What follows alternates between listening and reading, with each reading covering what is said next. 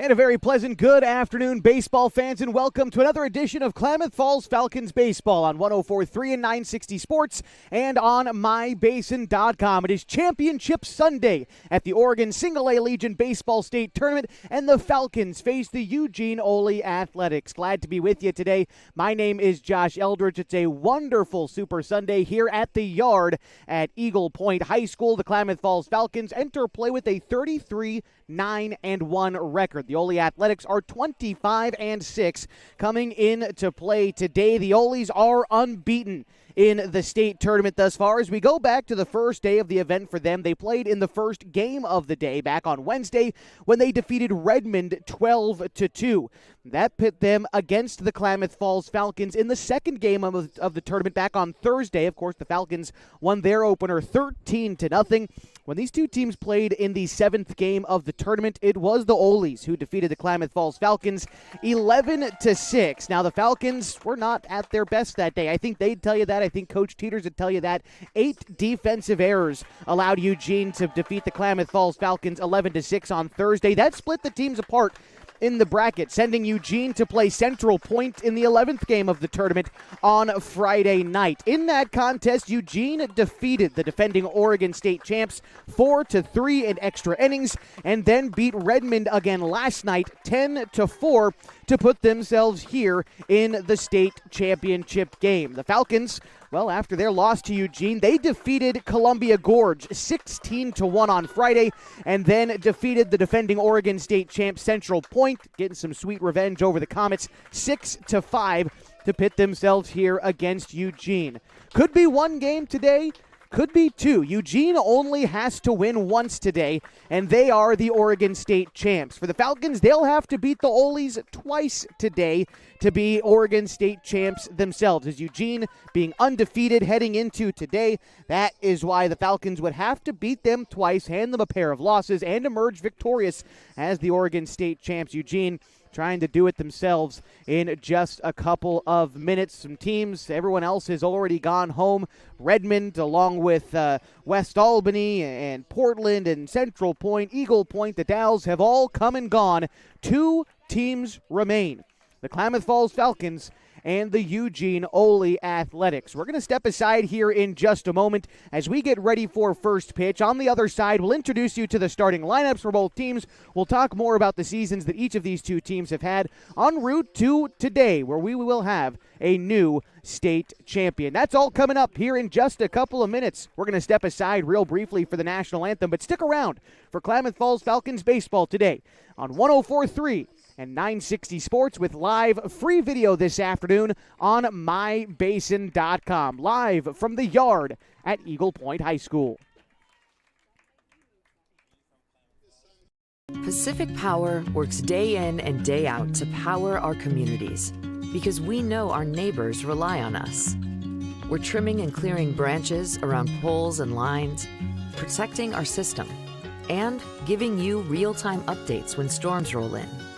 You can count on us in all seasons. 24/7, we're here for you. Powering your greatness. The cars we drive play an important part of our everyday. Whether we're going to work, dropping off the kids at school, or maybe even on that first date. Vehicles we drive play an important role in all of that. And that's why at Klamath Falls Subaru, we are so passionate about getting you the long-lasting vehicle that you will love. When you come to our store, you'll find that every department is dedicated to caring for our customers, which is why I can proudly send anyone here knowing that they will be treated like family. Stop by and say hi. When you come to Klamath Falls Subaru, you're coming home. Sports was kind of what defined me as a person. I loved to play every sport I could possibly play. The Abbeys was really the family stomping ground for all of our community. Saturday afternoon soccer tournaments, we'd head over to Abbeys afterwards. And then when we got up into middle school, on our way home, we'd stop at Abbeys after basketball games. When I go home, I want to see 2 things when I drive through Winston. I want to see my Abbeys and I want to see my high school. And those are the 2 memories that stick out the most to me. As a parent of a high school athlete, I've given up trying to get pictures of my kid playing sports. It's nearly impossible to take pictures and enjoy the game. There is a solution, though. God's Gifts Photography attends high school sporting events in the Basin to take individual and team action photos at a great price. Search God's Gifts 2 on Facebook to learn more. They'll come and capture your athlete in action, creating those frameable lifelong memories so you can watch and just enjoy the moment. Call 541-281-2206 to get your athlete on their schedule. God's Gifts Photography.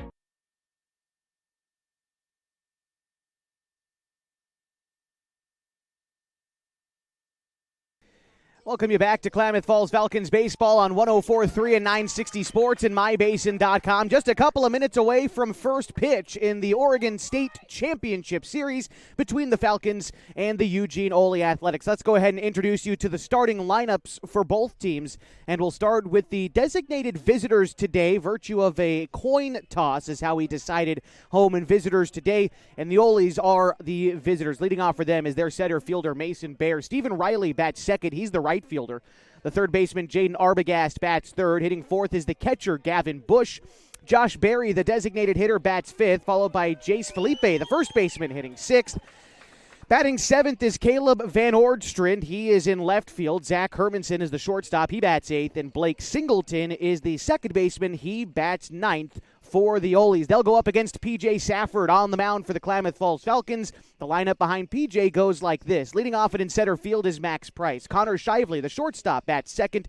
Jacoby Takini, the catcher, bats third. Hitting cleanup for the Falcons is their second baseman, Colin Takini. P.J. Safford, the pitcher, bats fifth, followed by Ian Meyer, the third baseman, hitting sixth. Batting seventh is Corbin Hamilton at first base. Carson Sims is in right. He hits eighth. And batting ninth is Ryan Douglas in left field. They'll go up against Brody Tubbs on the hill for Eugene today, but we'll have to wait to the bottom half of the inning to get there. Let's first take a look at the starter for the Klamath Falls Falcons, the right-hander from Klamath Union High School, P.J. Safford. He's making his 15th appearance on the summer. This is his 8th start. He's pitched 47 innings this year, allowing 38 hits, 16 runs, although just 7 of them earned. He's walked 11 and struck out a team-high 49 batters.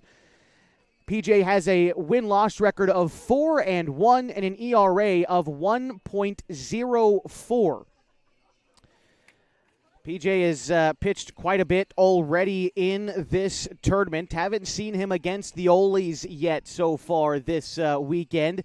But this will be, I believe, his third start of the tournament. So far, this is just his tournament stats. He's 1-0, 4 2/3 innings pitched. He's given up 3 hits. He's yet to allow a run. He's struck out 10 batters in his 4 2/3 innings pitched, averaging over 2 strikeouts per inning pitched. PJ has found something that's working for him here in the state tournament. The Falcons are going to need him not only in this game on the mound, but also at the plate, hoping that he can go the distance and save some pitching for a potential Game 2 this afternoon against the Oles. Again, for the Falcons to emerge as state champions today, they've got to beat Eugene twice. Whereas even if Eugene loses this first one, they can come back and win the nightcap and be state champs, or they can just seal the deal after the first game this afternoon against the Klamath Falls Falcons. It looks like we're ready to go as the center fielder Mason Bear gets ready to step in for the Oles, and P.J. Safford delivers the first pitch. It's called strike one on the inside corner, 1:08 local time here in northern Jackson County, Eagle Point, Oregon. It's a beautiful sunny day and 85 in Southern Oregon. As the 0-1 pitch was a slider that Bear checks his swing on, but Safford gets ahead 0-2. Jacoby Takini, the other half of the Falcons battery, will go with their defense here in just a moment as the 0-2 pitch misses outside. The count now 1-2. Bear was 1 for 4 when these two teams last met on Thursday at this event. It was an 11-6 win for the Oles. And again, Bear contributing a run scored and a base hit in 4 tries there. As Safford is going to ring up the leadoff hitter. Mason Bear chases strike 3 out of the zone, and there's one gone in the top of the first inning. It'll bring up Stephen Riley. But first, the defense for the Falcons goes like this. Ian Myers at third, Connor Shively at short, Colin Takini at second with Corbin Hamilton at first. In the outfield from left to right, it's Ryan Douglas, Max Price, and Carson Sims. Here's Stephen Riley, who takes an upstairs fastball for ball 1. Riley was 1 for 4 as well the last time these two teams met.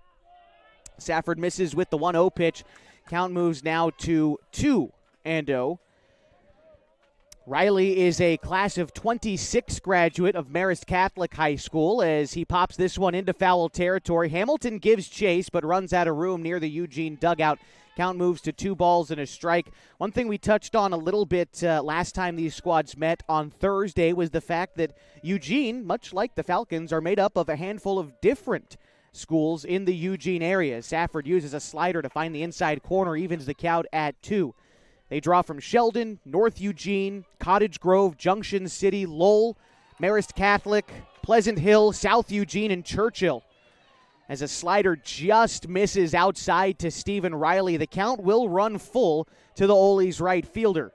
Safford comes in with the 3-2. It's a ground ball back up the middle. Shively fields it cleanly. The throw on to first will take Hamilton off the bag, but they applied the tag to behind him.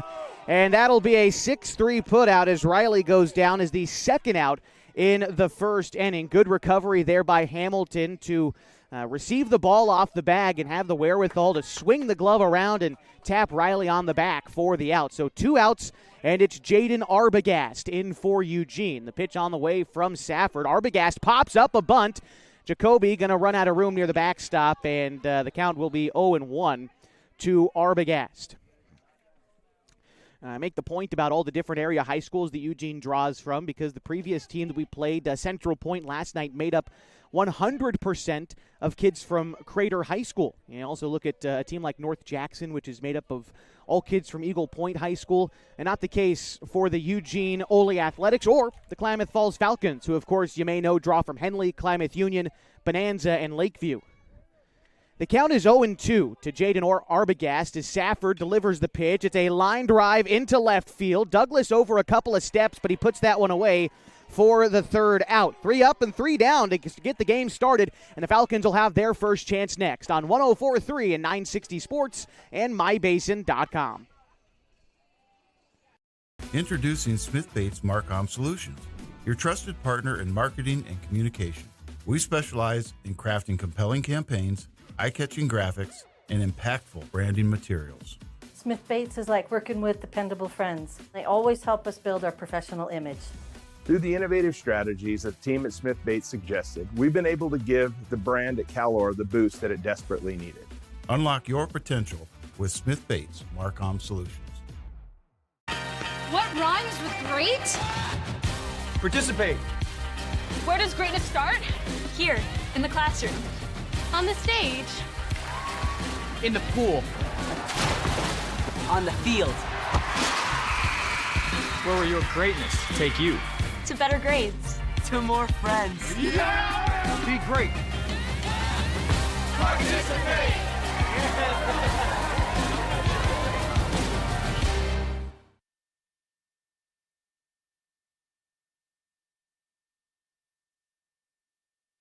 Getting set now for the bottom of the first inning. Still scoreless at the Oregon Single-A Baseball State Championships on MyBasin.com. Brody Tubbs getting the start against the Klamath Falls Falcons. Let's take a look at the right-hander, Brody Tubbs from Sheldon High School. He'll be a class of 2028 graduate there for the Irish. He's making his 8th start of the summer. He's pitched 34 previous innings. He's given up 18 hits, 15 runs, although just 7 of them earned.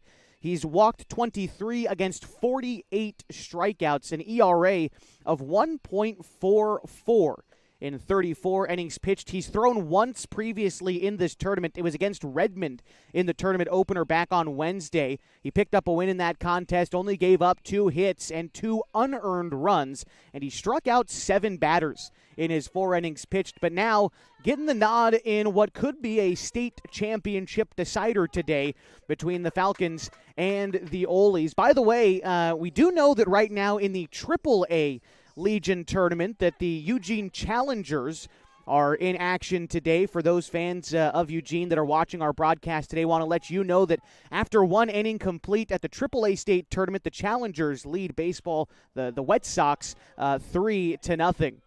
First pitch to Max Price, the leadoff hitter for the Falcons, is fouled off. The count is 0-1. Want to give a shout-out to the Eugene Challengers broadcaster Bill Crawford, giving us score updates from what the Challengers have got going on at the AAA State Tournament. And we'll keep you updated on that as we move throughout the broadcast. As Max Price, who's down in the count 0-1, awaits the delivery from Brody Tubbs. Working out of the windup, Tubbs gets the sign in from Bush, the other half of the battery for the Olies, but that pitch misses inside. The count is 1-1 to Max Price. Price was 1 for 4 when these teams last played on Thursday, but had an RBI in that contest as he takes a strike on the outside corner. It's 1-2.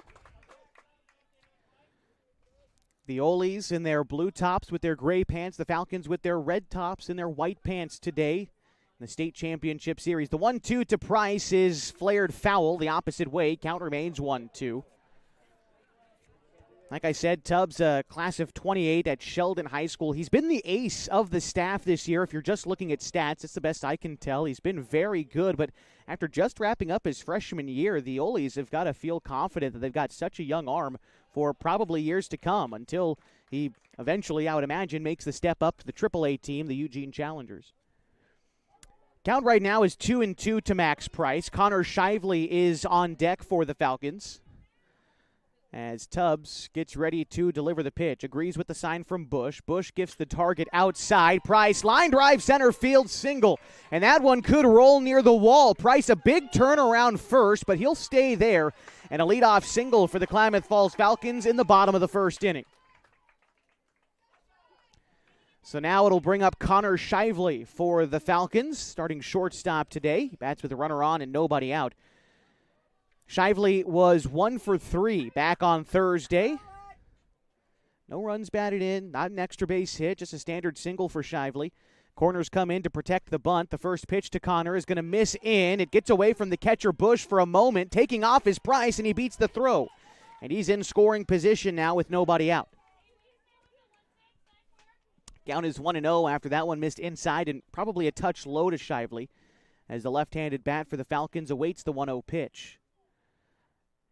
Tubbs is going to step off before delivering to Shively. Hermanson, the shortstop, playing behind Price, the runner at second, trying to make sure he's just aware. And the pitch to Shively is a two-seam fastball that runs away. The count moves to 2-0. After Shively in the order, it's the Falcons catcher, Jacoby Tacchini. All right, Shively steps back in. Pitch on the way from Tubbs. After he checks on Price, he's going to leg kick and then spin off the hill. Checking on the runner Price still. He's a threat to go sometimes for the Falcons, although wouldn't anticipate he's going to steal third straight away here, especially in the first inning. Delivery on the way to Shively on the 2-0. That one also misses in. The count runs to 3-0 to the shortstop for the Falcons.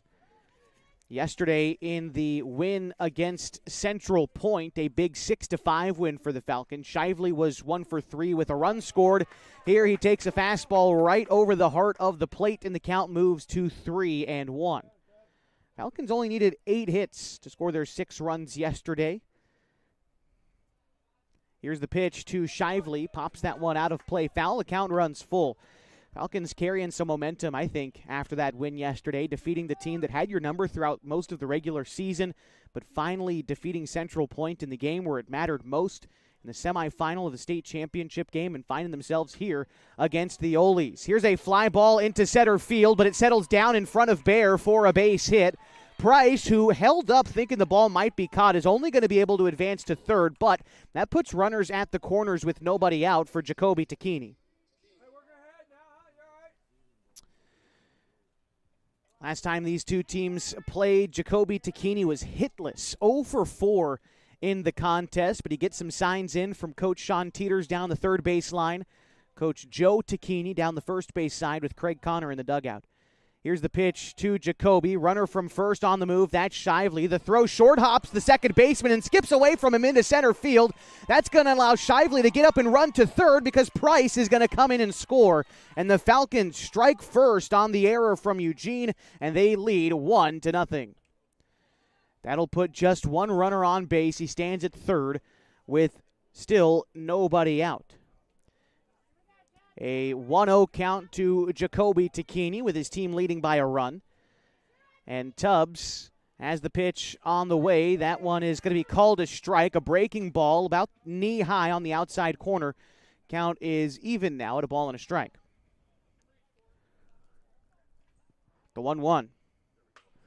That one's hit into the air, shallow right field. Could be playable by an infielder. It's the second baseman, Singleton, who gets underneath it and puts away the first out in the bottom of the first inning. And in doing so, Shively remains put at third. Opportunity to introduce you to the starting defense around the diamond for the Oles. Jaden Arbogast is at third, Hermanson at short, with Singleton at second, and Jace Felipe at first. In the outfield from left to right, it's Stephen Riley, Mason Bear, and Caleb Van Ordstrand. Pitch misses low and away. The first offering to Colin Takini. He's ahead 1-0. Colin was also hitless when these two teams played on Thursday. He was 0 for 2 in that ball game, but did work a walk. Here's the 1-0. To Takini, lifts a breaking ball high in the air to left center field, but playable for the center fielder Bear. He settles underneath it, makes the grab, tagging from third to score is Shively, and he does. A sacrifice fly and an RBI gives the Falcons a 2-0 lead in the bottom of the first inning, but now the bases are empty with 2 outs for the starting pitcher, P.J. Safford.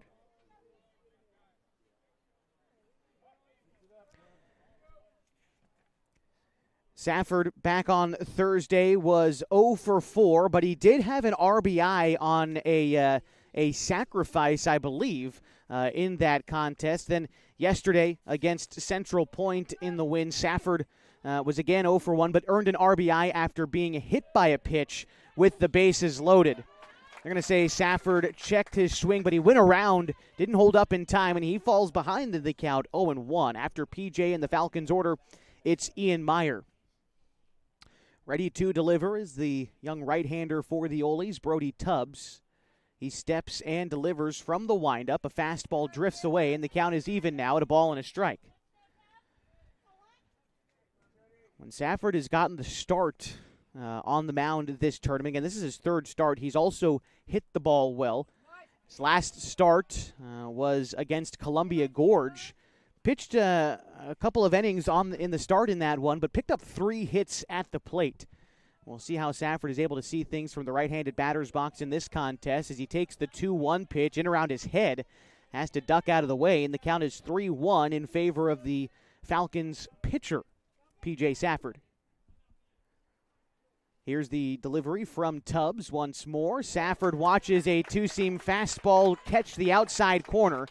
The count is 3-2. It started off the plate, but then ran back over the outside corner. Safford thought it was ball 4, but now he has to settle back in with the count full. And here's the pitch. That one is going to miss inside. Was a good breaking ball by Tubbs, but didn't break back enough over the plate, and will instead earn Safford a walk down to first and bring up Ian Meyer.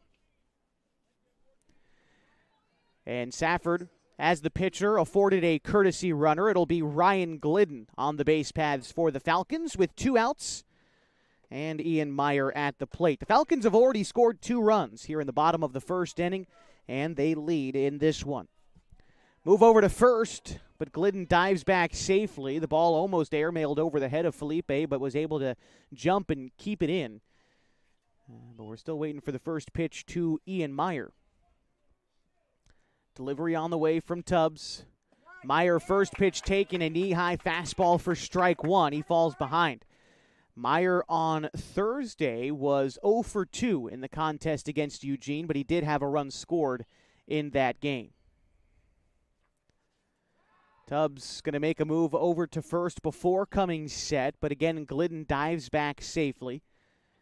Ryan Glidden hitting his first home run of the summer. This was back on Friday against Columbia Gorge. This time he takes off for second. The throw down is going to beat him. Glidden is caught stealing to end the inning. But the Falcons score 2 on 2 base hits, and they lead 2-0 as we go to the top of the second on 104.3 and 960 Sports and mybasin.com. The innocence of youth. Is there anything any better? But soon they'll be in high school and facing all the same challenges you faced. how to make friends, how to fit in, how to be cool. We want our children to have everything they'll need to live fulfilling and productive lives. Make sure the kids in your family are among the more than 120,000 participants here in Oregon who take part in high school sports or activities. At mybasin.com, we bring you the power of local radio, the pace and reach of social media, the information of 24-hour news, and the excitement of local sports. We do this with a team of radio professionals that is second to none. Klamath Falls is a community that we love and a place that we are proud to call home. Klamath Falls deserves a media group that is as committed to you as you are to Klamath Falls. MyBasin.com is your go-to place for news, sports, events, and everything going on at home in Klamath Falls. Josh Eldridge with you here on 104.3 and 960 Sports and MyBasin.com. Thank you so much for joining us for our coverage of the Oregon Single A Legion Baseball State Tournament. Whether you're a Falcons fan, you've been following us all season long, or you're a Eugene fan, or you're just a baseball fan, thank you for choosing our broadcast, our special coverage today from Eagle Point High School. After one inning of play, it's the Falcons who lead Eugene 2-0. And before we get started with this top of the second inning, I want to again thank some of our tournament broadcast sponsors like Gino's Cafe on East Main Street in Klamath Falls. Open every morning at 6:30, serving their famous breakfast burritos. Those are served all day long, along with other menu items like burgers, monthly specials, and Italian favorites. You can order online at iloveginos.com or have it brought right to you on DoorDash. It'll be 4, 5, and 6 in the Ole's order due up in the top of the second inning. That's Gavin Bush, Josh Berry, and J.C. Felipe. And Safford gets ahead of the leadoff hitter in this inning, 0-2. He's dropped in back-to-back sliders against Gavin Bush, and he's gotten them both across the zone. Bush has stared at each of them, but now down in the count 0-2. Bush is going to have to get defensive, but he spits on the pitch that's in the dirt, and the count moves to 1-2 to Gavin Bush. Bush is a recent graduate of South Eugene High School, just graduated in 2025. Here's the pitch on the way to Bush. An inside two-seamer got him looking, just catching the corner of the plate, and down looking is Gavin Bush. Second strikeout of the day for Safford here in the second inning, and it'll bring up Josh Berry. Berry having a successful time last time out against the Falcons. Finished 1 for 3, but had an RBI and 2 runs scored. He was actually the only guy for either team to come away with an extra base hit. He had a double in that contest. Here on the first pitch, sends a ground ball out to Shively. Has to backhand it. A strong throw to first, and Shively making a nice play to record the second out in the second inning. Shively backhanded that, going towards the third base side of the infield, and then had to set his feet, was kind of wobbly coming up with it, but was able to muster up enough strength behind that throw to get Berry running down the line. And now with 2 outs, it's J.C. Felipe. Here's the pitch. Pitch to Felipe is called a strike. Safford goes on the outside corner with a slider. Felipe is class of 27 for North Eugene High School. The 0-1 pitch, he checks his swing, but that's in the zone. And the count moves to 0-2. Safford ready to go with the 0-2. Here it comes. That one is looked at off the plate away. The count is 1-2 to Felipe.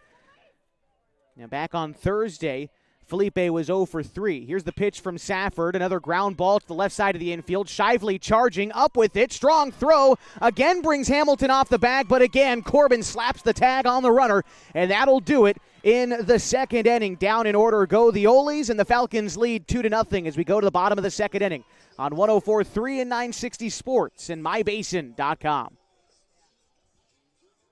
Time to reclaim your health and your autonomy. At Heartfelt OBGYN, they focus on you. Their evidence-based approach to care means fewer office visits and a targeted treatment plan to directly address your specific needs. They believe in solutions for their patients, not the industry's profit margin. The providers at Heartfelt OBGYN are committed to serving the community and giving back to the basin. Find them at heartfeltobgyn.com. Heartfelt, because you deserve to be in control of your body and your informed choices. At Eisler Group, they are confident that their tax and accounting professionals are experienced and trained like no one else. From individual, corporate, partnership, estate, trust, Eisler Group stands ready to help you with all of your financial, tax, and accounting needs. They have been in Klamath Falls for nearly 60 years, raising their families here and being part of the community. The Eisler Group can be found at eislerkf.com. That's ISLERKF.com. eislerkf.com. Bottom of the second inning on 104.3 and 960 Sports and mybasin.com. The Klamath Falls Falcons lead the Eugene Ole Athletics 2-0. As we get things going, it'll be Ian Meyer, Corbin Hamilton, and Carson Sims.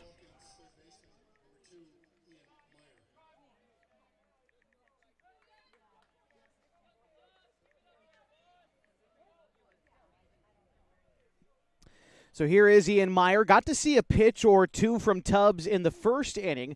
That was before Ryan Glidden was caught stealing.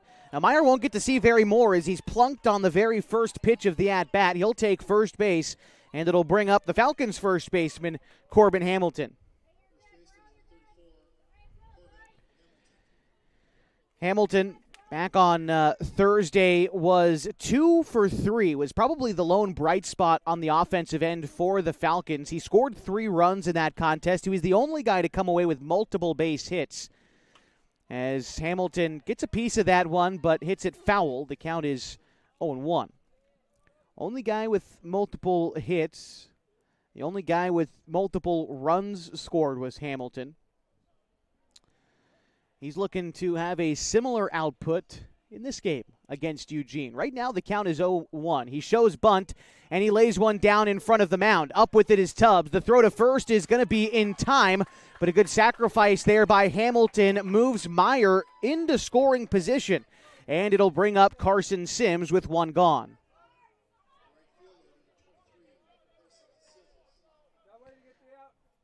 Sims, the starting right fielder today, he did get a base hit when these two teams last met on Thursday, was 1 for 2 with an RBI, and he also had a run scored. The right-handed hitting right fielder for the Falcons settles in with a runner in scoring position. The first pitch to Sims is looked at for a ball, dips low and away. The count is 1-0. Sims looking to shake off a tough performance yesterday, was 0 for 3 in the team's 6-5 win against Central Point. But Sims is the team's leading hitter this season overall. Hits a line drive to left field. That one is down in foul territory. Sims will have to head on back, and the count is even now. 1 ball, 1 strike, 1 out, and a runner on second base. A 2-0 ball game. In the bottom of the second of the Oregon Single-A Legion Baseball State Championship Series, the Ole's only needing 1 win today to become the state champions. The Falcons will need to overcome Eugene twice today to get themselves the top spot out of this tournament. Tubbs comes set with the 1-1 to Sims. Checks on the runner at second, that's Meyer. Checks on him again, and now delivers home. That one almost hitting Sims, has to duck out of the way of it. The curveball not moving enough, and Sims gets ahead in the count, 2-1. After Carson in the order, it's Ryan Douglas for the Falcons. Pitch to Sims is taken right down Main Street for strike 2. A firm fastball pops the glove of Bush behind the plate, and Sims now going to have to choke up on the bat. A good 2-strike hitter. We'll see what kind of approach Sims has here in the second inning. Delivery from Tubbs. Sims hits one to right field. That's in for a base hit. They're waving in Meyer. The throw home is not going to be in time. Meyer is safe. Sims advancing to second. The throw winds up in center field, but Sims is going to stay put in scoring position, picking up an RBI single and advancing on the throw. The Falcons lead 3-0. Big-time RBI there for Sims here in the bottom of the second inning. For Carson, I believe that's RBI number 26 on the season for him. RBI 26 for Sims. 51st hit of the summer, and here comes Ryan Douglas. The pitch to Douglas is going to bounce away from Bush, the catcher. Sims is going to advance to third on the wild pitch. Now just 90 feet away from scoring with 1 out in the bottom of the second. The Falcons lead 3-0. Max Price is on deck for Klamath Falls as the lineup card turns over next. Douglas going to step out of the box before Tubbs can get on the hill. Now it looks like everyone's ready for baseball. Corner in, protecting bunt. The pitch into Douglas is ripped to left field, foul. And the count is even now at a ball and a strike to Ryan Douglas. Douglas did not, yes, he did get the start, was just batting out of his typical spot. He was actually 0 for 2 when these teams met previously in the second day of the tournament. The 1-1 pitch on the way to Douglas. It's going to miss upstairs. The count is 2-1. Last night, Douglas was also hitless in the win against Central Point. Hoping to change that today. The 2-1 pitch on the way to Ryan is going to bounce in the dirt. Bush, though, this time does a good job of keeping it in front of him, disallowing Sims to advance any further from third. But the count moves to 3-1 to Ryan Douglas. Tubbs set, delivers the 3-1, misses high and away, and that puts runners at the corner still with one out. Now we go back to the top of the order for Max Price. Price 1 for 1 in the contest today. He singled and scored in the first inning. And let's see, it looks like, just a couple of baseballs were in the field of play, trying to get things back into the dugout. Thinks we're ready for baseball as Price settles in. We'll see if they've got anything going on with Douglas at first. The middle infield for Eugene, seemingly cheating a little bit towards the second base bag, ready to cover in the event of a steal. But Douglas stays put for the first pitch home to Max Price, a pitch that misses inside, and the count is 1-0. After Price in the Falcons order, moves on to Connor Shively. About a 3.5-step lead off of first for Douglas. The pitch home is going to miss wide. Douglas on a delayed steal is going to be tagged out on the throw down, but in the meantime, Sims scores from third. You trade the out for the run there for the Falcons, and they lead 4-0, although now there's 2 outs and the bases are empty in a 2-0 count to Max Price. Seemingly working the way the Falcons wanted to in that case, scoring the run. The 2-0 on the way to Max is going to be popped up, out of play. Count moves to 2-1. But Douglas was, again, caught stealing on that previous play. Douglas is now only 1 for 3 in stolen base attempts this year. Hasn't tried a whole lot of times. Has been caught 60% of the time. But now a 3-1 count to Max Price as a fastball misses below the knees. And here comes Tubbs. That one misses outside. And another walk will put another runner on for the Falcons. And it brings up Connor Shively. A timeout called by Bush behind the plate. Going to go out and have a chat with Tubbs before Shively's at-bat. Gives us an opportunity to remind you that today's broadcast brought to you in part by the Pacific Power Foundation, who just a few weeks ago announced a series of donations worth over $300,000 to various organizations around the state of Oregon, including locally in the Klamath Basin, Friends of the Children, the Klamath County Rotary, and the Oregon Tech Foundation.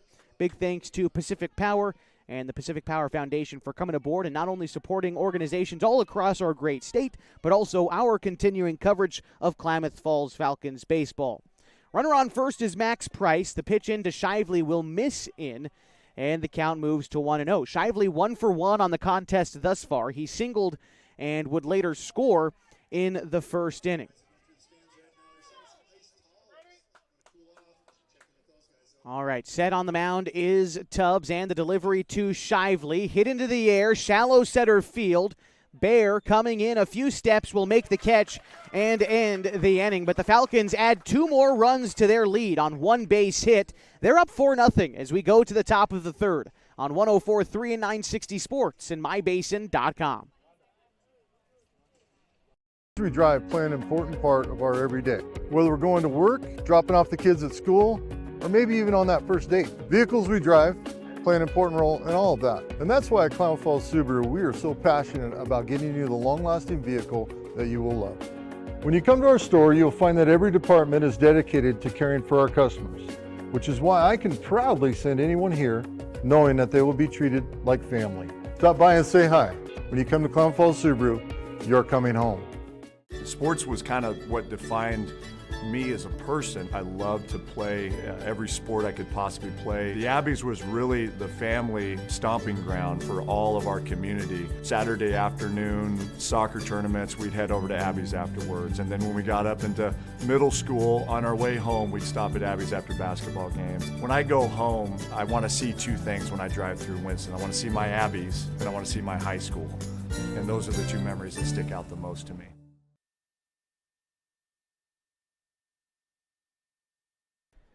Bottom third of the order due up for Eugene in the top of the third inning. The Falcons lead the Olies 4-0 in the Oregon Single A Legion Baseball State Tournament. Glad you can find our broadcast here on 104.3 and 960 Sports. I understand we've got fans listening from all over the country today, including Florida and New Jersey and North Dakota. So big thanks to everyone tuned in from everywhere today. Wherever you're watching us, however you find us, thank you so much for spending your Sunday afternoon on mybasin.com. So it'll be Caleb Van Ordstrand, Zach Hermanson, and Blake Singleton coming up this half inning for the Olies as Van Ordstrand gets set to face P.J. Safford.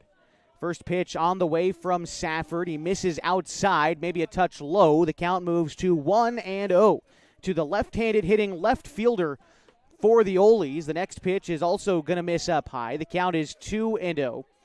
Van Ordstrand last time against the Falcons was 0 for 2, but he did score a run in that contest. He fouls off the 2-0 pitch. Count moves now to 2-1. And remember, after Van Ordstrand, it's Zach Hermanson who's on deck. Safford sneaks one in the outside corner on a two-seam fastball, and the count is even at 2-2.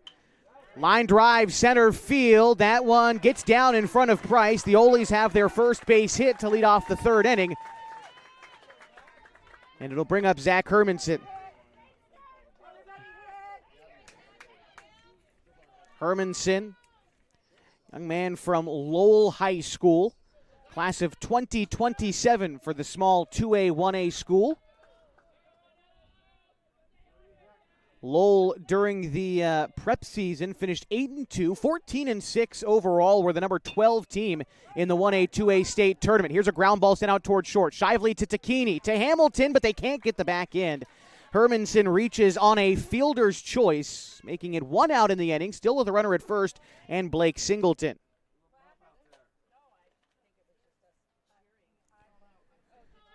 So Singleton steps in now.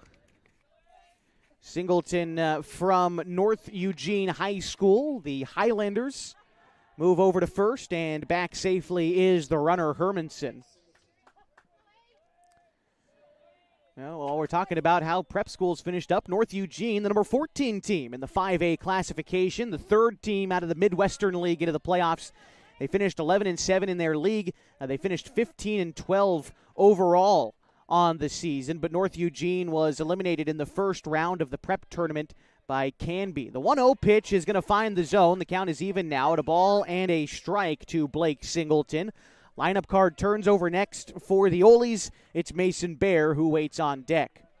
Safford set with the 1-1 pitch. The slider is going to miss outside, and Singleton held up his swing in time. It was a little bit above the knees on the slider. Thought it might have caught the plate outside, but the home plate umpire disagreeing. Here's the 2-1 pitch. That one, a two-seam fastball. Similar location, but again, must have missed outside out of the right hand of Safford. As Singleton is ahead in the count, 3 balls and a strike, 1 out and a runner on first in the top of the third inning. The Olies trail the Falcons 4-0, and this pitch will be in the dirt. And so Eugene has 2 men on now with 1 out for the top of the order in Mason Bear.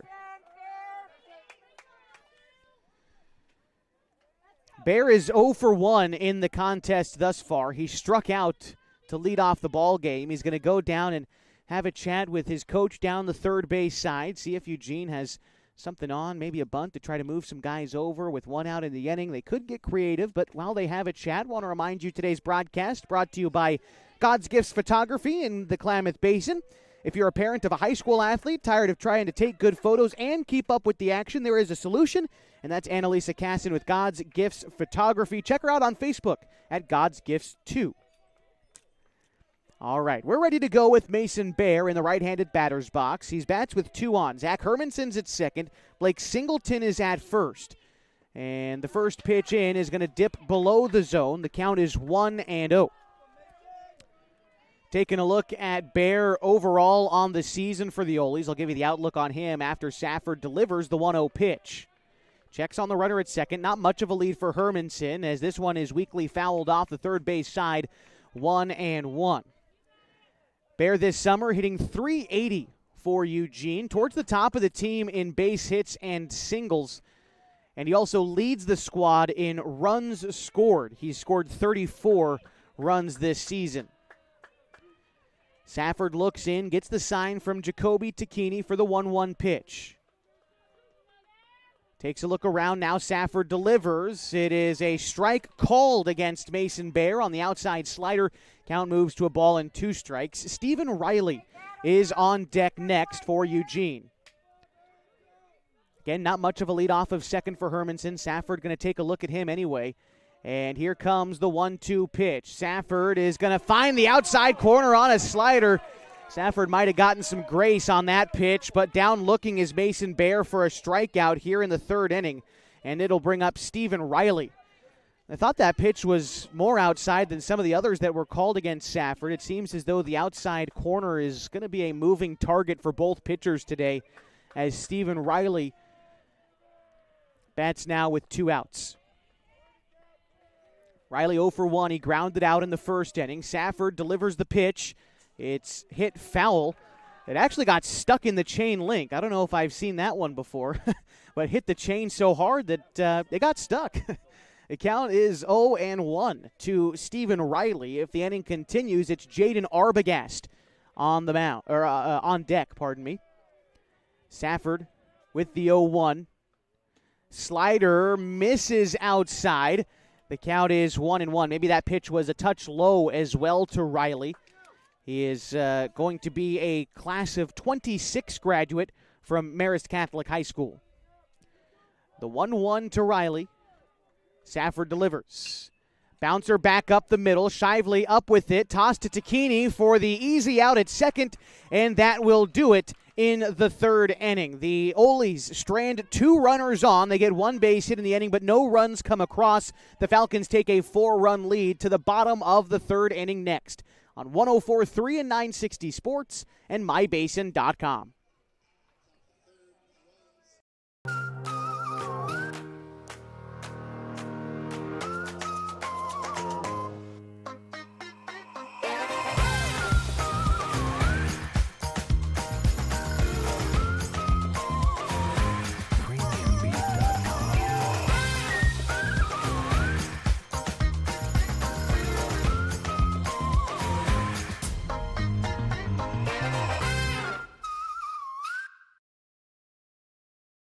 Pacific Power works day in and day out to power our communities because we know our neighbors rely on us. We're trimming and clearing branches around poles and lines, protecting our system, and giving you real-time updates when storms roll in. You can count on us in all seasons. 24/7, we're here for you. Powering your greatness.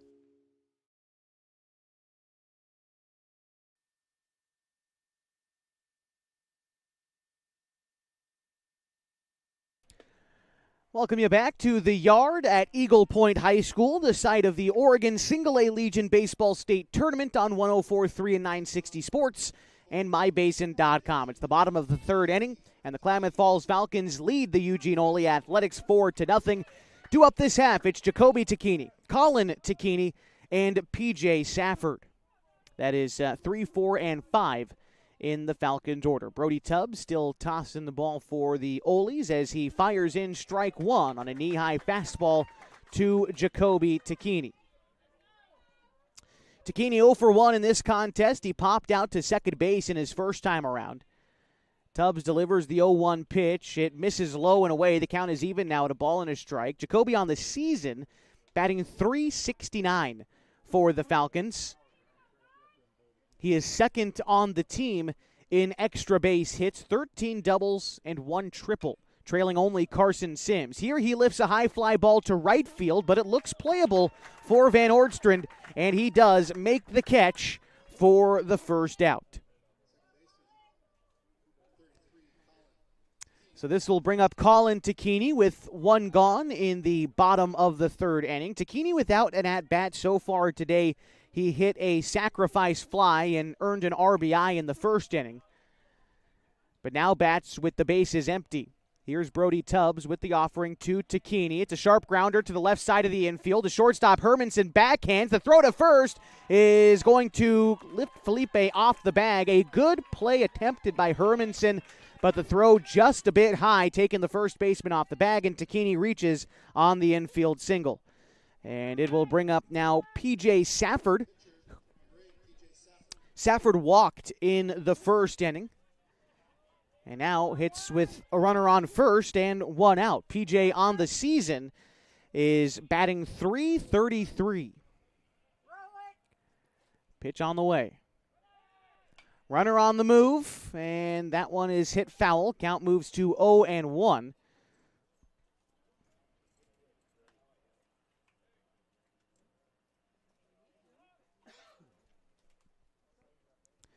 Safford getting some more signs in from Coach Teeters down on the right side. Here's something interesting about Safford. Like I said, he bats .333 overall on the season, but on days like today when he's the starting pitcher, Safford's batting average jumps up to .448.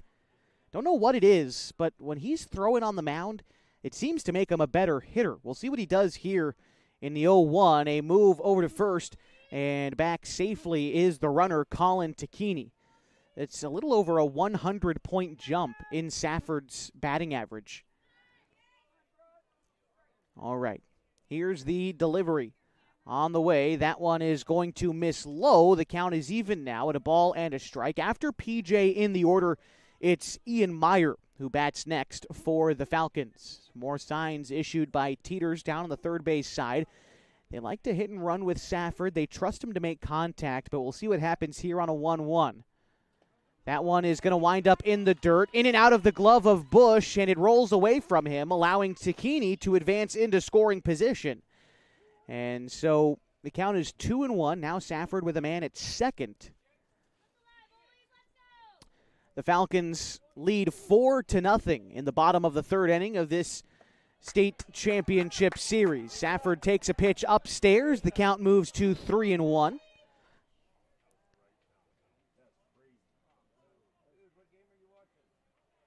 Tubbs looking in, shakes off the first offering from Bush, now is agreeable. Checks on the runner at second. Tacchini takes a half step back towards the bag, and the pitch is delivered home, and it misses high. And P.J. Safford will take a walk for the second time today, and it brings up Ian Meyer.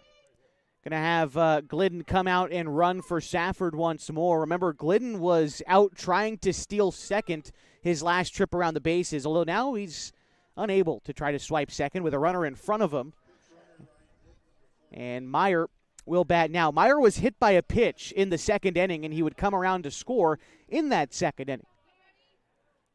All right, Tubbs ready to go. Here's the pitch to Meyer. Checks his swing, but it bounces to the plate. The count is 1-0. Meyer on the season is batting .346 for the Falcons. Steps back into the right-handed batter's box. Here's the pitch to Meyer. Sharp grounder through the left side of the infield and into left field. The left fielder Riley has trouble with it. That's going to allow Tacchini to score. Glidden slides into third safely, and the runner Meyer remains at first, but the Falcons lead 5-0.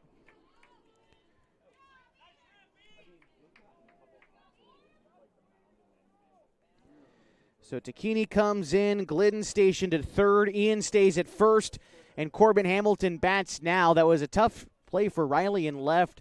The ball bounced kind of wicked off the cut of the infield grass connecting with the outfield, and so made it tough for him to field, and in doing so, it allowed Glidden to advance to third. The run would have likely scored anyway, so we'll give Ian the RBI on that base hit. For Ian, that is RBI number 30 on the summer.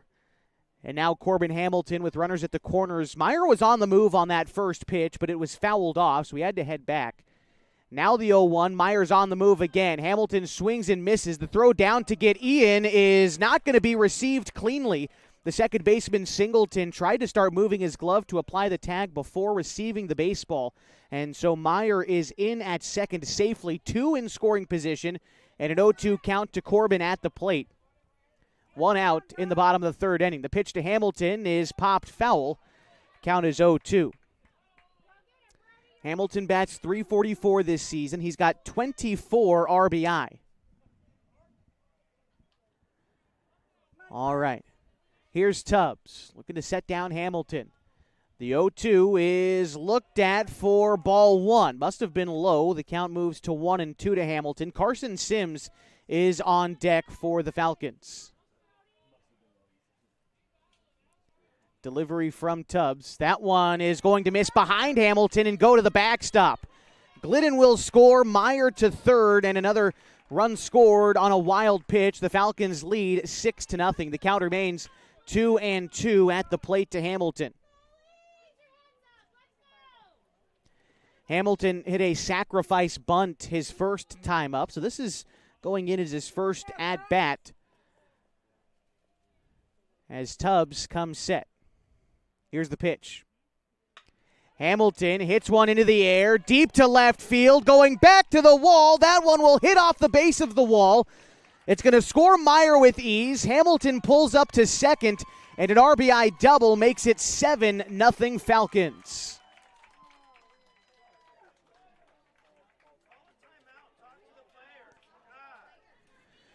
Carson Sims getting ready to step in now for Klamath Falls. He's 1 for 1 today with an RBI in the second inning. 3 runs home for the Falcons here in the bottom of the third, and again a 7-run advantage. First baseman Felipe going to go over and have a chat with the pitcher Tubbs before get the at-bat started with Sims. Gives us a quick moment to remind you today's broadcast is brought to you in part by Howard's Meat Center, where tradition meets innovation with every cut and every bite of Smokin' H barbecue. As you step through their doors, you're not just entering a meat center, you're stepping back in time when the quality of the meat and the depth of the customer service was everything. You can check out Howard's Meat Center next to Les Schwab Tires on South 6th Street. All right, here's Carson Sims with a runner in scoring position. Hits it to right field. That gets down in front of the right fielder, Van Oortstrand, for a base hit. Hamilton's going to have to stay put at third after the line drive single for Sims. It makes him 2 for 2 today. Had an RBI his first time around. No RBI this time, but it brings up Ryan Douglas. Douglas walked in his first at-bat in the second inning and was out, I believe, trying to steal. He was caught stealing, if my memory serves, for Douglas last time around the bases. Regardless, now stepping into the right-handed batter's box. Singleton, the second baseman, playing on top of the second base bag, but now as Tubbs comes set, he returns to his standard positioning. The pitch in is going to skip away from Bush. It's going to not be far enough away from Bush for Hamilton to score from third, but it is enough for Sims to advance to second. He's in scoring position in the bottom of the third inning. The Falcons, again, have already scored 3 this frame. Douglas, who bats .291 on the season and has 18 RBI on the summer, gets ready for the 1-0 pitch. Douglas, line drive over the head of the first baseman into right field. Hamilton will score. They're waving in Sims. The throw is not in time, and a 2 RBI single for Ryan Douglas, and the Falcons lead 9-0.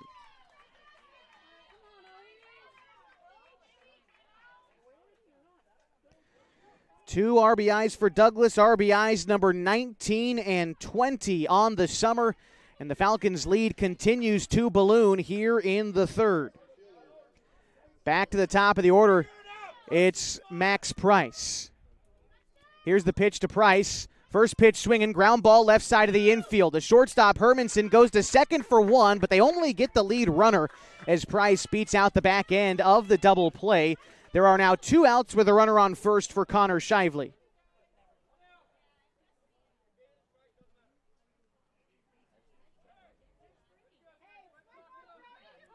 All right, Shively stepping in now. He is 1 for 2 today. Connor singled in the first and scored, but he flew out to center field in the second inning. Price is on the move to second. The pitch in is going to get away from Bush. Again, looked like it's kicked off his leg guard. And Max into scoring position with 2 outs and a 1-0 count at the plate to Shively. Connor, the team's second leading hitter this summer. He bats .408 for the Falcons as he watches a pitch miss outside there. The count is 2-0. After Shively in the order, if the inning continues, it's Jacoby Takini due up next for the Falcons. The 2-0 pitch hit into the air, shallow center field, could even be played by an infielder. It looks like the shortstop, Hermanson, is going to make the catch and retire the side. But the Falcons scored 4 runs in this inning, aided by 5 base hits, and they lead 9-0 as we go to the 4th next on 104.3 and 960 Sports and MyBasin.com. Threads. There are many threads that run through our region. There are churches and schools and Little League teams that bring us together and bind us into communities. There are roads and cars, there are houses and jobs and businesses, all woven together to make the fabric of our communities. There are financial threads that are part of that tapestry as well. For over 80 years, it's been our pleasure to be headquartered here, providing financial services to generations of our friends and neighbors. From that first savings account to retirement planning and all of the cars and houses and groceries in between, we keep your money local, investing it back into our communities, adding more threads to the fabric to make our communities stronger. Pacific Crest Federal Credit Union. Find your path.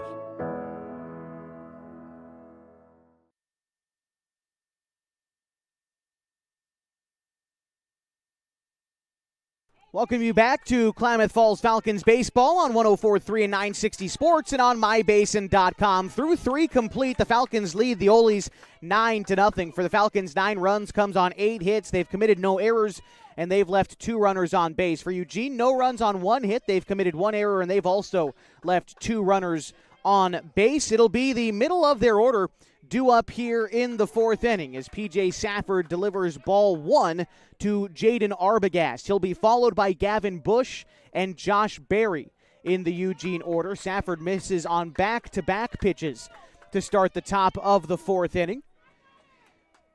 Arbogast 0 for 1 so far in the contest. Flew out to left field in his first at-bat in the 1st inning. Safford finding the zone on the 2-0 pitch to Arbogast.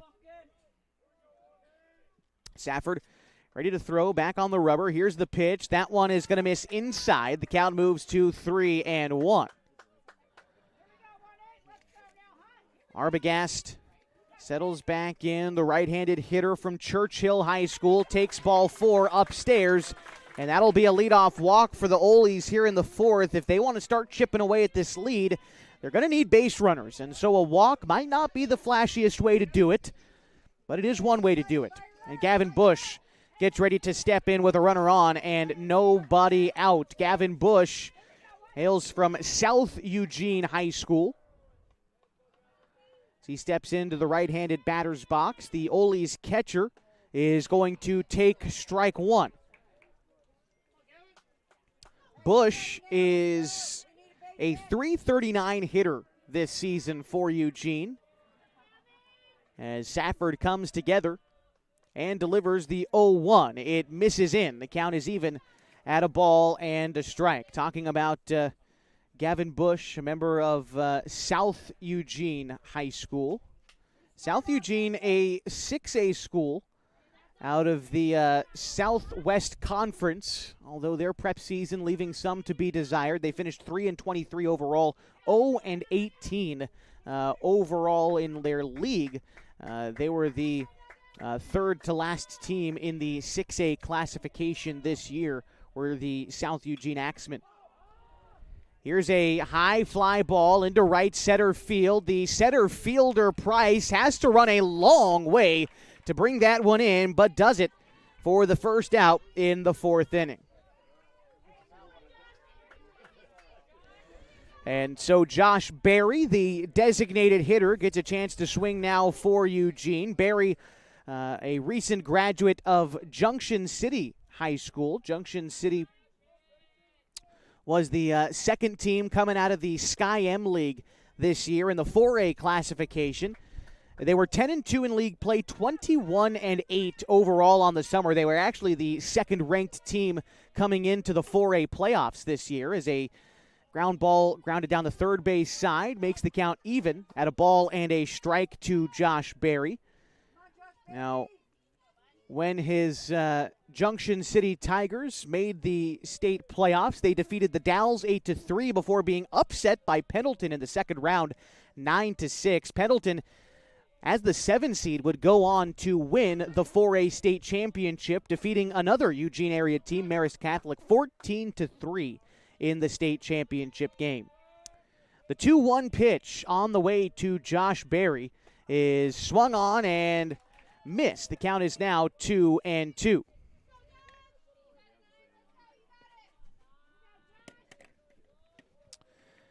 After Berry in the order, it's Jace Felipe. Arbogast aboard at first after the leadoff walk. There's one out in the top of the fourth inning. Here's the pitch. It is flared out, shallow right field. The second baseman, Takini, back a few steps. He'll put that one away for the second out.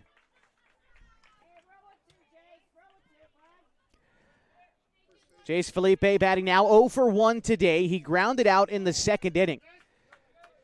Felipe on the season is batting .286 for the Olies. 15 of his 20 hits have been singles. He does have 4 doubles and a triple this year. He swings and misses at the first pitch. The count moves to 0-1. Felipe from North Eugene High School, member of the Highlanders. The 0-1 is going to have to wait as Felipe calls time. Talked about how North Eugene finished up the regular season a little while ago, and again how they were eliminated by Canby in the the first round of the playoffs. Canby is the 3 seed. They would make it all the way to the state championship game in the 5A class before being defeated by the Bend School Summit 5-1 in the championship game. Right now the count is 0-2 to Jace Felipe as Safford set with the pitch. He delivers. It's an upstairs slider that misses, and the count moves to 1-2.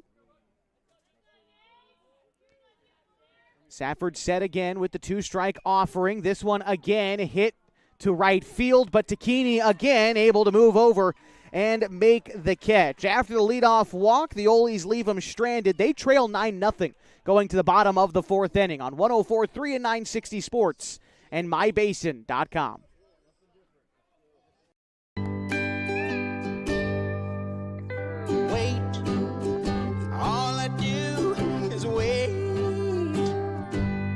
So lonely, I just sigh and moan. Seems like I've been waiting forever, wondering if you're coming home. I just saw your face, I know you're coming home. I swear there is no place home. And then I heard your voice. I know you're coming home. I know you're coming home. This is where unconditional love and immeasurable happiness reside. This is home. Coltwell Banker, where home begins.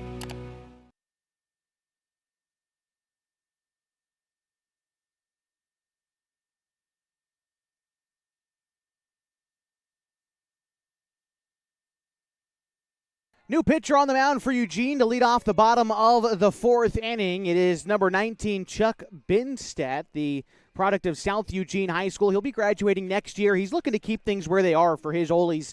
They are down 9-0 against the Klamath Falls Falcons in the bottom of the fourth inning. He'll have to go through 3, 4, and 5 in the Falcons order. That's Jacoby Takini, Colin Takini, and P.J. Safford. And with him coming in to start the inning, we can give you the final line score on the previous pitcher, Brody Tubbs. It doesn't look like there's any other defensive switches for the Olies. So Tubbs is exiting. It looks like it's a straight across swap. Tubbs exits after 3 innings pitched, giving up 8 hits, 9 runs, 8 of them earned. He walked 4 with no strikeouts. In the first pitch to Jacoby Takini will miss low and away. Count is 1-0. Here's the offering from Binstat. This time it misses up and in. Count 2-0 to Takini, who's 0 for 2 in the ballgame thus far. He popped out to second base in the first inning, flew out to left field in the third inning. This time he gets hit by the pitch, and Takini is awarded first to lead off the fourth inning. Chase Barrett is going to come in and run for Jacoby as he's done all summer long, and it will bring up Colin Takini at the plate for the Falcons. Colin is 1 for 1 in the contest thus far. In the first inning, he hit a sacrifice fly and earned an RBI. But in the third inning, he singled and scored. Here's the first pitch. It is hit hard, out of play, foul. The count moves to 0-1 to Colin Takini. After Colin in the order is P.J. Safford. Colin steps out of the box. The product of Lakeview High School now steps back in. The 0-1 to Colin is looked at for strike 2. Looked a little bit low, maybe a touch outside. But like I said earlier, that outside part of the plate has kind of been a moving target today for the pitchers. That time, Binstat hits it. Right now, the count is 0-2 to Colin. Here's the pitch. That's hit the opposite way. Foul. Count remains 0-2 to Colin Takini, who is a .349 hitter this season for the Falcons. He's started all but one game this summer for the boys in red. The 0-2. Takini out in front of the off-speed pitch, goes down on strikes for the first out in the fourth inning, and it brings up P.J. Safford. Safford has walked both times today, once in the first, once in the third. He's been courtesy ran for by Ryan Glidden both times, and in the third inning, Glidden came in and scored a run on his behalf. But now Safford with a runner on and 1 out, looking to get on base for the third time today, however it may come. Pitch to Safford, hit into the air, shallow right field. Van Oortstrand will make the call and make the catch for the second out. So now with 2 gone, it brings up Ian Meyer for the Klamath Falls Falcons. Meyer 1 for 1 in the contest thus far, but he's reached base both times. He was hit by a pitch in the second inning and came around to score. In the third inning, he added an RBI single and would later come around to score as well. Chuck Binstat looks in against Meyer. The pitch is hit out to right field. Another chance for Van Oortstrand. Puts that one in his back pocket, and that will retire the side. The Falcons get a leadoff base runner, but they leave him stranded in the fourth inning. We'll go to the top of the fifth in a 9-0 ball game. The Falcons lead the Eugene Ole Athletics. Back after this on mybasin.com. Introducing Smith Bates Marcom Solutions, your trusted partner in marketing and communication. We specialize in crafting compelling campaigns, eye-catching graphics, and impactful branding materials. Smith Bates is like working with dependable friends. They always help us build our professional image. Through the innovative strategies that the team at Smith Bates suggested, we've been able to give the brand at Calor the boost that it desperately needed. Unlock your potential with Smith Bates Marcom Solutions. What rhymes with great? Participate. Where does greatness start? Here, in the classroom. On the stage. In the pool. On the field. Where will your greatness take you? To better grades. To more friends. Yeah! Be great. Participate.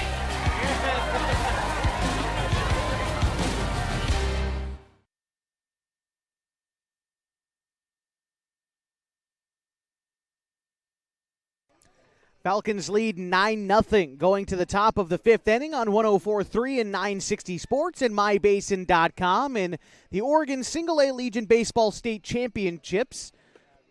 Falcons needing a win here to advance this championship series to its finale. If Eugene is able to rally here and come back and make trouble for the Falcons, the Ole's only need one win today to be Oregon State champs. And so even if they're unable to come back in this game, they can still win it in what would be our nightcap later on this afternoon. P.J. Safford looking to get through the bottom third of the order. Here's the first pitch to Caleb Van Oortstrand. It's a line drive to left field and a leadoff single for the Olies in the top of the fifth inning. Van Oortstrand now 2 for 2 today. He singled in the third inning as well. And now it'll bring up Zach Hermanson for the Eugene Ole Athletics. Hermanson on the season is batting .362. All 17 of his hits this summer have been singles. Small lead off of first for Van Oortstrand. Here's the pitch home. It's a fastball that catches the outside corner. The count is 0-1. You can hear the groans from the Eugene supporters sitting beside me. They think that was off the plate. Hard to disagree with them. Here's Hermanson, who lifts a fly ball into left center field. Moving over is the left fielder, Douglas, makes the call against Price and puts that one away for the first out. So with one gone, a runner remains at first. Here's Blake Singleton for the Olies. Blake walked in his first at-bat, or his first plate appearance, I should say, in the third inning. So he was left stranded in that frame as the Olies still looking for their first run here in the top of the fifth inning. As that pitch drifts outside, the count is 1-0. Singleton on the season, batting .345 for the Olies in the 9-hole. Singleton with 11 RBIs and 20 runs scored this season. He'll take strike one, a little bit below the knees to Singleton. But the lineup turns over next for the Olies. It's Mason Bear who's on deck. The 1-1. Fouled off. The count is a ball and 2 strikes to Singleton. Safford going to try to find that put-away pitch with 2 strikes on the number 9 hitter. He comes set without checking the runner at first. Here's the pitch. That one misses in tight. Count moves to 2-2. Safford works quickly on the mound and understanding that with a 9-run advantage, that run at first, at least for now, doesn't matter all that much to the Falcons. So he's focusing right on the hitter here as he attacks Blake Singleton with the 2-2 and misses below the knees. Count is 3-2. Safford unable to find the moving outside corner on that last pitch as he has to deliver a full count offering to Singleton. It is going to miss in the dirt outside. And Van Oortstrand advancing to second. A walk delivered to Singleton. And back to the top of the order now for Mason Bear. Bear 0 for 2 today. Couple of strikeouts in the first and third innings. He'll be looking to atone for that with a runner in scoring position.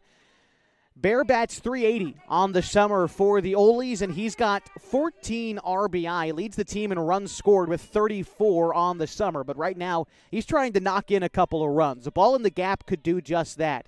Here's the first offering from P.J. Safford. It's an upstairs slider that misses the mark. Counts 1-0 as Jacoby goes out and has a chat with Safford. Corbin Hamilton joins in on the action. Remind you that today's broadcast on MyBasin.com brought to you in part by Abby's Legendary Pizza. If you're looking for a great place to eat, head to one of Abby's Legendary Pizza locations for some of the best pizza in the Klamath Basin at 1919 Austin Street or 2226 Shalleck Street near OIT. Abby's Legendary Pizza has been a proud supporter of our Falcons all season long.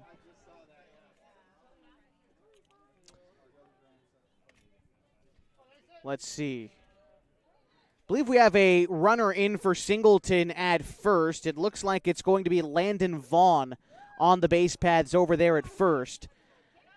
It is a 1-0 count to Mason Bear at the plate. The pitch from Safford is going to be missed in a bunt. Now they've got the runner at third caught in a rundown. They've got both Olies caught in a rundown. Throw to third. Safford now trying to run the lead runner back to second. They apply the tag to the runner at second, and now it's going to be Vaughn who's safe at second. It seemed like it was a broken play from the start for the Olies as they lost their lead runner, and now there's 2 outs in the inning.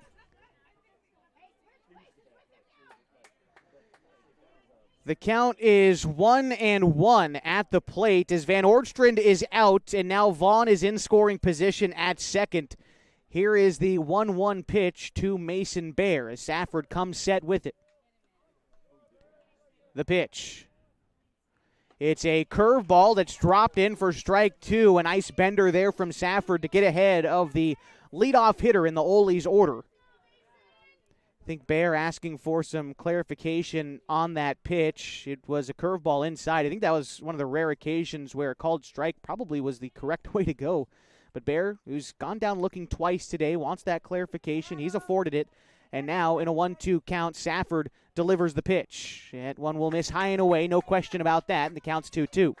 On deck after Bear is Stephen Riley for the Ole Athletics. Aggressive lead off of second for Vaughn. Shively, the Falcons shortstop, stationed behind him. Here's the 2-2 from Safford. Takes pause, now kicks home. That one misses high. Must have been high. Count is full. 3-2 to Mason Bear. Again, the ever-moving strike zone today in the first of two, potentially two, in this state championship game. Safford set. Agrees with the sign from Tacchini. Checks the runner at second before motioning home. The 3-2 is popped to the right side. Foul out of play. Count remains full to Mason Bear. Bear, the right-handed hitter from North Eugene High School. He'll be a junior next year for the Highlanders. Safford will be a senior next year for the Klamath Union Pelicans. Comes set and delivers the pitch. That one is popped out of play. Again, foul will land on the netting that is hanging overhead here at the yard. One of the few places I've seen that has netting protecting the spectators in the bleachers behind home plate. That's what you see there at the top of your screen on mybasin.com. But here we go again with P.J. Safford in a 3-2 count against Mason Bear. Safford, high leg kick, delivers a ball that misses well out of the zone high, and Bear is aboard with a walk, putting two men on with two men out, with Stephen Riley at the plate for the Oles. Riley 0 for 2 so far in the contest. He grounded out to short in each the first and third innings. But the Oles looking for their first run of the ball game. A good opportunity here with Stephen Riley at the plate. He is second on the team in RBI this summer with 22 runs batted in. He takes ball one here, counts 1-0. Along with being second on the team in RBI, he's also second on the team in hitting. Riley bats .443 for the Oles this summer. Aggressive lead off of second for Vaughn. And the pitch home is a ground ball to Shively at short. Up with it on to first, and that will do it in the fifth inning. The Falcons hold on to their 9-run advantage as we go to the bottom of the fifth on 104.3 and 960 Sports and mybasin.com. The innocence of youth. Is there anything any better? But soon they'll be in high school and facing all the same challenges you faced. How to make friends, how to fit in, how to be cool. We want our children to have everything they'll need to live fulfilling and productive lives. Make sure the kids in your family are among the more than 120,000 participants here in Oregon who take part in high school sports or activities. At mybasin.com, we bring you the power of local radio, the pace and reach of social media, the information of 24-hour news, and the excitement of local sports. We do this with a team of radio professionals that is second to none. Klamath Falls is a community that we love and a place that we are proud to call home. Klamath Falls deserves a media group that is as committed to you as you are to Klamath Falls. mybasin.com is your go-to place for news, sports, events, and everything going on at home in Klamath Falls.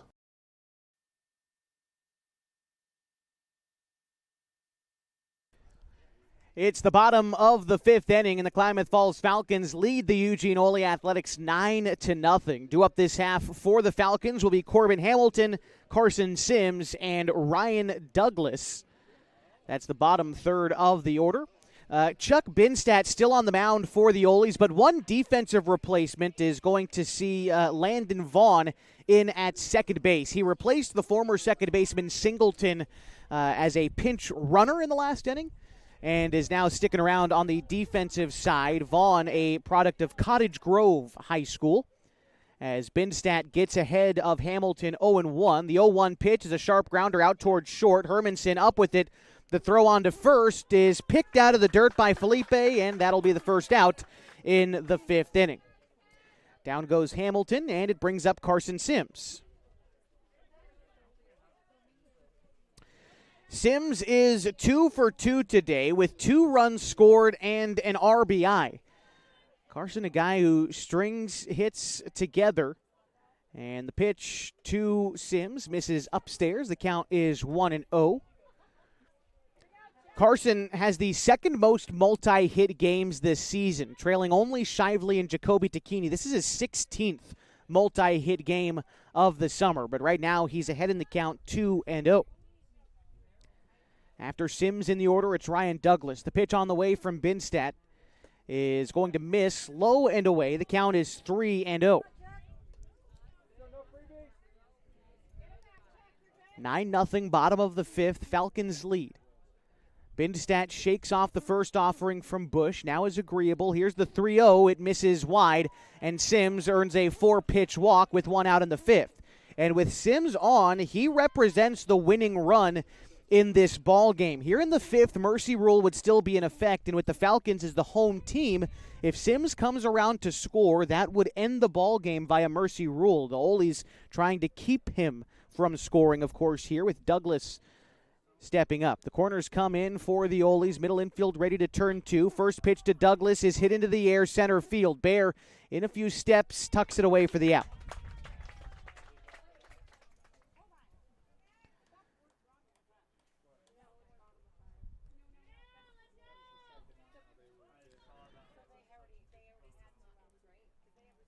Max Price getting ready to step in now for the Falcons. Price has reached base nearly every way you can imagine. A single, a walk, and he's reached on a fielder's choice as well. He scored a run in the 1st inning. Throw to check on Sims over at first, but he's back safely. Max Price on the season batting .355 for the Falcons. Here's the pitch from Binstadt. Ground ball, right side of the infield, past the diving glove of Vaughn, and a base hit. Despite a quality effort, Price is able to move the winning run into scoring position for Connor Shively.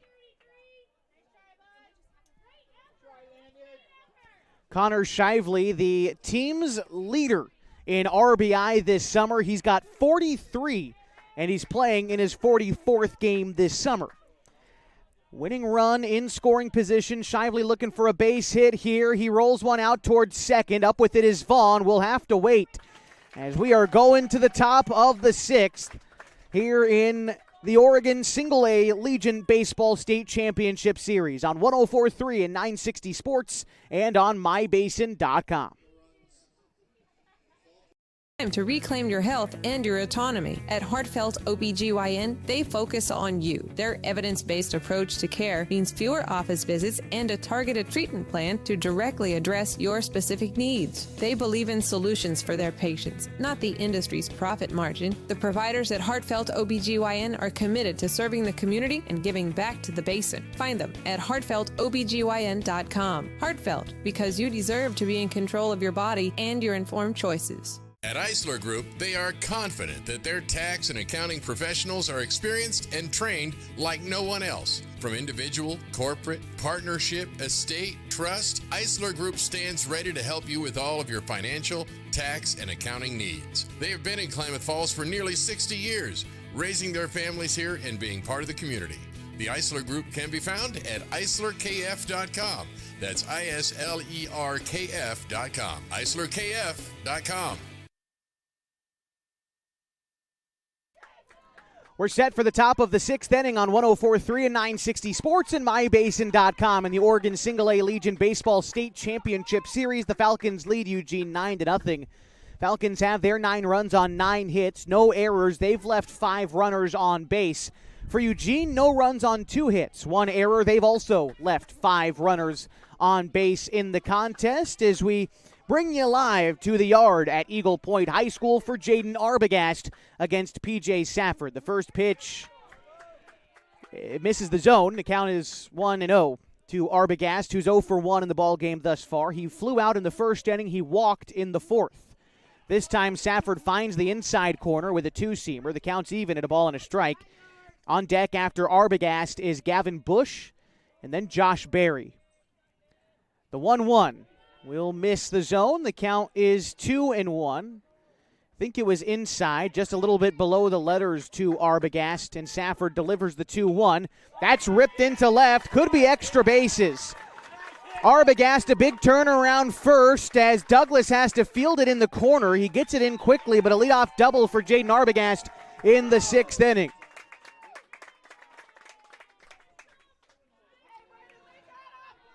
Arbogast now 1 for 2 in the ball game. And Eugene flirting with getting their first run across here in the top of the 6th. Bush is 0 for 2 today as he gets ready to step in. He struck out in the 2nd inning, and he flew out in the 4th.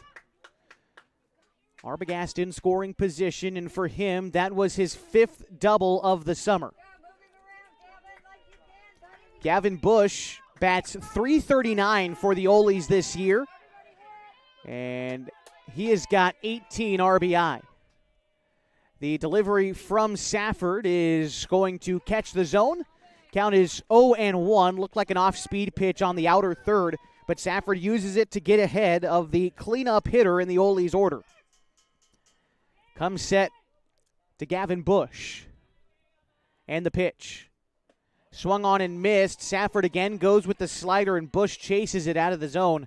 He falls behind 0-2. He'll have to get defensive, but be conscious of, again, that outside slider that Safford likes to rely on in these situations. Gets the sign in from Takini and comes set.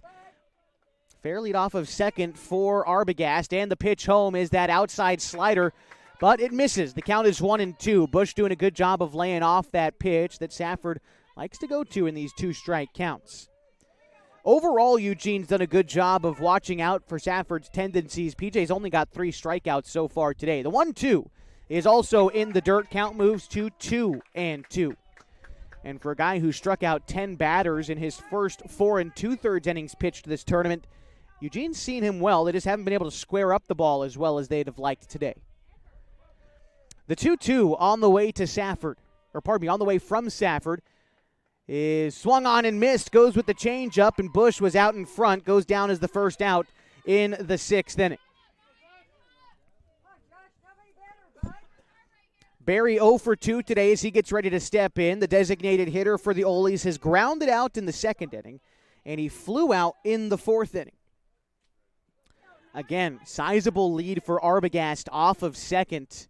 His secondary lead's going to get him near halfway to third. But in the grand scheme of things, the run not mattering all that much to the Falcons, so Safford giving him a check before delivering home. A bunt attempted by Berry, but he goes around. The count is 0-1. Trying to bunt the runner over to third is Berry. We'll see if he has it on again here in the 0-1 count. Safford looking in. Agrees on the sign delivered by Takini. And here's the pitch. That one is a bouncer to Meyer at third. Fields it on 2 hops. The throw to first is in time. Throw to third to try to get Arbogast advancing. Skips away, but the Falcons recover in time. Arbogast is going to stay at third. Berry is out on the ground out, and it brings up Jace Felipe with a runner at third and 2 gone in the top of the 6th inning. Oh, it looks like it's Broderick Poe batting here for Jace Felipe. Poe is class of 25, just a recent graduate of North Eugene High School.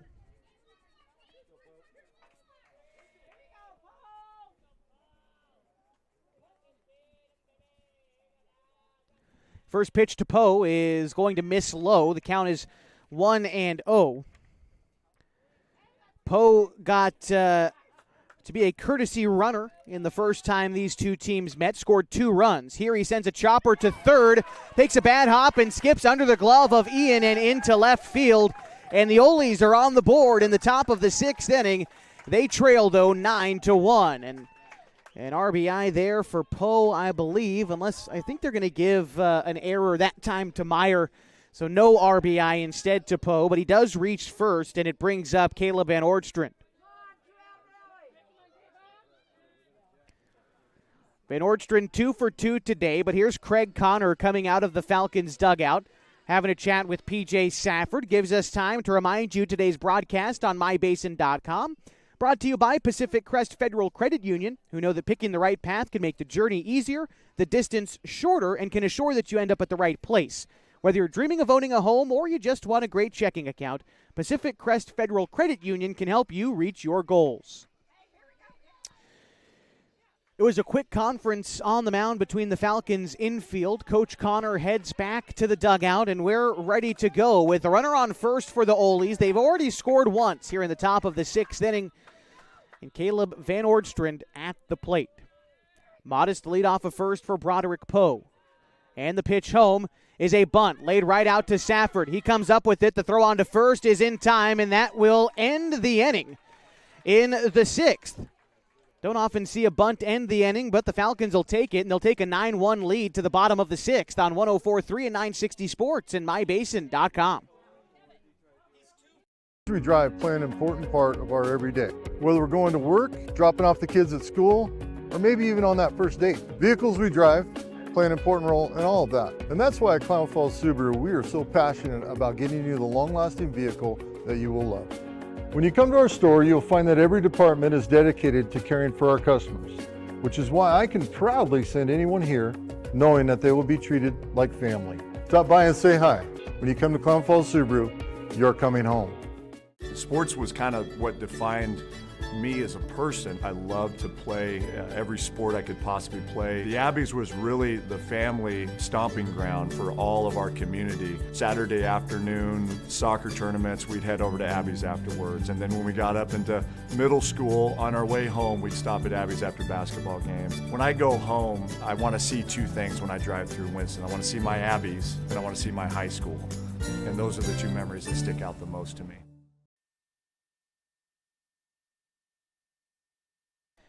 And welcome you back to Klamath Falls Falcons baseball on 104.3 and 960 Sports and mybasin.com. The Falcons lead the Eugene Ole Athletics 9-1 in the Oregon Single-A Baseball State Championship Series. Jacoby Takini, Colin Takini, and PJ Safford do up this half inning for the Falcons as they look to add a little bit of insurance. Heading into the seventh inning, if they score 2 runs here, the game is also over, so keep that in check. Mercy rule would be in effect in that case after Eugene scored their first run of the ball game in the top half of this inning. The 1-0 pitch on the way to Takini catches the outside third, and the count is even now to the Falcons catcher, who's 0 for 2 today. He's flown out twice. He was hit by a pitch, though, in the fourth inning. The 1-1 coming up to Jacoby is hit to right center field. The right fielder, Van Ordstrand, over a few steps, but he makes the play, and that will be the first out in the sixth inning.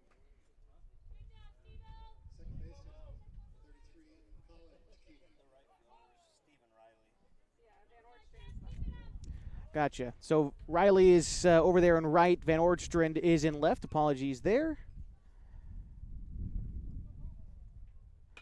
First pitch to Colin Takini, ripped into center field, and a one-out single for Colin brings up P.J. Safford. Safford without a base hit today as he gets ready to settle in. He's 0 for 1. He's walked twice, and he flew out to right field in the fourth inning.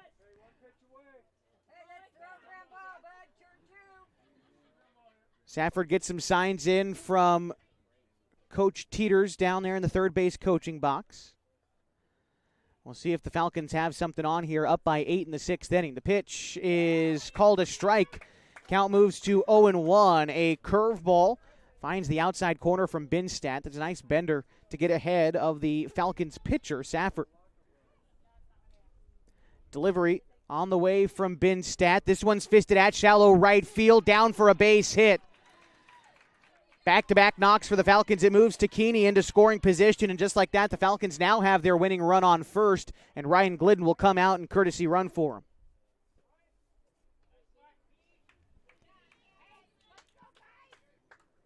Ian Meyer gets a chance to hit now. He scored a couple of runs today, was hit by a pitch in the second, and singled and scored in the third, also added an RBI in the third inning. Otherwise, in the fourth, he flew out to right field. Check on the runner at second. Winds up in center field. Takini's going to advance to third. The throw to get him is nearly going to wind up as an error. Now Glidden's going to get caught in a rundown. Throw over to first to try to get him. He's back safely. Good play by Glidden. Good heads-up play to try to kind of get caught in a rundown there, disallowing Arbogast to throw over to him. Was then worried about Takini scoring from home. And in the confusion, the Ole's froze, and Glidden was able to scamper on back to first. But there are runners at the corners for Ian Meyer after that pickoff attempt goes awry.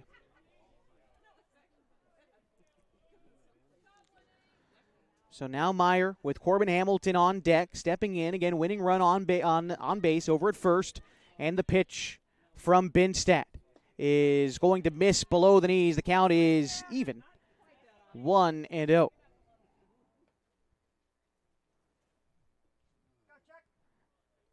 Binstadt delivers the pitch. Another line drive to right field and another base hit. One run comes in to score. Glidden is rounding second, headed for third. The throw into the infield is going to wind up wild. Glidden's going to come in to score, and the Falcons win. They defeat the Ole's 11-1 in walk-off fashion in Game 1 of the Oregon Single-A Legion Baseball State Tournament, forcing a winner-take-all game later this afternoon. We'll recap it all for you coming up here in just a moment, but stick around on 104.3 and 960 Sports and MyBasin.com. Threads. There are many threads that run through our region. There are churches and schools and Little League teams that bring us together and bind us into communities.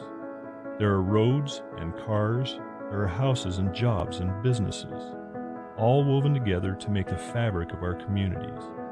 There are financial threads that are part of that tapestry as well. For over 80 years, it's been our pleasure to be headquartered here, providing financial services to generations of our friends and neighbors. From that first savings account, to retirement planning, and all of the cars and houses and groceries in between, we keep your money local, investing it back into our communities, adding more threads to the fabric to make our communities stronger. Pacific Crest Federal Credit Union. Find your path. What rhymes with great? Participate. Where does greatness start?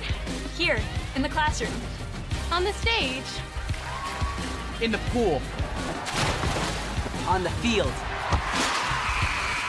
Where will your greatness take you? To better grades. To more friends. Yeah! Be great. Participate!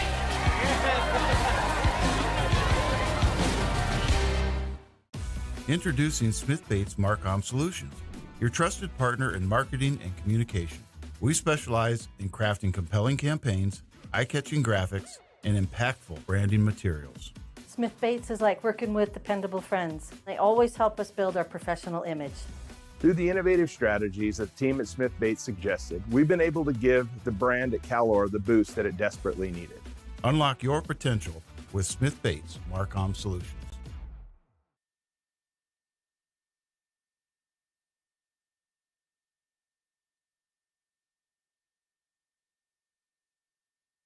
Josh Eldridge back with you on 104.3 and 960 Sports and MyBasin.com. Game number 1 of the Oregon Single-A Legion Baseball State Championships is final, and the Klamath Falls Falcons walk off the Ole Athletics 11-1. For the Falcons, 11 runs comes on 12 hits. They commit no errors, and they leave 5 runners on base. The Ole's score 1 run on 4 hits.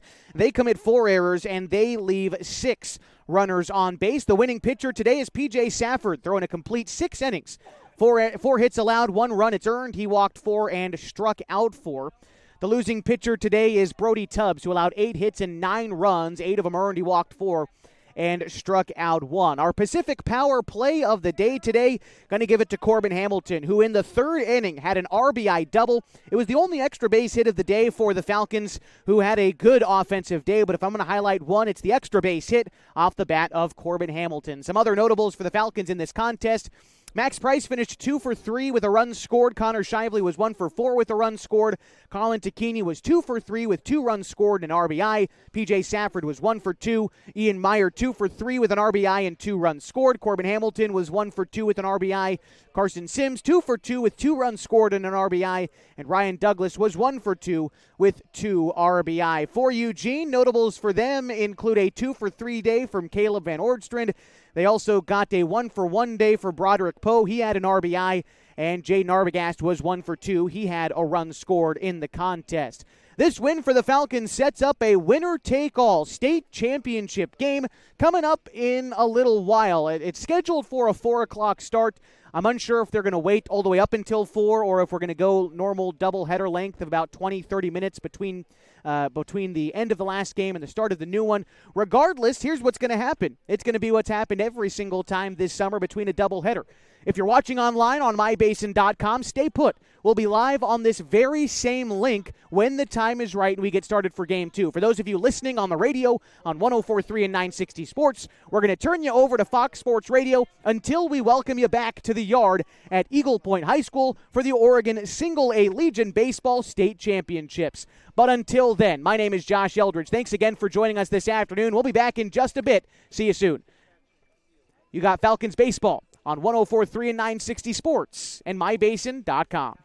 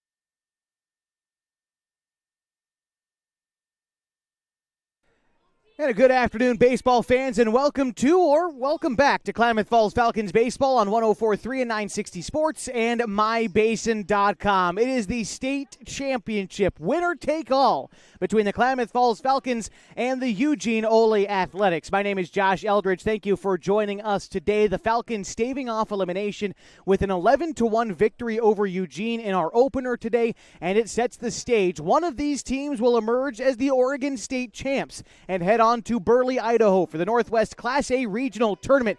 One will finish runner-up in the state event. We're going to get introduced to the team's starting lineups here in just a moment. But before we do that, let's recap what you might have missed in the first game today, an 11-1 win for the Klamath Falls Falcons. They wasted no time getting on the board early in that contest, scoring 2 runs in each the first and second innings before their big 5-run third inning propelled them to victory. Eugene waited until the 6th inning to score their only run of the ball game, but perhaps as the momentum hoping to carry that from the 6th into the start of this one. It looks like the teams are ready to take the field, which means we'll step aside for a quick 2-minute break, and we'll come back and get ready for starting lineups on 104.3 and 960 Sports and MyBasin.com. Pacific Power works day in and day out to power our communities because we know our neighbors rely on us. We're trimming and clearing branches around poles and lines, protecting our system, and giving you real-time updates when storms roll in. You can count on us in all seasons. 24/7, we're here for you. Powering your greatness. The cars we drive play an important part of our everyday. Whether we're going to work, dropping off the kids at school, or maybe even on that first date. Vehicles we drive play an important role in all of that. And that's why at Klamath Falls Subaru, we are so passionate about getting you the long-lasting vehicle that you will love. When you come to our store, you'll find that every department is dedicated to caring for our customers, which is why I can proudly send anyone here knowing that they will be treated like family. Stop by and say hi. When you come to Klamath Falls Subaru, you're coming home. Sports was kind of what defined me as a person. I loved to play every sport I could possibly play. The Abbeys was really the family stomping ground for all of our community. Saturday afternoon soccer tournaments, we'd head over to Abbeys afterwards. And then when we got up into middle school, on our way home, we'd stop at Abbeys after basketball games. When I go home, I want to see 2 things when I drive through Winston. I want to see my Abbeys and I want to see my high school. And those are the 2 memories that stick out the most to me. As a parent of a high school athlete, I've given up trying to get pictures of my kid playing sports. It's nearly impossible to take pictures and enjoy the game. There is a solution, though. God's Gifts Photography attends high school sporting events in the Basin to take individual and team action photos at a great price. Search God's Gifts 2 on Facebook to learn more. They'll come and capture your athlete in action, creating those frameable lifelong memories so you can watch and just enjoy the moment. Call 541-281-2206 to get your athlete on their schedule. God's Gifts Photography.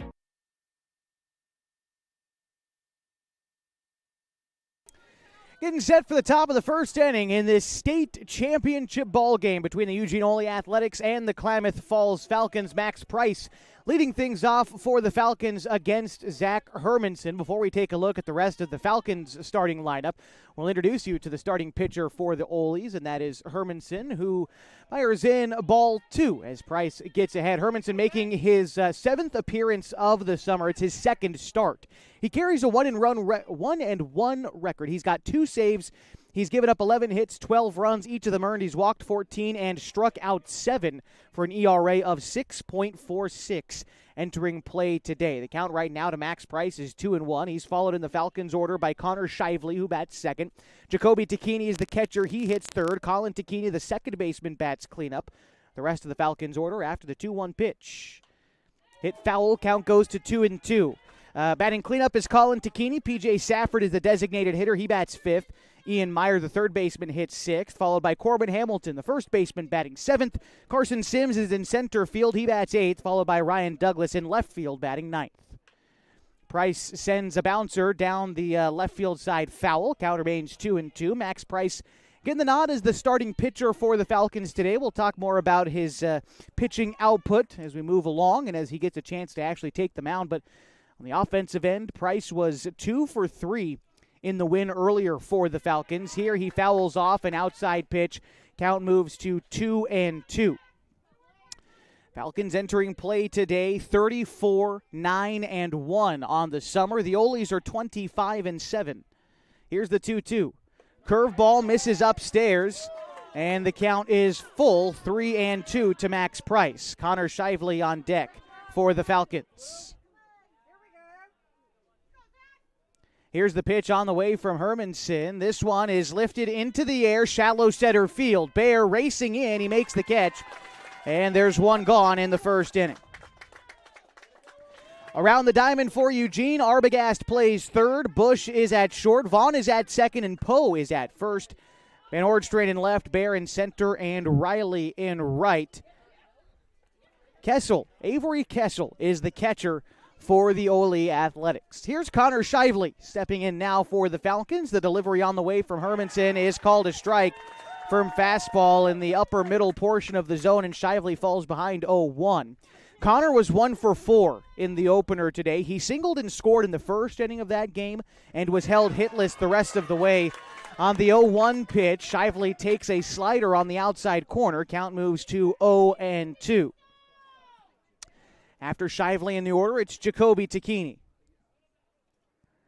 Hermanson decides on the pitch and delivers the 0-2.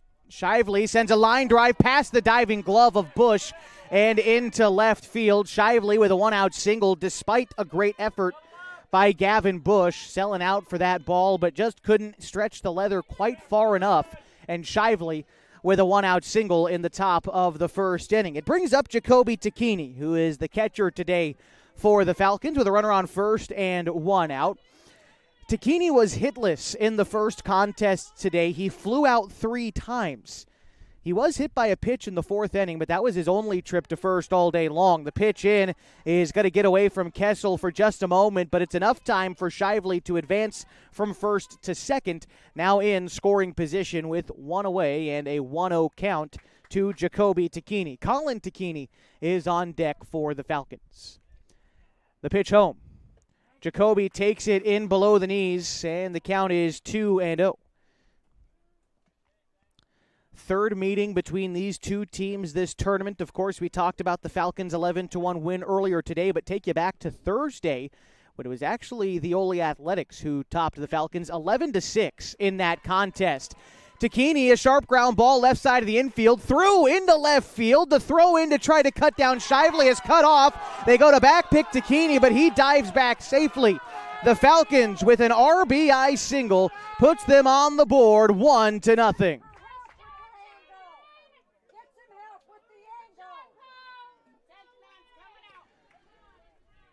Chase Barrett into the game now as a courtesy runner for Jacoby at first. Falcons with a 1-0 advantage after the RBI single, and Colin Tacchini will step in now. Colin in the opener was 2 for 3 in the contest and had an RBI. It came on a sacrifice fly in the first inning.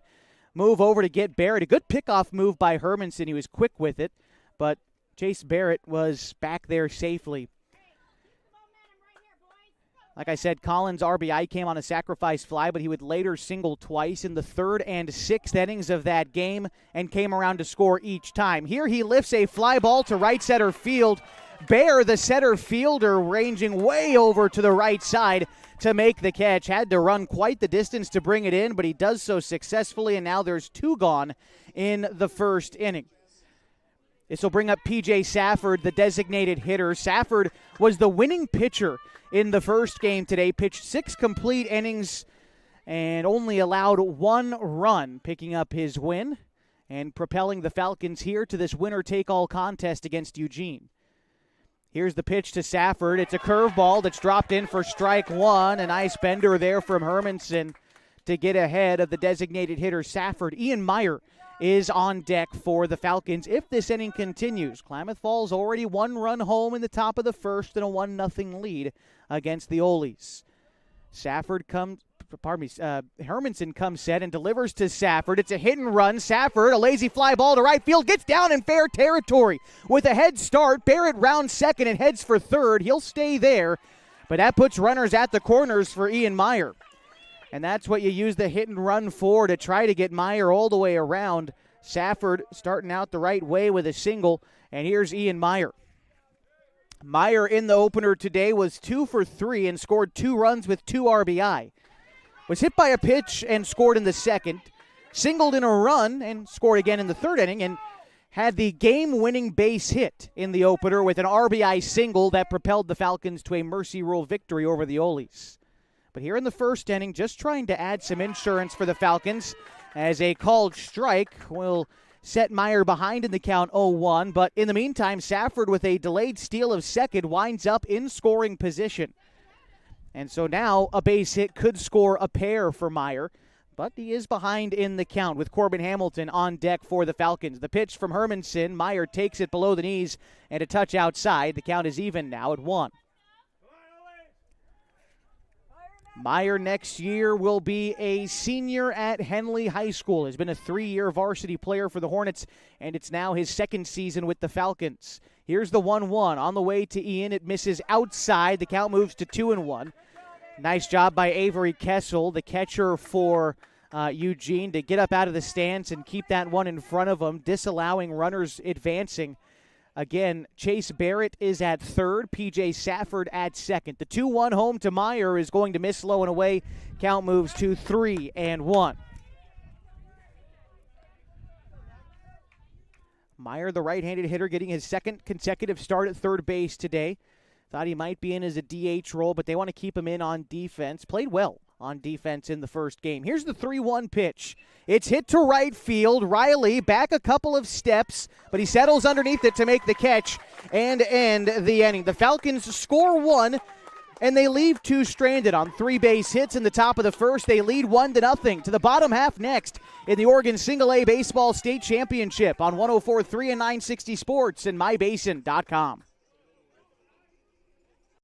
Introducing Smith Bates Marcom Solutions, your trusted partner in marketing and communication. We specialize in crafting compelling campaigns, eye-catching graphics, and impactful branding materials. Smith Bates is like working with dependable friends. They always help us build our professional image. Through the innovative strategies that the team at Smith Bates suggested, we've been able to give the brand at Calor the boost that it desperately needed. Unlock your potential with Smith Bates Marcom Solutions. What rhymes with great? Participate. Where does greatness start? Here, in the classroom. On the stage. In the pool. On the field. Where will your greatness take you? To better grades. To more friends. Be great. Participate.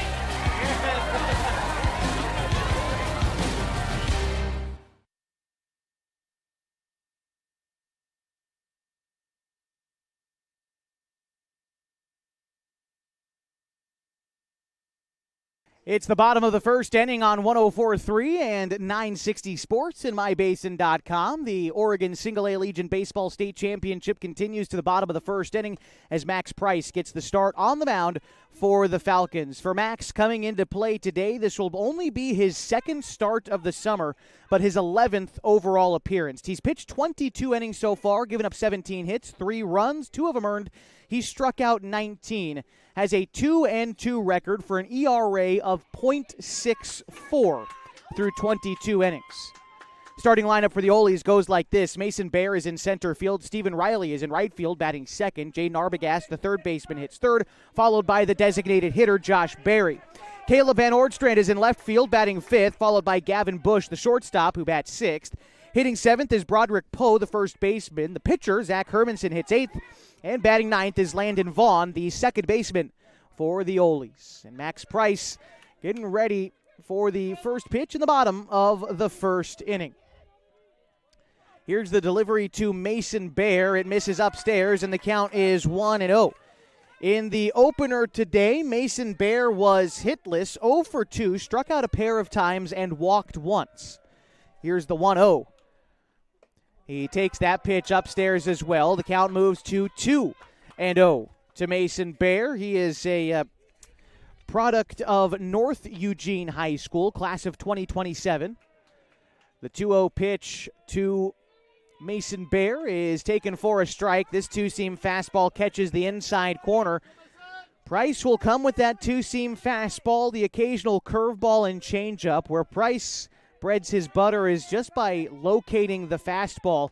Anticipate him to rely on location rather than velocity or break on his pitches. But here, falling behind to the leadoff hitter 3-1, Price is yet to feel confident about finding the zone here in this leadoff at-bat. Takes a deep breath before delivering the 3-1 pitch. That one's across the heart of the plate. Bell tie for strike 2. Stephen Riley is on deck for the Olies. Max Price delivers the pitch. That one is a knee-high fastball. Rings up, Bear looking. Going back to the last game, that's the third time he's gone down staring at strike 3, and it brings up Stephen Riley. Riley gets the start in right field today for the Falcons. Here's the pitch from Price. It's looked at for strike 1. Price, again, that fastball doesn't come with a ton of velocity, but he uses it to get ahead 0-1. In the opening game today, Stephen Riley came away 0 for 3 with 3 groundouts. Here he looks at ball 1, missing outside. The count is even to Riley with Jaden Arbogast on deck. Price with the 1-1 pitch. Here it comes. Fastball on the outside corner, catches the zone. The count moves to 1-2.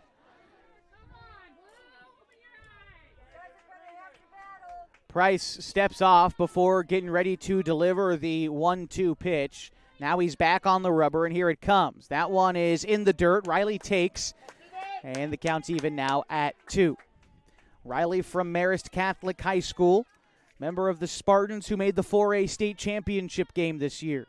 The 2-2 pitch to Riley is a bouncer right back to the mound. Price up with it. Underhand toss to Hamilton in time for the out. 2 gone in the bottom of the first, and we'll introduce you to the starting 9 on defense for the Falcons. Ian Meyer plays third, Connor Shively at short, Colin Tacchini at second, with Corbin Hamilton at first. In the outfield from left to right, it's Ryan Douglas, Carson Sims, and Ryan Glidden.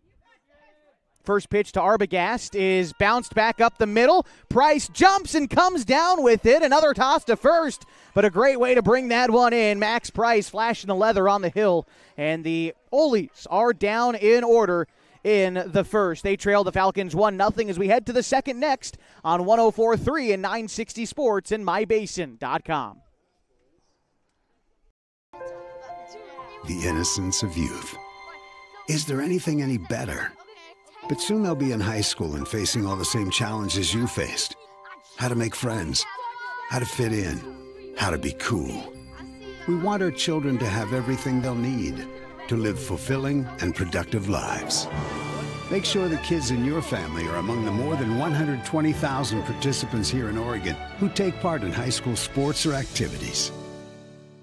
At MyBasin.com, we bring you the power of local radio, the pace and reach of social media, the information of 24-hour news, and the excitement of local sports. We do this with a team of radio professionals that is second to none. Klamath Falls is a community that we love and a place that we are proud to call home. Klamath Falls deserves a media group that is as committed to you as you are to Klamath Falls. MyBasin.com is your go-to place for news, sports, events, and everything going on at home in Klamath Falls.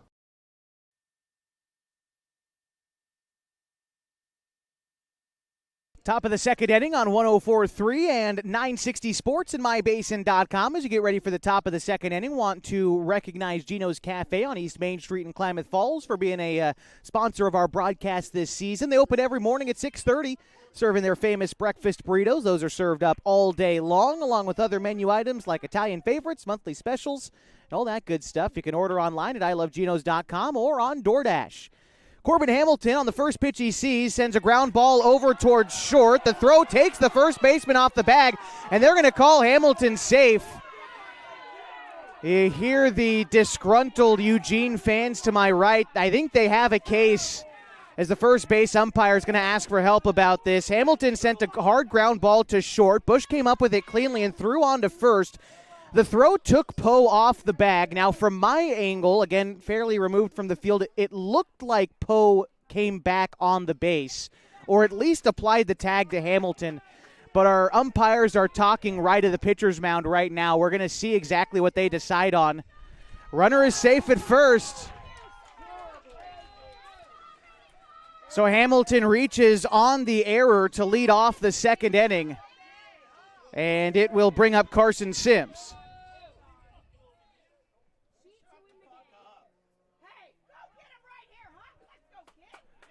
So now Zach Hermanson has to go to work against Carson Sims with a runner on first. Sims getting the start in center field today. The corners come in protecting the bunt, but Sims swinging away, lifts one into foul territory, and the count is 0-1. In the first game today, Sims was 2 for 2, had a couple of singles and scored twice, including an RBI in the second inning. In the fifth inning, he walked and was left stranded in scoring position. Modest leadoff of first for Corbin as Hermanson comes set. Move over to check on the runner, but Hamilton back safely. Sims and then Douglas is on deck for the Falcons. Counts 0-1 right now as Hermanson comes set, kicks and delivers, but the pitch misses upstairs, count even at 1. Though he was able to grab a couple of hits already today, Sims in a groove. He's the team's leading hitter, bats .439 this summer for the Falcons. Here's the pitch. Sims sends a ground ball to first. Poe is going to take it to first to begin the play, then throw over to second. Hamilton in safely at second. And so he is in scoring position. Sims on the 3 unassisted. He is out on the play, and it brings up Ryan Douglas with 1 gone and a runner at second. Douglas batting in the 9-hole again today for the Falcons. He was 1 for 2 in the opener today. Had a 2 RBI single in the third inning. Otherwise, he walked and flew out in that contest. Not a huge lead off a second for Hamilton, trying to play it conservative. The pitch home is swung on and missed by Douglas. Count is 0-1. On the season, Douglas is batting .291 for the Falcons. Picked up his 20th RBI earlier today. The 0-1 from Hermanson is a curveball that just misses outside. Count is even now at a ball and a strike. Not a bad location for Hermanson, trying to get Douglas to chase, but a wise take there by the left fielder for the Falcons to even the count. Hermanson set once more. Delivers home. That pitch misses low and outside. A 2-1 count to Douglas. The lineup card turns over next for the Falcons. Max Price is on deck. Hermanson takes a look at Hamilton at second, keeps looking at him as he delivers home, and it's a wild pitch, allowing Hamilton to advance to third. Count now 3-1 at the plate to Douglas.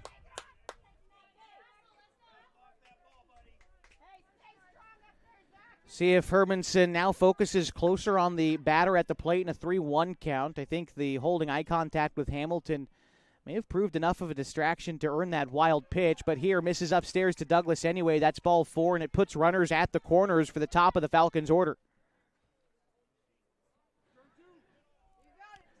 Price is 0 for 1 today. He flew out in center field in the first inning. Get some signs in from the Skyline Conference Coach of the Year. Sean Teeters down the third base side. Joe Tacchini at first for the Falcons and Craig Connor in the dugout.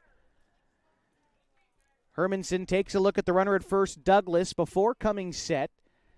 And now the pitch home to Price. The runner is on the move. No throw down. Douglas is going to wind up safely in scoring position.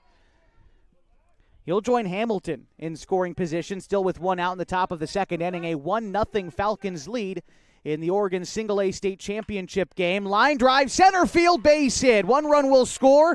They're going to wave Douglas in. The throw in from center field is not going to be in time. A 2 RBI single for Max Price, and the Falcons lead 3-0. Max advances to second on the throw, but it'll only go in as a single. And it brings up Connor Shively. Shively 1 for 1 today. He singled and scored in the first inning.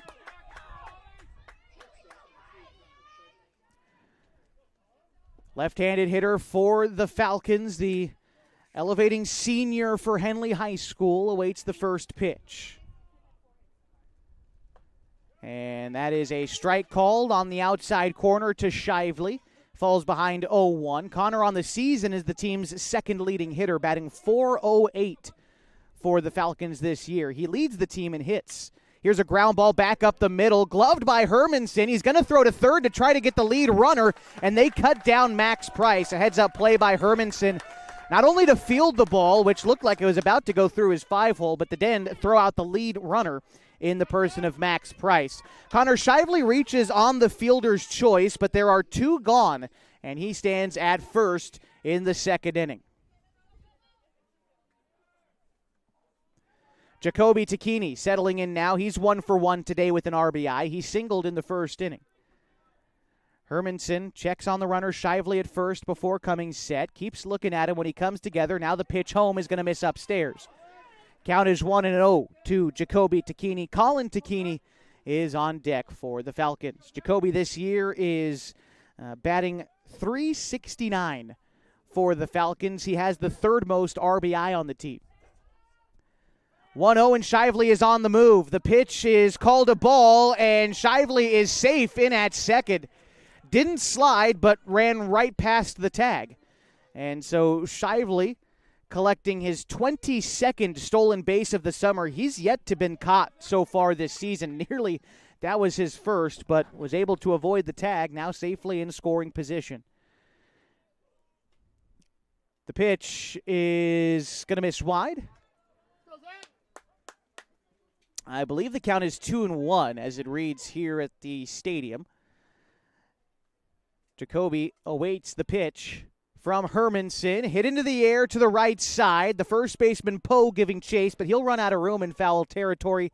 And now the count is 2-2 to the Falcons catcher.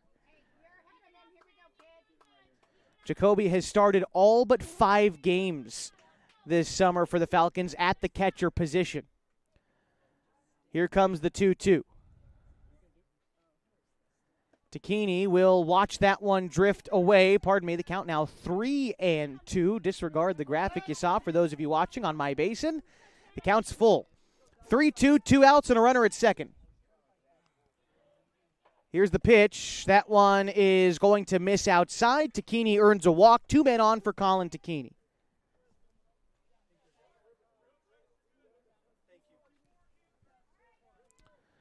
Chase Barrett coming in and running for Jacoby, as has been the case. And Colin Tacchini is 0 for 1 today. He flew out to center field in the first inning.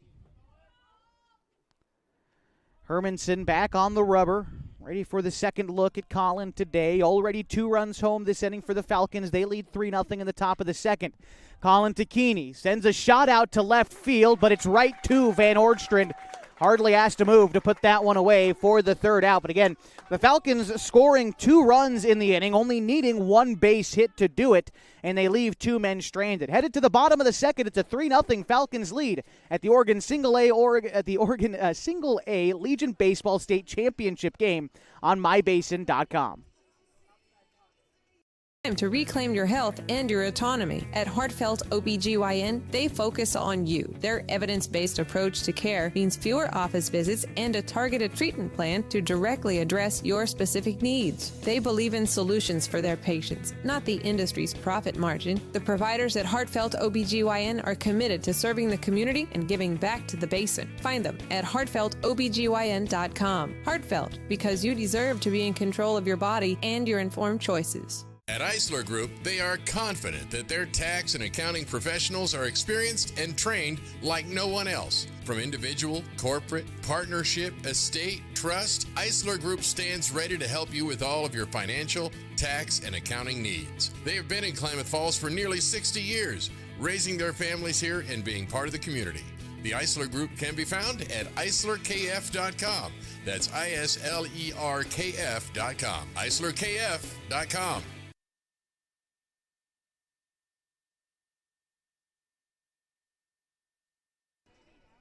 Well, as we get ready for the bottom of the second inning, it looks like we got some free entertainment going on in front of us as they try to fetch one of the baseballs off the netting that hangs overhead.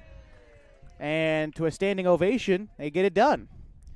We get set for the bottom of the second inning. It's a 3-0 Falcons lead against the Eugene Ole Athletics in the Oregon Single-A Legion Baseball State Championship game. Winner take all, and it's the middle of the Eugene order due up. Josh Berry, Caleb Van Ordstrand, and Gavin Bush due up against Max Price. Here's the first offering. Swung on and missed. The count is 0-1. Price elevates the fastball, and Berry swings underneath it to fall behind in this at-bat. In the opener today, Berry was 0 for 3, had a couple of groundouts and a flyout. Here's the 0-1 to him. It's a slider that's knee-high over the plate. Count is 0-2 to Berry. And again, Van Ordstrand is on deck for the Oles. Price takes a deep breath before delivering to Berry. That one is flared foul the opposite way. Count remains no balls and 2 strikes. Got word earlier today that the Eugene Challengers, the AAA team from the Eugene area, stayed alive in the AAA state tournament earlier today as Berry chases strike 3 on the elevated fastball. And this will bring up Caleb Van Ordstrand. Van Ordstrand, the starting left fielder for Eugene.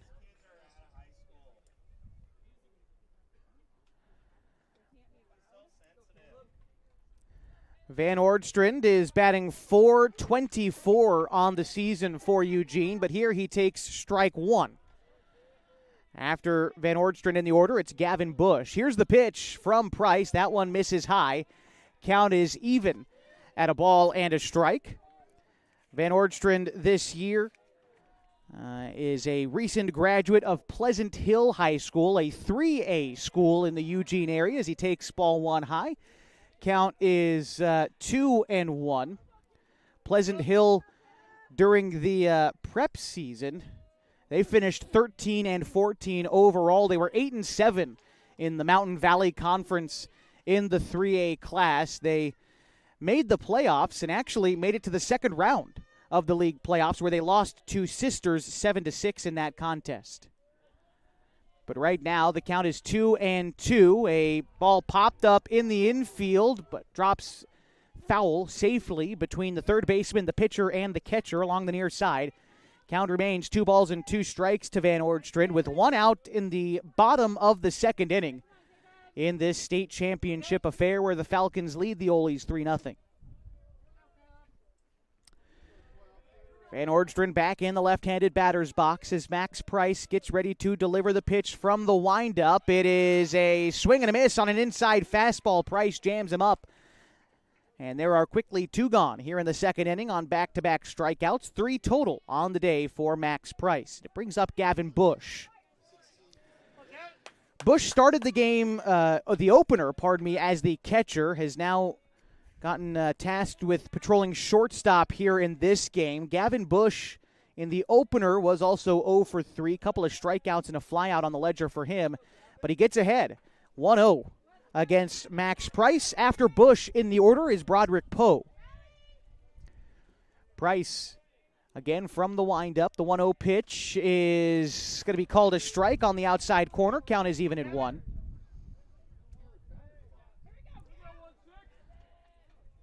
Price looking in, gets the sign from Jacoby. Jacoby gives the target outside. The 1-1 is going to miss outside. Count is 2 balls and a strike to Gavin Bush. Bush joins the Oles, a 25 graduate of South Eugene High School. The 2-1 pitch to him will miss in the dirt. The count moves to 3-1. Eugene drawing players from Sheldon, North Eugene, Cottage Grove, Junction City, Lowell, Marist Catholic, Pleasant Hill, South Eugene, Churchill. All kinds of schools from the Eugene area. Here's the 3-1 pitch home. It misses outside, and a 2-out walk delivered to Gavin Bush brings up Broderick Poe. Broderick Poe didn't get a ton of play in the opener today. However, he did have an RBI in the 6th inning, his only at-bat of the game in the opener. Came away with an RBI single in that contest. Now trying to get on base and continue something of a two-out rally for the Olies as they trail 3-0 in the bottom of the second inning. Pitch on the way to Poe, swings and misses, and the count is 0-1. After Poe in the Eugene order is the number 8 hitter, Zach Hermanson. He's the starting pitcher. Price comes set after taking a look at Bush over at first. Now the pitch home is a thigh-high fastball on the outside corner. Count is quickly 0-2 to Broderick Poe. Poe from North Eugene High School, just graduated this past springtime. The 0-2 to him, looked at for a ball outside. The throw down to get the runner, and they got Bush. Jacoby Tacchini catches yet another thief on the base paths this year. As we go to the top of the third inning, the Falcons lead 3-0 on 104.3 and 960 Sports and mybasin.com. We drive play an important part of our everyday. Whether we're going to work, dropping off the kids at school, or maybe even on that first date. Vehicles we drive play an important role in all of that. And that's why at Klamath Falls Subaru, we are so passionate about getting you the long-lasting vehicle that you will love. When you come to our store, you'll find that every department is dedicated to caring for our customers, which is why I can proudly send anyone here knowing that they will be treated like family. Stop by and say hi. When you come to Klamath Falls Subaru, you're coming home. Sports was kind of what defined me as a person. I loved to play every sport I could possibly play. The Abbeys was really the family stomping ground for all of our community. Saturday afternoon soccer tournaments, we'd head over to Abbeys afterwards. And then when we got up into middle school, on our way home, we'd stop at Abbeys after basketball games. When I go home, I want to see two things when I drive through Winston. I want to see my Abbeys and I want to see my high school. And those are the two memories that stick out the most to me.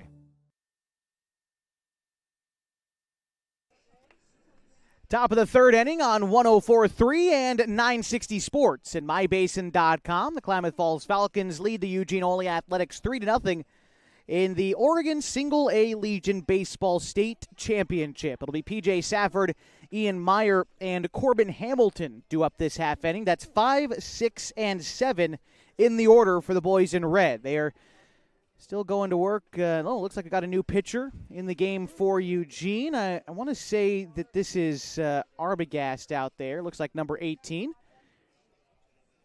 Jaden Arbogast on the hill, and going to see where Hermanson winds up. We'll take a look here at Arbogast in a moment, as it looks like they have moved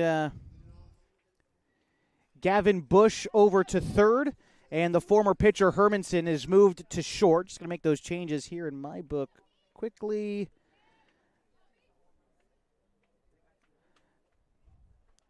Okay, so here is P.J. Safford.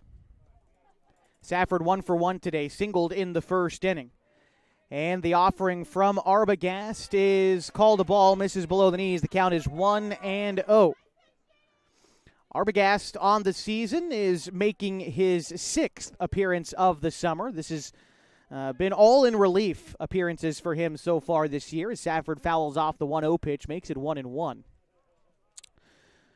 Arbogast has pitched 10 1/3 innings this summer, given up 8 hits, 2 runs. They're each earned. He's walked 3 and struck out 14, an ERA of 1.35 through his first 10 innings. Shakes off the first sign he gets from Kessel, now delivers the 1-1.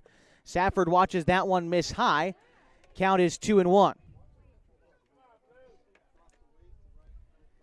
After Safford, it's Ian Meyer.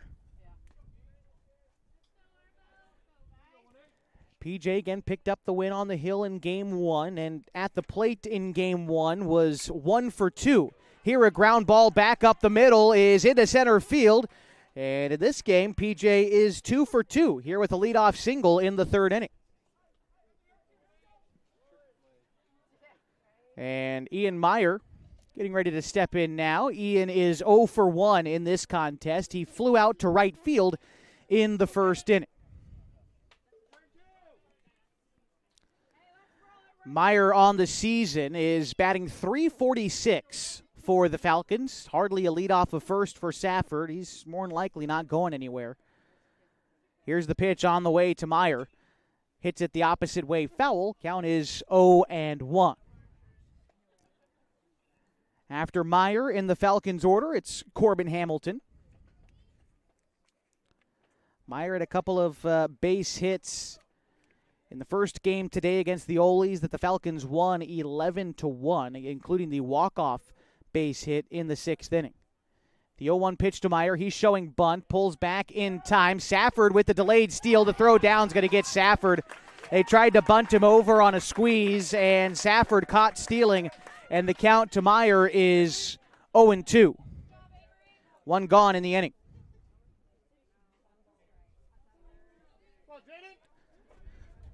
So Meyer going to swing away now.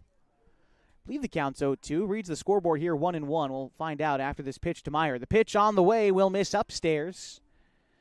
Now I've got the count 1-2. See if the umpire gives us any designation. Maybe. Not quite. All right. Here's the delivery from Jaden Arbogast. That one, I thought I heard it hit Meyer, but instead he'll take ball 2. I have the count even at 2 here for Ian Meyer. Here's the pitch. Hard grounder to third. Gloved by Bush at third. The throw on to first is in time. 2 gone in the 3rd inning.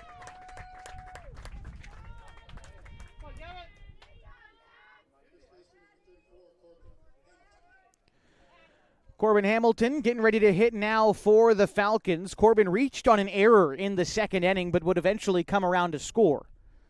So he's 0 for 1. On the season, though, Corbin is batting .344 for the Falcons. Here's the pitch. A curveball misses in, and the count is 1-0. After Corbin in the Falcons order, it's Carson Sims. Arbogast from the windup. Here's the pitch. Misses upstairs to Hamilton, 2-0.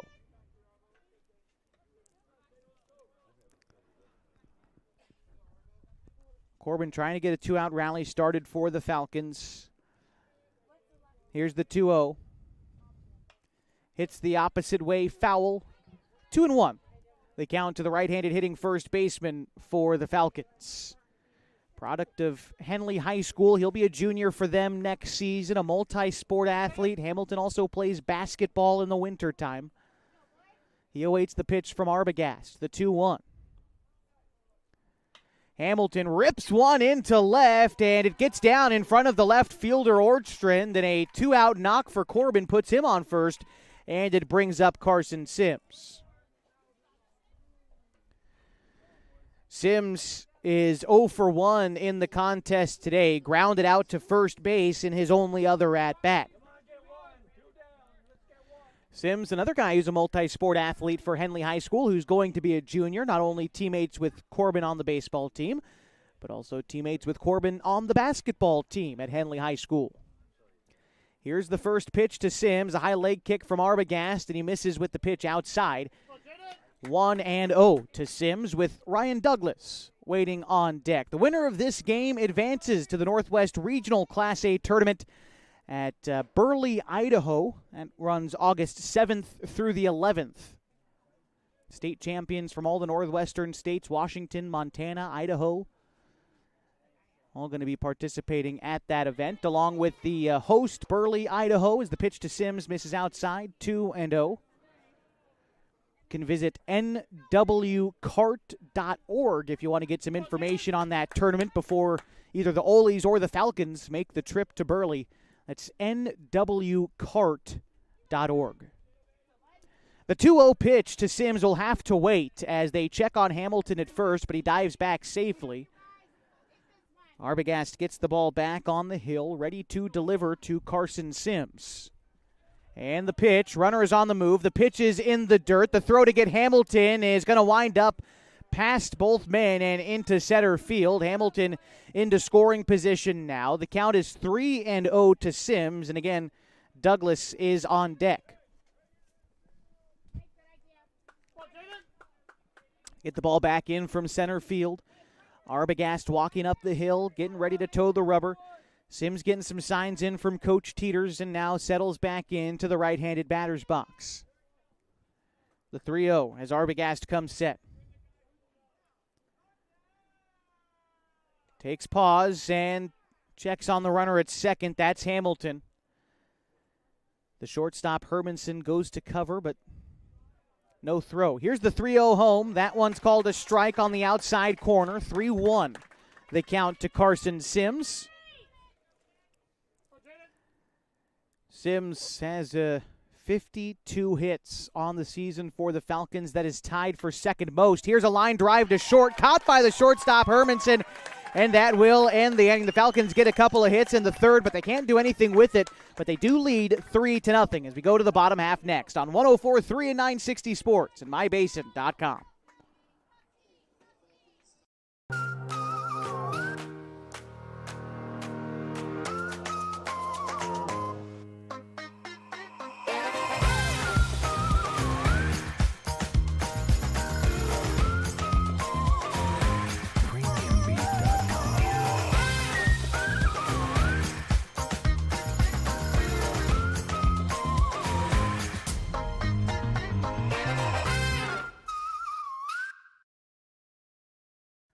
Pacific Power works day in and day out to power our communities because we know our neighbors rely on us.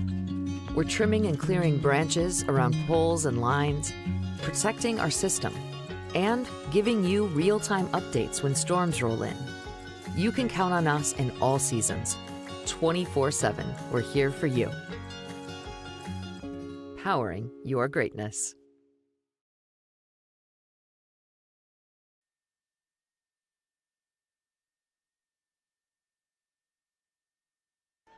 Bottom of the third inning on 104.3 and 960 Sports and mybasin.com. The Klamath Falls Falcons leading the Eugene Ole Athletics 3-0 in the Oregon Single-A Class A Legion Baseball State Championship game.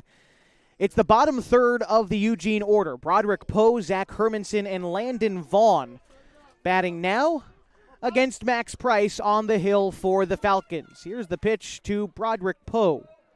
Price working from the windup. Pitch misses upstairs, 1-0. Poe saw a couple of pitches from Price in the bottom of the second inning, but he gets a fresh count here after Gavin Bush was caught stealing to end the second inning. Shows bunt, pulls back, but it's called a strike. The count is even now at 1-1 to Broderick Poe. Like I said, Poe only got one at-bat in the opener today and was 1 for 1 with an RBI. The 1-1 pitch, I believe it missed outside. The count is 2-1 to Broderick Poe. Recent graduate of North Eugene High School, the Highlanders. The 2-1 pitch to him is hit foul the opposite way, and it's a 2-2 count. Zach Hermanson is on deck for the Oles. Price steps, kicks, and delivers. Poe lifts it into the air to shallow right field. Glidden calls everybody off coming in, has a better angle on the ball, and makes the catch. F9 in the book, and that's the first out in the third inning. So with one gone, here's Zach Hermanson. Hermanson started the game as the pitcher, has since moved over to short, but this is his first at-bat in the game. Here's the delivery from Price. High fly ball out of play behind third, and the count is 0-1. After Hermanson in the Eugene order, it's Landon Vaughn. Hermanson settling back in, product of Lowell High School. Takes a strike on the outside, 0-2.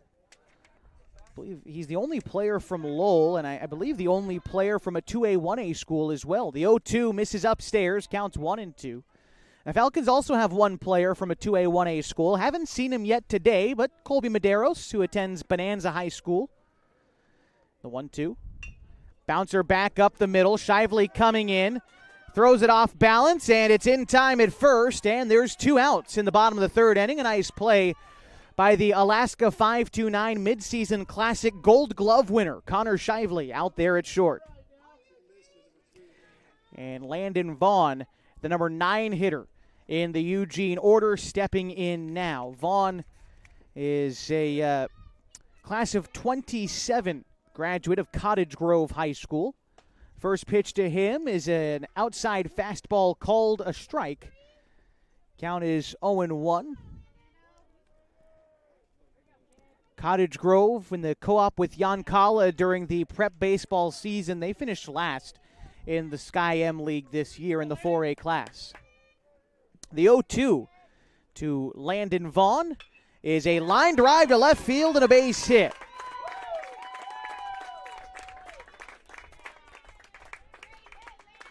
Two-out base hit for Landon Vaughn, and it brings up the top of the Eugene order in Mason Bear.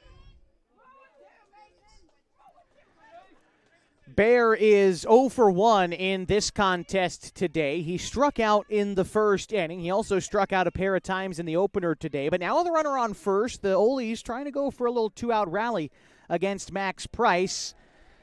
Bear will spit on a pitch that missed low over the plate but below the knees. The count is 1-0 to Bear.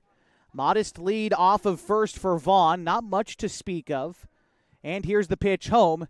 It misses upstairs. The count is 2-0 to Mason Bear. He bats .471. No, pardon me, that's the on-base percentage. He bats .361 this season for the Ole's. Price with the 2-0 is waved at and missed. Count moves now to 2-1. If Bear finds a way to get on base and extend this third inning, it's Stephen Riley who's on deck for the Ole Athletics. The 2-1 home. Line drive, center field. Sims back a few steps. He is unable to make the catch. It's in and out of his glove. And that will advance Bear to first. Vaughn to third. On an error in center field, a rare error by Carson Sims will keep this inning alive and give the Ole's a chance with the tying run at the plate in the person of Stephen Riley.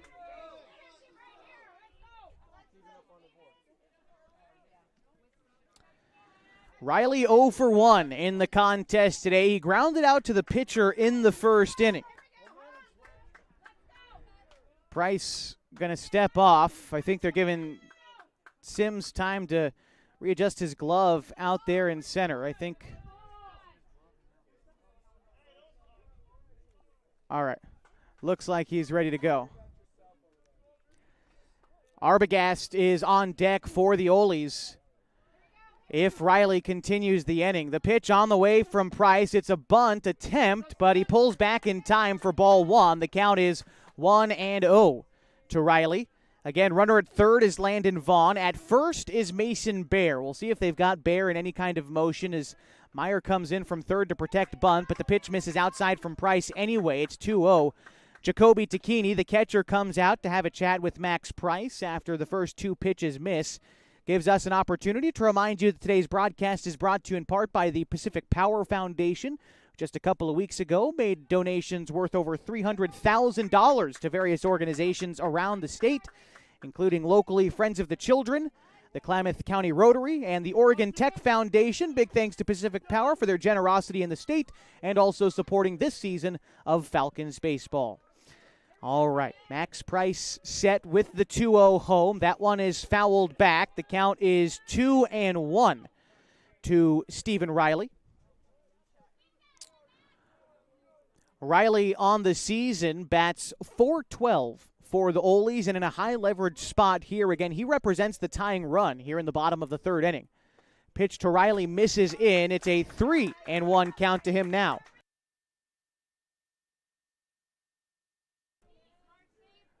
Price looking in, gets the sign from Tacchini. And the pitch is going to miss upstairs. It'll load the bases. Tying run on base for the Ole's, and it brings up Jaden Arbogast as Bear moves up to second. Riley on board at first. And Arbogast with a chance to flip this game on its ears. Tacchini walks the ball out to Price. He's going to return home. Arbogast is 0-for-1 today. He grounded out in the first inning. On the season, Arbogast bats .413.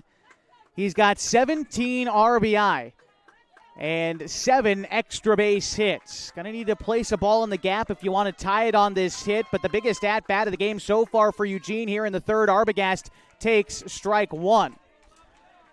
And for Max Price, a guy who typically pitches late in games, usually a late inning reliever He thrives on this adrenaline. This is a big spot for both teams. Vaughn at third, Bear at second, Riley at first. The 0-1 pitch is taken for a strike, 0-2. A two-seam fastball around the letters to Arbogast. He's going to have to defend now. Started the game at third, now finds himself as the pitcher for Eugene, trying to help himself out. Price, set. Here's the pitch. Hit into the air, left field. Douglas backpedaling, settles, and makes the catch to end the inning. The Olies flirt with their first run, but they wind up leaving the bases loaded in the bottom of the third inning. The Falcons lead 3-0 going to the fourth on 104.3 and 960 Sports and MyBasin.com. Threads. There are many threads that run through our region. There are churches and schools and Little League teams that bring us together and bind us into communities. There are roads and cars, there are houses and jobs and businesses, all woven together to make the fabric of our communities. There are financial threads that are part of that tapestry as well. For over 80 years, it's been our pleasure to be headquartered here, providing financial services to generations of our friends and neighbors. From that first savings account, to retirement planning, and all of the cars and houses and groceries in between, we keep your money local, investing it back into our communities, adding more threads to the fabric to make our communities stronger. Pacific Crest Federal Credit Union. Find your path.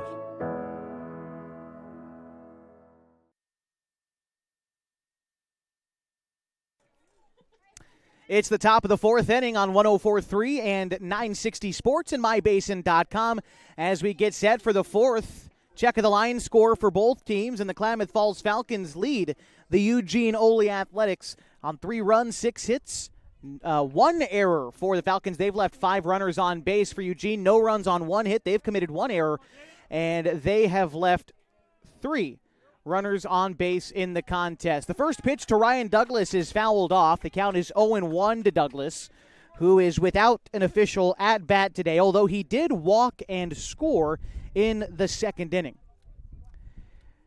Jaden Arbogast ready to deliver the pitch to Douglas. This is a bouncer towards the left side of the infield. Bush gloves it on a hop, throw on to first in time, and Douglas is down as the first out in the fourth inning. Back to the top of the order now for the Falcons in Max Price. Price is 1 for 2 today. He flew out his first time up, but singled in a run in the second inning before he was out in a fielder's choice on the base paths. Price is also today's starting pitcher for the Falcons and is yet to allow a run on the bump. Arbogast working from the windup, shakes off Kessel on the first offering, now is agreeable. Here's the pitch. It misses inside to Max Price, and the count is 1-0. After Price in the Falcons order, it's Connor Shively. Here's Arbogast. The 1-0 dips below the zone, bounces to the plate, 2-0. Price on the season, bats .355 for the Falcons coming into play today. 11 extra base hits on the season. Most of those, of course, being doubles. He's got 10 of those. Here he lifts one high in the air, foul behind third base. Count is 2-1 to the Falcons' starting pitcher and leadoff hitter today, Max Price.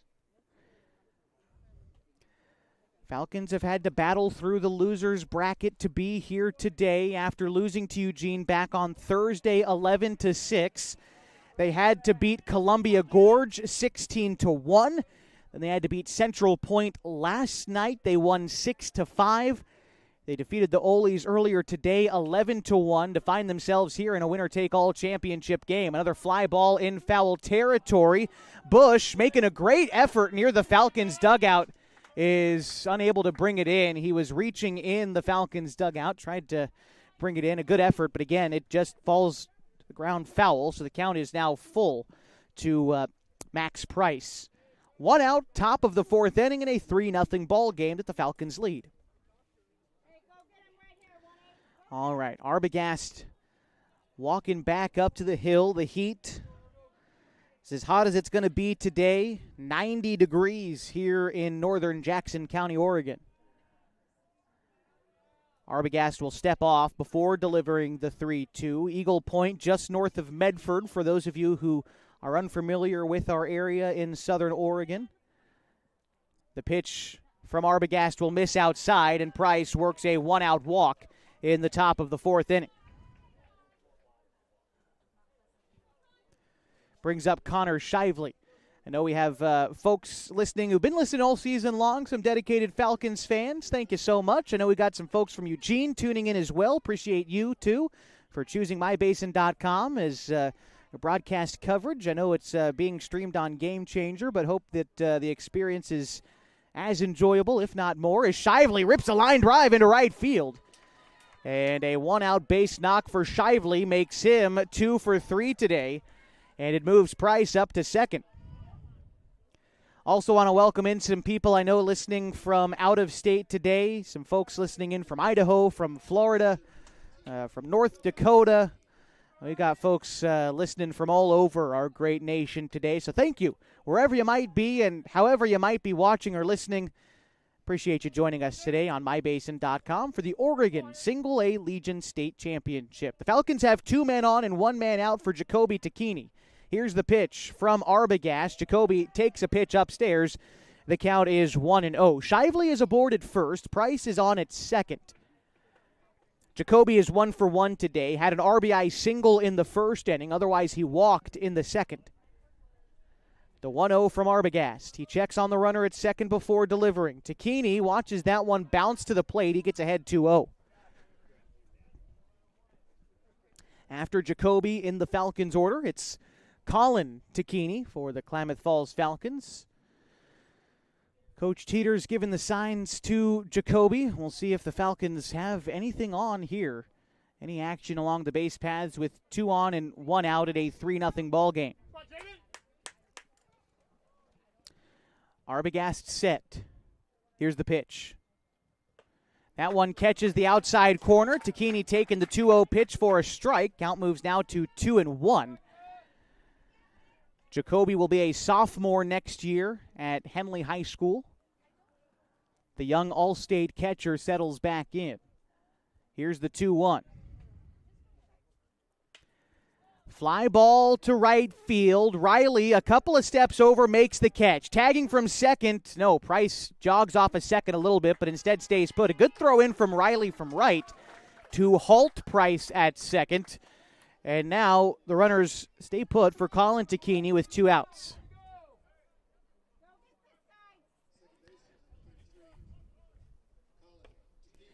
Colin Takini today 0 for 2, a couple of flyouts, once to center and once to left. Trying to earn the Falcons another run. They scored 1 in the first, added 2 more in the second, but were blanked in the third. They do carry a 3-run lead, but in the state tournament, no lead is ever really safe, especially against Eugene, who we've seen on more than one occasion this tournament can really score some runs in a hurry. Here's the pitch to Takini. It misses upstairs. The count is 1-0. We talked about the Falcons' route to the state championship, but for Eugene, equally as impressive offensive outputs for them. They scored 12 runs against Redmond in the opener and then 11 against the Falcons on day 2. They edged out Central Point 4-3 before defeating Redmond last night 10-4. So double-digit scoring in 3 of their 5 games thus far. That's not too shabby. The 1-0 pitch home to Colin Takini will miss outside, 2-0.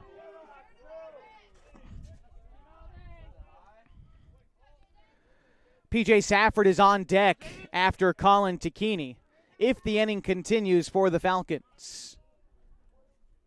Arbogast set with the 2-0. That one is called a strike. The count is 2-1. A fastball that time finds the outside black.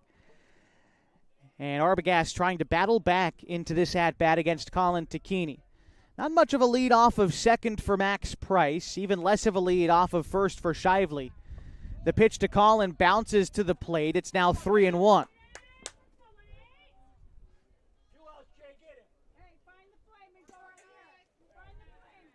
Arbogast takes a look behind him, now looks in to get the sign from Kessel. The second baseman, Vaughn, trying to keep the runner Price honest. Now the 3-1 home is looked at for ball 4. And that will load the bases for P.J. Safford. Max Price goes to third. Connor Shively goes to second. Now with Colin on at first. Safford is 2 for 2 in this ball game. He's singled twice in the first and third innings. In the first game, Safford was 1 for 2 with a single in the sixth inning. Arbogast set. Here's the first pitch to Safford. PJ takes ball one outside. Safford on the season is batting .333 for the Falcons. He's the only player to start every game this summer. Game number 45 for the Falcons this year. The 1-0 pitch is hit on a line into right field, down for a base hit. Price will score. They're waving Shively in. He scores as well. A 2 RBI single for P.J. Safford keeps runners at the corners with 2 outs. The Falcons now lead 5-0. Tacchini pulled up at third. Safford remaining at first after the single, and it brings up Ian Meyer. Meyer 0 for 2 in the contest. He flew out in the first and grounded out in the third. By the way, Safford now 3 for 3 on the day. Not a bad afternoon for him. Safford is just earned his 5th 3-hit game of the summer. Arbogast going to step off before delivering to Meyer. Wanted to take a look at both runners, see if Safford is going to be on the move in a delayed steal situation like he was last time around. There he goes, delayed steal. He's going to get caught in a rundown, try to go to second. Now he's going to head back to first. The throw to first. Now the runner is going to come in and score, and he does. Colin Tacchini touches home. Safford, though, is still in a rundown. They throw to first. Safford now going to second. The first baseman catches up to him and applies the tag, but that will end the inning. In the meantime, the Falcons score their 6th run of the ball game, and they carry that lead to the bottom of the 4th inning on 104.3 and 960 Sports and mybasin.com.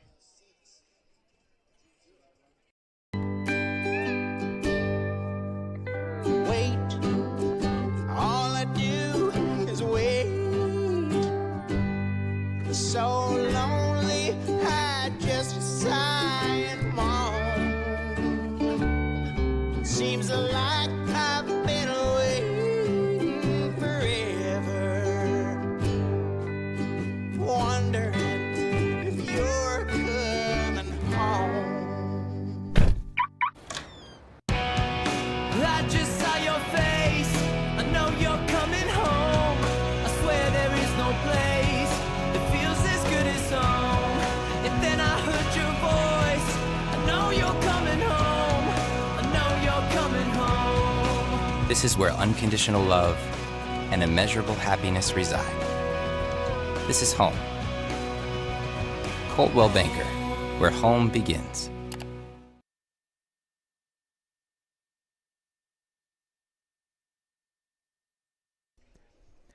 It's the bottom of the 4th inning, and the Klamath Falls Falcons lead the Eugene Ole Athletics 6-0 in the Oregon Single-A Legion Baseball State Championship game.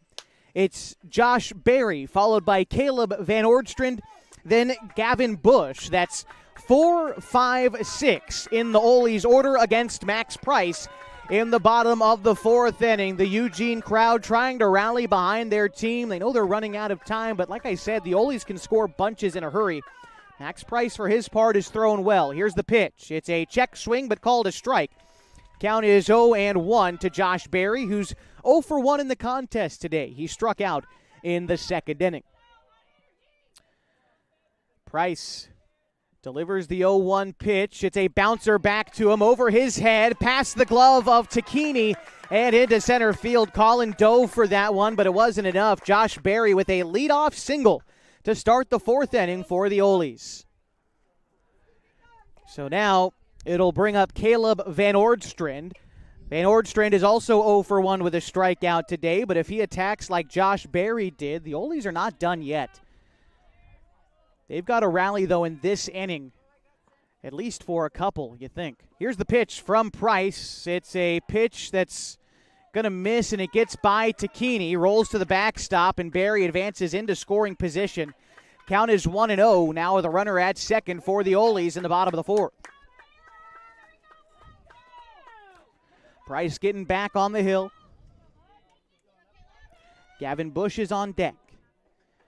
Van Oorstrand this season is the team's third leading hitter. Bats .424. Waves and misses at that pitch. It's an even count at 1.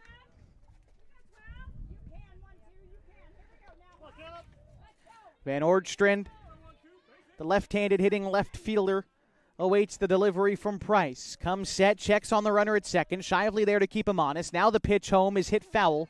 1-2. Second time through the order. Eugene certainly earning more base runners, but still looking for their first run. Max Price has located the ball well. Here he comes with the 1-2. It's a two-seam fastball that misses outside. Count is even now to Van Oorstrand. Like I said at the top of the broadcast, Price not a guy who's going to blow you away with the velocity, but he can locate that pitch well. We'll see where he goes with the 2-2. It's an inside fastball that's wrought foul. And the count remains 2-2. Price, one of the few guys who is comfortable working inside to both left and right-handed hitters. Has good control of that pitch. We'll see where he goes again in a 2-2. Takini delivers the sign. Price comes set. Takini gives the target. It's high and away, and it misses 3-2. Good at bat here from Caleb Van Oorstrand. Working the count full against Max Price, has put up a good battle. But now it comes down to this at a 3-2 count. Price set, modest lead off of second for Barry. Here's the pitch home. It's looked at for ball 4.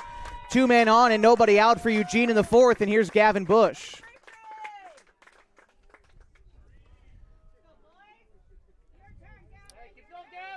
Bush is without an at-bat yet today. He walked in the second inning.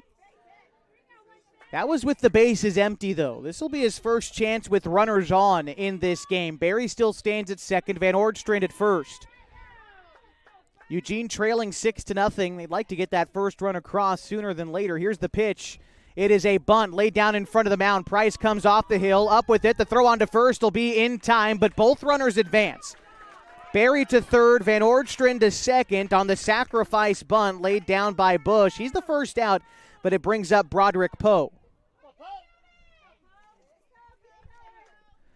Poe 0 for 1 today. He flew out to lead off the third inning.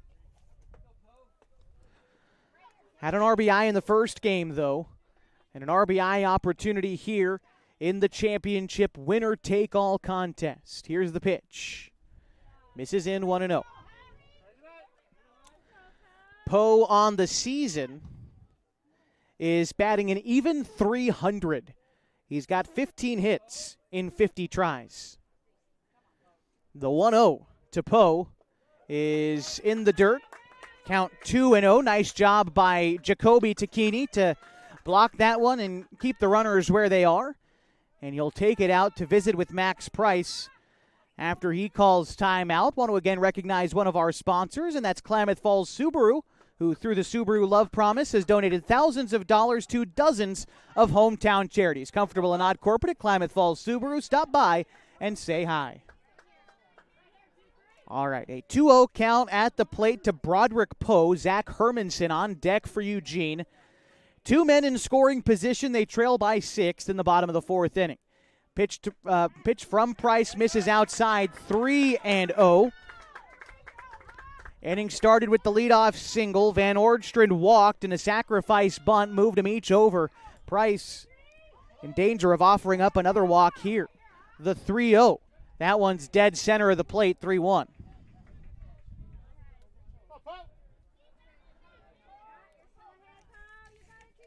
Poe remains in the box, the product of North Eugene High School. Price delivers. That one misses, and the bases are loaded.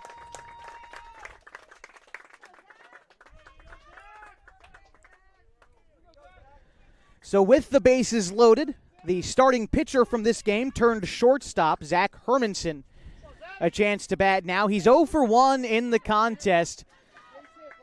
This will be the second time the Challengers have loaded the bases in this ball game, although in the third they came up empty.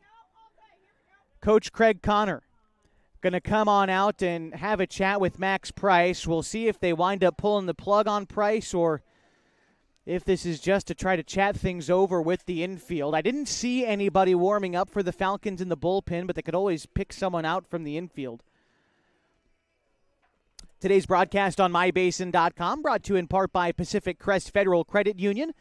They know that picking the right path can make the journey easier, the distance shorter, and can assure that you end up at the right place. Whether you're dreaming of owning a home or you just want a great checking account, Pacific Crest Federal Credit Union can help you reach your goals. So Max Price going to stick around for now as the infield disperses and Coach Connor heads back to the dugout.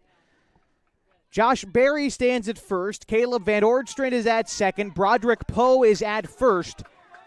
With one out in a 6-0 ball game, Zach Hermanson will try to get his team on the board with one out. The pitch. Checks his swing, but it's called a strike. 0-1. After Hermanson in the order is Landon Vaughn. Price looking in, gets the sign from Tacchini. Kicks and delivers. That pitch misses low. The count is even at a ball and a strike. Zach Hermanson, again, like I said, 0 for 1 today, but on the season he bats .333. He's got 12 RBI and 12 runs scored. The 1-1 pitch is waved at and missed, 1-2.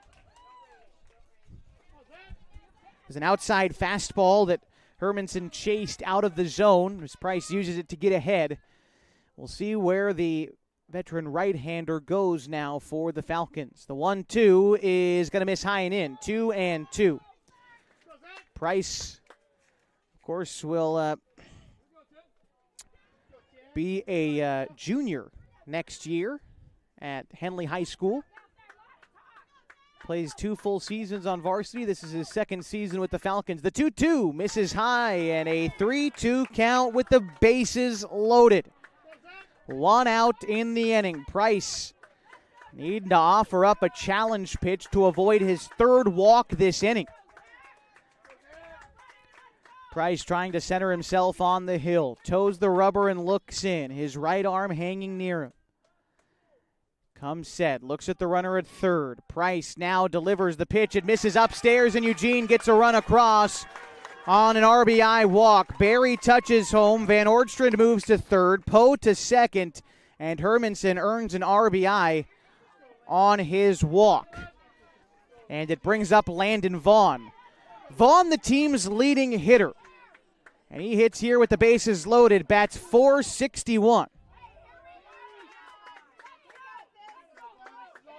He's got 34 hits this summer. Leads the team in that metric.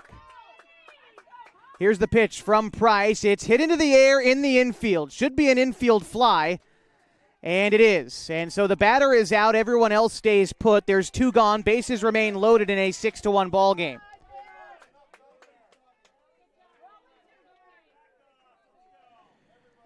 Mason Bear getting ready to step in now for the Ole's. The top of the Eugene order, still with the bases loaded. Bear is 0 for 2 today, though. He struck out in the first and reached on an error in the third. Timeout is called. And it looks like we're ready to go. First pitch on the way to Mason Bear. Price will miss upstairs. The count is 1-0. That one almost came in and hit Bear, but is able to duck out of the way. Stephen Riley is on deck for the Ole's. Price looking in, gets the sign from Tacchini. And the pitch, it is going to miss. Oh! That one looked quite a bit low, but Price awarded a very gracious strike one call. It's even. Bear settling in the right-handed batter's box. Price delivers. Bear, line drive, center field. Shively back a couple of steps, puts that one away for the out, but the Challengers get one across. An RBI from Zach Hermanson makes it a 6-1 ball game, but again, the Olies leave the bases loaded, and they trail 6-1 heading to the fifth next on 104.3 and 960 Sports and mybasin.com. Introducing Smith Bates Marcom Solutions, your trusted partner in marketing and communication. We specialize in crafting compelling campaigns, eye-catching graphics, and impactful branding materials. Smith Bates is like working with dependable friends. They always help us build our professional image. Through the innovative strategies that the team at Smith Bates suggested, we've been able to give the brand at Calor the boost that it desperately needed. Unlock your potential with Smith Bates Marcom Solutions. What rhymes with great? Participate. Where does greatness start? Here, in the classroom. On the stage. In the pool. On the field. Where will your greatness take you? To better grades. To more friends. Yeah! Be great. Participate.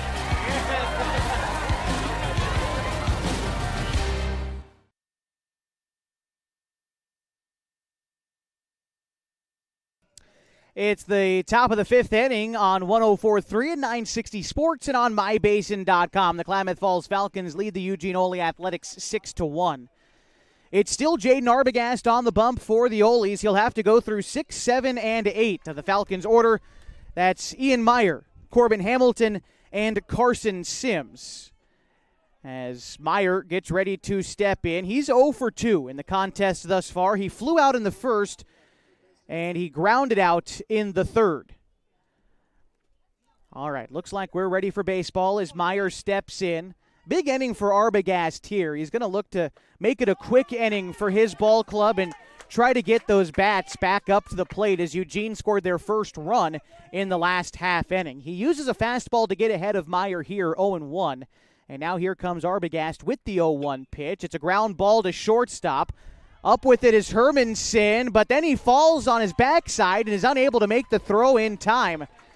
Fielded it cleanly, but I don't think he could have set his feet out there. Regardless, he slipped to some variety, and Meyer reaches first, and it'll bring up Corbin Hamilton.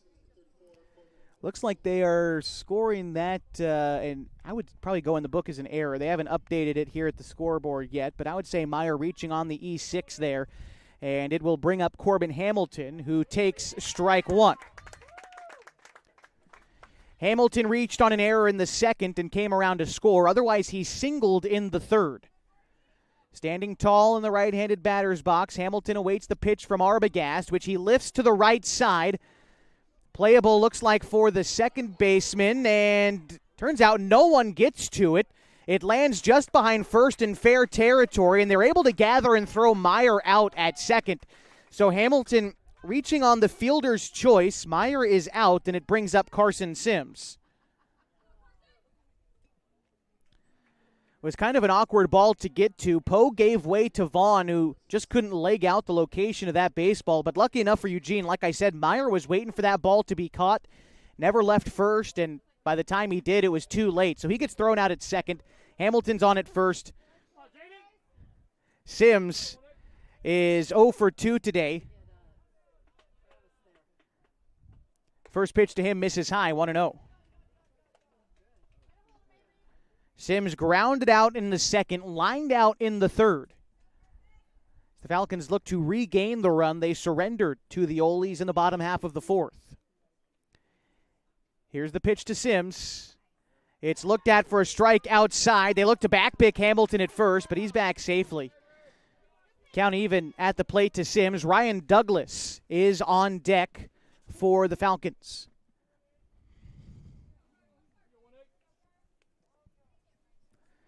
Arbogast, before coming set, takes a look over at Hamilton. And now the pitch. Hit into the air, shallow left. In fact, so shallow, the shortstop, Hermanson, will make the catch for the second out. So now it's Ryan Douglas at the plate for the Falcons. Douglas 0 for 1 in the contest so far. After walking and scoring in the second inning, he grounded out in the fourth.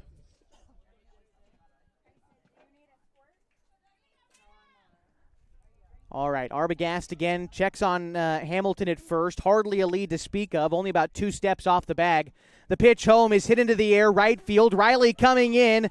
That one drops in front of him. Rounding second, headed for third is Hamilton. The throw is not in time. Douglas trying to make it to second. He's in safely. Aggressive base running works out for the Falcons with 2 outs in the 5th.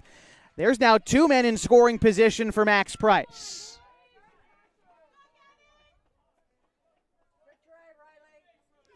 Give Price a single, then advancing to second on the throw. And here is Connor Shively. Shively is 2 for 3 today. He has singled twice and scored each time. Pardon me, this is Max Price. I skipped a spot in my book. Max Price still does have a base hit today. An RBI came in the 2nd inning. Price walked his last time up, though, and scored. That was in the 4th inning. Move over to second, taking a look at Ryan Douglas, who stands over there. Hamilton at third. Here's the pitch home to Max Price. He fouls it back. The count is 0-1. Price has 26 RBI this season for the Falcons. It's about middle of the pack. Arbogast looking in. Doesn't like the first 2 signs from Kessel. Shook him off a 3rd time, and now he's finally ready to throw. He was dead set on throwing this 0-1 pitch, and he wound up missing upstairs with it. Count is even at 1. See what Arbogast wants to throw here after shaking off Kessel a few times before that last pitch. Now he's set. No disputes on this one. The 1-1. That one misses away. The count 2 balls and a strike to Max Price. Connor Shively's on deck for the Falcons. Not much of a lead off of third for Hamilton. He doesn't need much of a lead. Modest lead off of second for Douglas as well. Here's the 2-1. Dropped in a big bending curveball for strike 2. Haven't seen that much from Arbogast so far yet, that curveball, but he uses it behind in the count there to even it against Max Price. Must have some confidence in that pitch.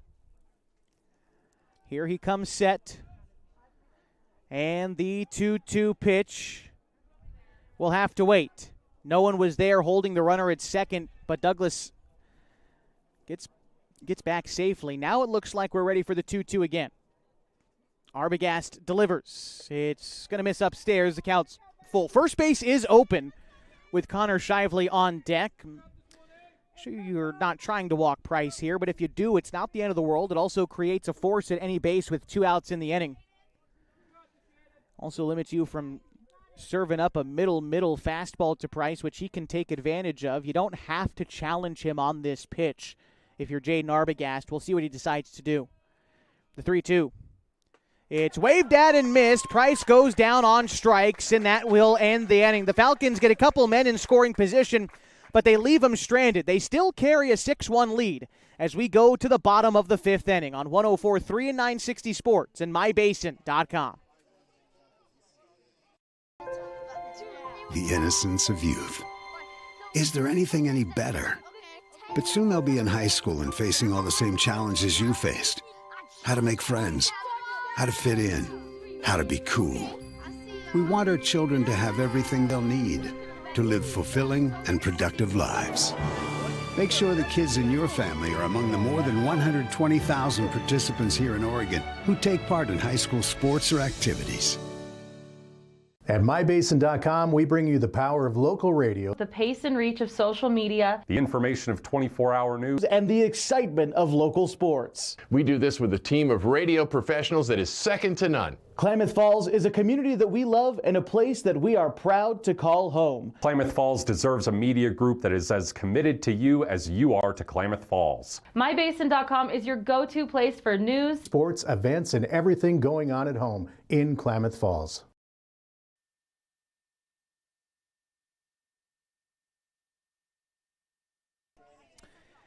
It's the bottom of the 5th inning on 104.3 and 960 Sports and mybasin.com. The Klamath Falls Falcons lead the Eugene Ole Athletics by a score of 6-1. Due up this half for the Oles is Stephen Riley, Jaden Arbogast, and Josh Berry. That's 2-3-4 in the order for the Ole's in the 5th inning. Winner here advances to the Northwest Class A Regional Tournament in Burley, Idaho. That takes place August 7th through the 11th. And with Central Point having been eliminated last night, we're guaranteed to have a new Oregon State champion. I believe for the Falcons, this would be their first single-A state championship. They used to compete in the triple-A classification, but this season dropping down as a single-A ball club. All right, the first pitch on the way to Stephen Riley is dropped in for a strike just below the letters over the plate.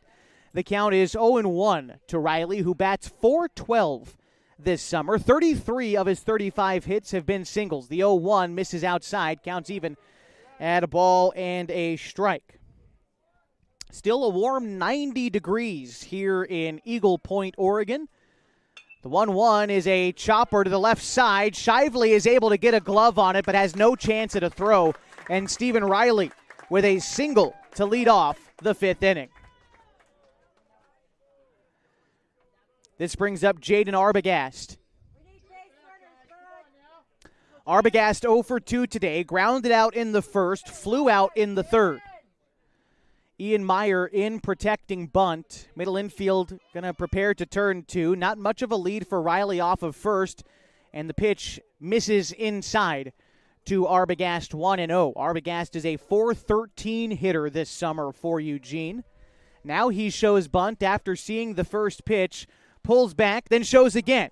Lays it down. Meyer up with it. Off-balance throw to first is in time, and a nice job by the Falcons to keep the runner at second, having everyone scatter over to third. Riley advances into scoring position on the sacrifice bunt from Arbogast.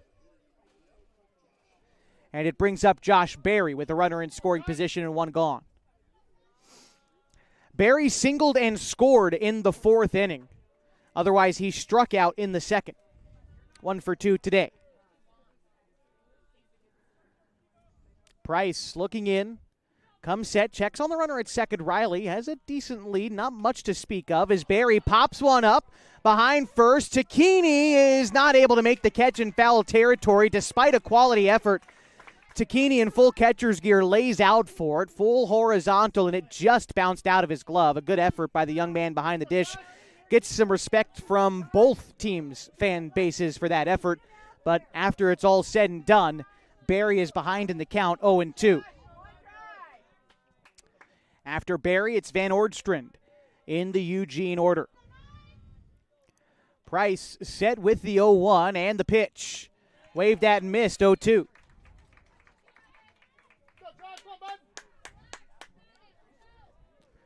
Price settles back on the rubber. About a 6-step lead off of second for Stephen Riley. As Price looks him down ahead of the 0-2 pitch, now delivers home. It's a weak roller foul. Count remains 0-2.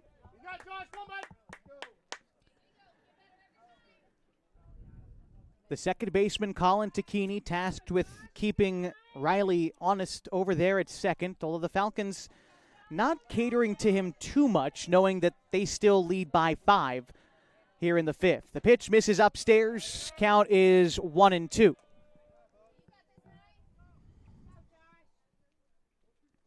Again, Van Ordstrand is the one waiting on deck for the Ole's. Josh Berry, a .398 hitter this season for Eugene.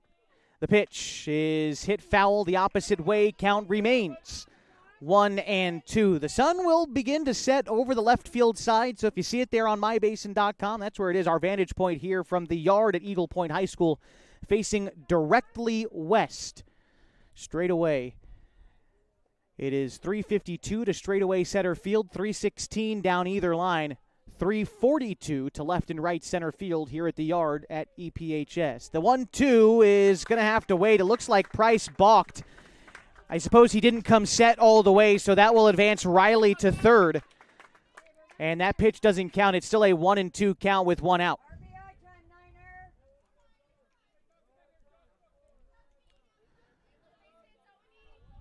All right. Price looking in against Berry. Comes set, and delivers. The 1-2 swung on and missed. Big strikeout there for Price.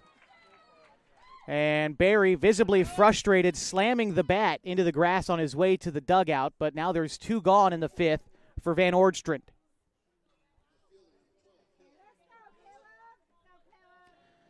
Van Oordstrand 0 for 1 today. Struck out in the 2nd. He walked in the 4th. Here's the pitch. Swung on and missed. The count is 0-1. Van Oordstrand, the left fielder today on the season, a .424 hitter for the Oles. Price looking in. Here he comes. That one is popped out of play, foul. The count is 0-2. After Van Oordstrand, if he's able to find a way to get on base, it's Gavin Bush due up next for the Oles. Price set with the 0-2 once more.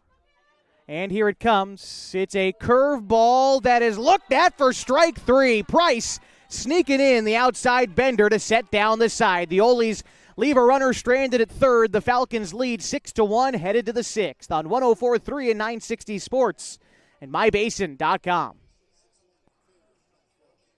Time to reclaim your health and your autonomy. At Heartfelt OBGYN, they focus on you. Their evidence-based approach to care means fewer office visits and a targeted treatment plan to directly address your specific needs. They believe in solutions for their patients, not the industry's profit margin. The providers at Heartfelt OBGYN are committed to serving the community and giving back to the basin. Find them at heartfeltobgyn.com. Heartfelt, because you deserve to be in control of your body and your informed choices. At Eisler Group, they are confident that their tax and accounting professionals are experienced and trained like no one else. From individual, corporate, partnership, estate, trust, Eisler Group stands ready to help you with all of your financial, tax, and accounting needs. They have been in Klamath Falls for nearly 60 years, raising their families here and being part of the community. The Eisler Group can be found at eislerkf.com. That's ISLERKF.com. eislerkf.com. It is the top of the 6th inning here from the Oregon Single-A Legion Baseball State Championship game at the Yard at Eagle Point High School. The Klamath Falls Falcons lead the Eugene-only Athletics 6-1. For the Falcons, 6 runs come on 10 hits. They've committed 1 error and left 7 runners on base. Meantime, for the Oles, they have 1 run on 3 hits, 1 error. They have also left 7 runners on base. The first pitch to Connor Shively is going to miss outside, 1-0. Shively is 2 for 3 today.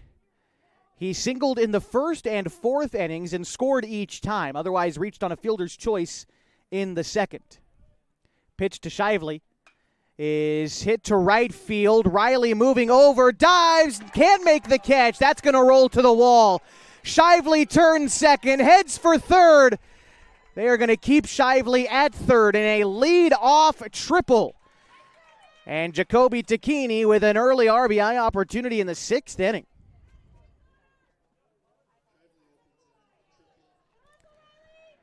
Good effort by Stephen Riley laying out for that ball in right field, but that's what happens if you can't come up with it. It rolls for a mile, and it allows Shively to get to 3rd. For Shively this season, that's his 2nd triple. And here's the pitch to Tacchini. It's a hard grounder past the diving glove of Vaughn and into right, and an RBI for Jacoby Tacchini.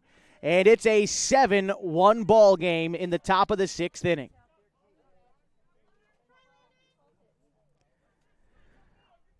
For Jacoby, on the season for him, that is RBI number 42.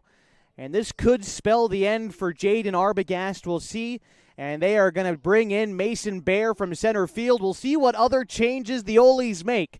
In the top of the 6th inning, they'll have a new pitcher trailing by 6 runs on 104.3 and 960 Sports and MyBasin.com. We drive play an important part of our everyday. Whether we're going to work, dropping off the kids at school, or maybe even on that first date. Vehicles we drive play an important role in all of that. And that's why at Klamath Falls Subaru, we are so passionate about getting you the long-lasting vehicle that you will love. When you come to our store, you'll find that every department is dedicated to caring for our customers. which is why I can proudly send anyone here knowing that they will be treated like family. Stop by and say hi. When you come to Klamath Falls Subaru, you're coming home. Sports was kind of what defined me as a person. I loved to play every sport I could possibly play. The Abbeys was really the family stomping ground for all of our community. Saturday afternoon, soccer tournaments, we'd head over to Abbeys afterwards. And then when we got up into middle school, on our way home, we'd stop at Abbeys after basketball games. When I go home, I want to see two things when I drive through Winston. I want to see my Abbeys, and I want to see my high school. And those are the two memories that stick out the most to me.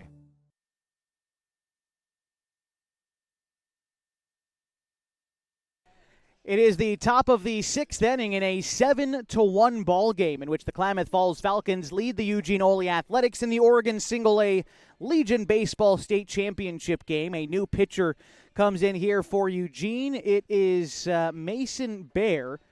Bear on the season, making his 8th overall appearance. They've all come in relief so far. It is going to be, sorry, I was just looking at where everyone's going to line up on defense for Eugene here. We'll catch you up on that here in just a minute, but wrapping up the thought on Mason Bear, he's got a 1-0 record. He's given up 8 hits, 3 runs, 2 earned. He's struck out 7 batters, an ERA of 1.13 through his first 12 innings pitched this summer. Let's go ahead and reset the full defense for you for Eugene. The catcher is Avery Kissel. Jaden Arbogast is at third with Gavin Bush at short. Hermanson is at second. Broderick Poe is at first. In the outfield from left to right, it's Caleb Van Ordstrand. And then you've got Vaughn in center, and Stephen Riley is in right field for the Oles. And in steps Colin Takini with the runner aboard at first. It's Chase Barrett after Jacoby reached on an RBI single. Going to check on Barrett over at first, but he's back safely. It was a leadoff triple in the inning for Connor Shively, followed by that single by Takini. Falcons lead by 6. Here's Colin, and he's 0 for 2 today. First pitch to Colin is taken upstairs for a ball. The count is 1-0. After Colin in the order, it's P.J. Safford for the Klamath Falls Falcons. Modest lead off of first for Barrett. And here's the pitch from Bear. Misses outside. 2-0. Bear was, he pitched against the Falcons back on Thursday in the Challengers win against the Ole's win against the Klamath Falls, an 11-6 win for Eugene back on Thursday. Mason pitched the final inning of that contest, giving up 2 hits and a strikeout.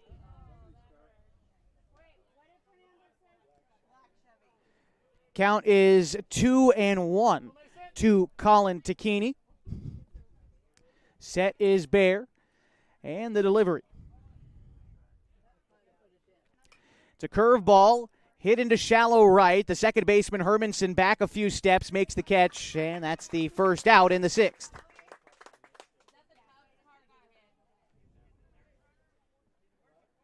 P.J. Safford stepping in now for the Klamath Falls Falcons. Safford is 3 for 3 today with 3 singles and 2 RBI.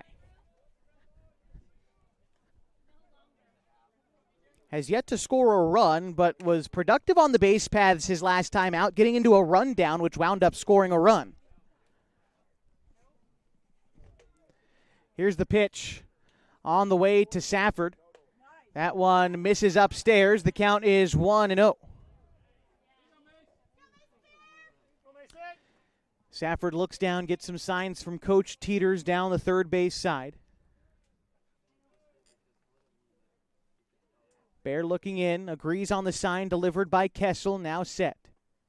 Here's the 1-0. On the move is Barrett. Safford watches a pitch miss outside. The throw is not going to get Barrett, stealing second. He's into scoring position in the top of the 6th inning. The count is 2-0 to P.J. Safford. Ian Myers on deck. Here's the 2-0. Safford sends a bouncer to third. It's backhanded by Arbogast. Now they've got the runner stuck in a rundown. Barrett now is trying to head back to second. He is going to be tagged out in between second and third. Not a bad idea by Arbogast to get the lead runner. There are now 2 gone in the 6th inning, and a runner at first is P.J. Safford. Here's Ian Meyer. Meyer 0 for 3 in the contest thus far. He's flown out, grounded out, and reached on an error in the 5th inning. Not a huge lead off of first for Safford as Bear gets ready to deliver the pitch. Here it comes. Called a strike right down Main Street, and Meyer falls behind 0-1. After Meyer, if he finds a way to get on base, it's Corbin Hamilton. Bear checks on Safford at first. Tag applied, but he's back safely. Count is still 0-1 to Ian Meyer, who on the season bats .346. The 0-1. Popped up, right side of the infield. Hermanson calls everybody off, makes the catch, and that'll be the inning. But the Falcons add a run on 2 base hits in the 6th. They lead 7-1, going to the bottom half next on 104.3 and 960 Sports and MyBasin.com.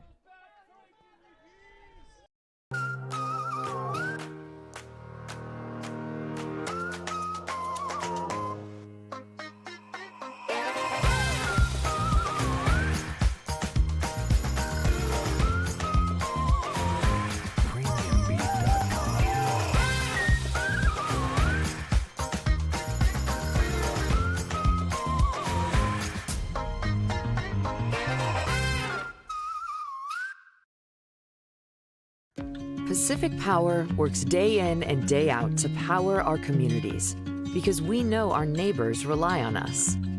We're trimming and clearing branches around poles and lines, protecting our system, and giving you real-time updates when storms roll in. You can count on us in all seasons. 24/7, we're here for you. Powering your greatness.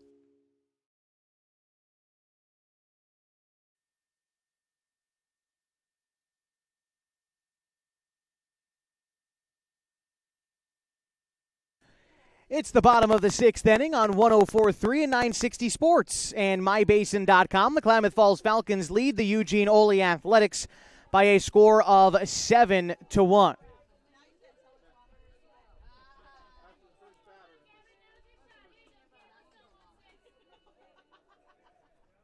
All right, we had a conversation. Sorry for the silence there. I had a conversation between Coach Craig Connor and the home plate umpire. Was unsure exactly what the context was. Still unsure, but seems to wrap up with no further consequences, at least that I can see. Here's Gavin Bush to lead things off for the Ole's. They trail by 6, and they've only got 6 outs remaining. They got to make good use of these as Price misses high with the first pitch, 1-0. I think earlier in the game you could kind of let it come to you and hope for a bundle of runs, but now Eugene's going to have to force the issue here late in the ball game as Bush fouls off the 1-0 pitch. The count is now 1-1.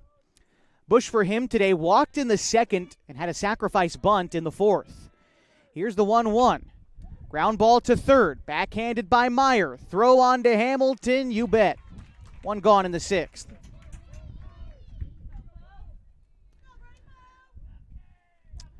Broderick Poe.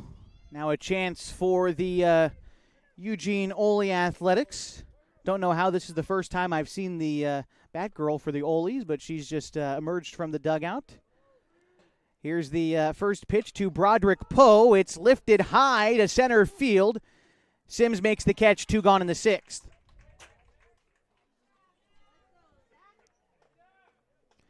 So now it's Zach Hermanson for the Ole's. He's 0 for 1 today. He grounded out in the 3rd, and he walked in the 4th. He had an RBI when he walked in the 4th inning as well. Here's the pitch. Swung on and missed by Hermanson out in front of the breaking ball. The count is 0-1. After Hermanson, if we get there, it's Landon Vaughn for the Eugene Ole's in the 6th inning. The pitch from Price looked at for ball 1. Count is even to Hermanson. Hermanson on the season That's 333 for the Olies. The 1-1 is going to wind up foul. It was hit out in front of the plate, but skipped in the dirt into foul territory by the time Takini could grab it. And so it's a 1-2 count to Zach Hermanson. Price from the windup. The pitch is looked at for ball 2, missed high. Hermanson, the number 8 hitter in the order. He awaits the 2-2. Swings and misses. Price sets down the side in order in a big 6th inning. We'll go to the 7th, and the Falcons lead by 6.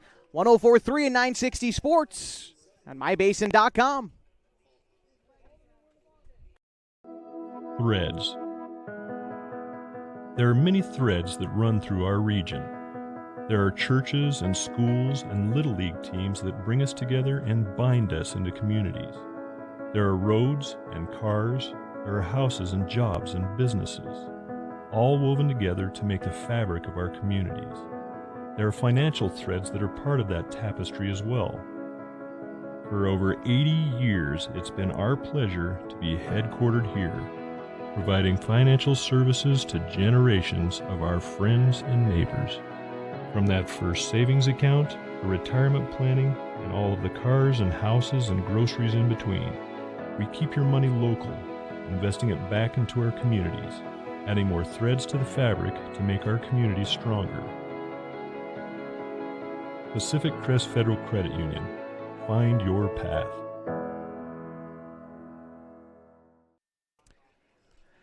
Bottom third of the Falcons' order due up in the top of the 7th inning, a game in which they lead the Eugene Ole Athletics a score of 7-1. Hoping to add to this lead and book a ticket to Burley, Idaho for the Northwest Class A Regional Tournament, which will take place August 7th through the 11th. Here's Corbin Hamilton, who is 1 for 3 today. He reached on an error in the 2nd inning, singled in the 3rd, and reached on a fielder's choice in the 5th. Here's the delivery from Mason Bear. It's popped foul out of play. The count is 0-1 to Hamilton. After Hamilton, it's Sims, and then Ryan Douglas in the order for the Falcons. Set is Bear, and the pitch. That's a strike called on the outer third. A nice curveball broken out there by Bear to get ahead of Hamilton 0-2.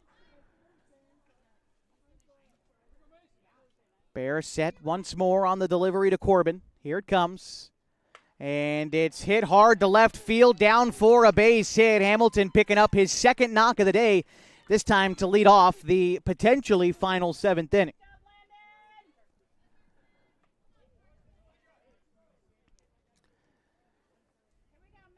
Those of you looking to check out the Northwest Regional Class A Tournament, check out nwcart.com. That's Northwest Class A Regional Tournament.org. Have all your information as Carson Sims gets set for the first pitch. Checks his swing, but it's called a strike anyway. The count is 0-1 to Sims. Sims 0 for 3 in the contest today. He's grounded out once, and he's flown out twice. Not much of a lead off of first for Corbin. Mason Bear will have to check on Hamilton at first. Like I said, not much of a lead. Hamilton was pretty much able to fall over onto first base. Stands 6'3" tall.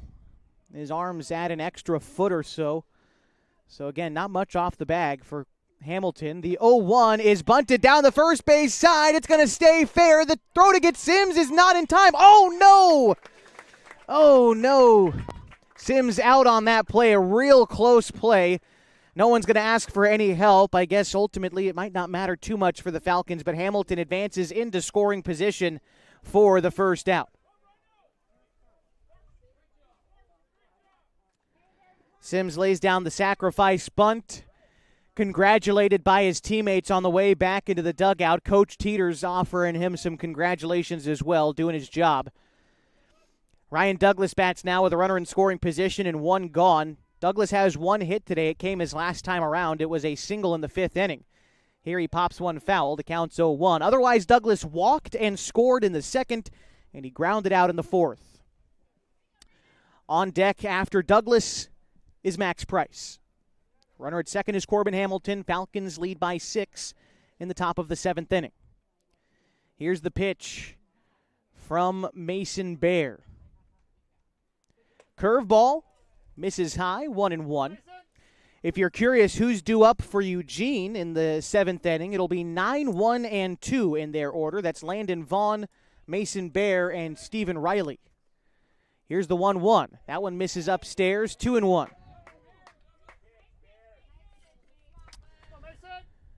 Ryan Douglas, product of Henley High School, has started in left field both games today. Along with his single in this game, he also picked up a single and 2 RBI in the opener, in which the Falcons defeated the Oles 11-1 to have a chance at a winner-take-all game here at the Single-A State Championship. The 2-1 to Douglas is a fastball on the inside corner that he looks at for strike 2. And Douglas now even in the count against the right-hander Mason Bear. Bear looks in, gets the sign from Kessel. Kessel sets the target. He sets up outside. A nice pitch from Bear, just misses. Good curveball there from the right-hander. But Douglas wisely laying off the close bender to run the count full, 3-2.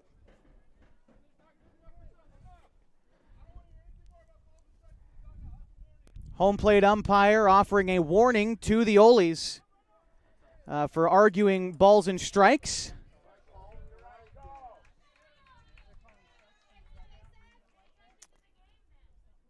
Here set is Bear. And the pitch. And this is a foul ball. Looks like it caught Kessel on the hand. Going to give him a moment. Hope he's okay. That's never great. Kessel's walking it off. He's going to come out and have a visit to his coach while Kessel takes a moment. He looks to be in some serious pain. Might have to take a quick break here on the broadcast. We'll see. He has walked all the way from out behind home plate to behind the pitcher's mound and looks about ready to drop to a knee. I'm going to take a quick break here on the broadcast, give Kessel a moment to gather. Falcons lead 7-1, top of the 7th inning in the state championship game on mybasin.com.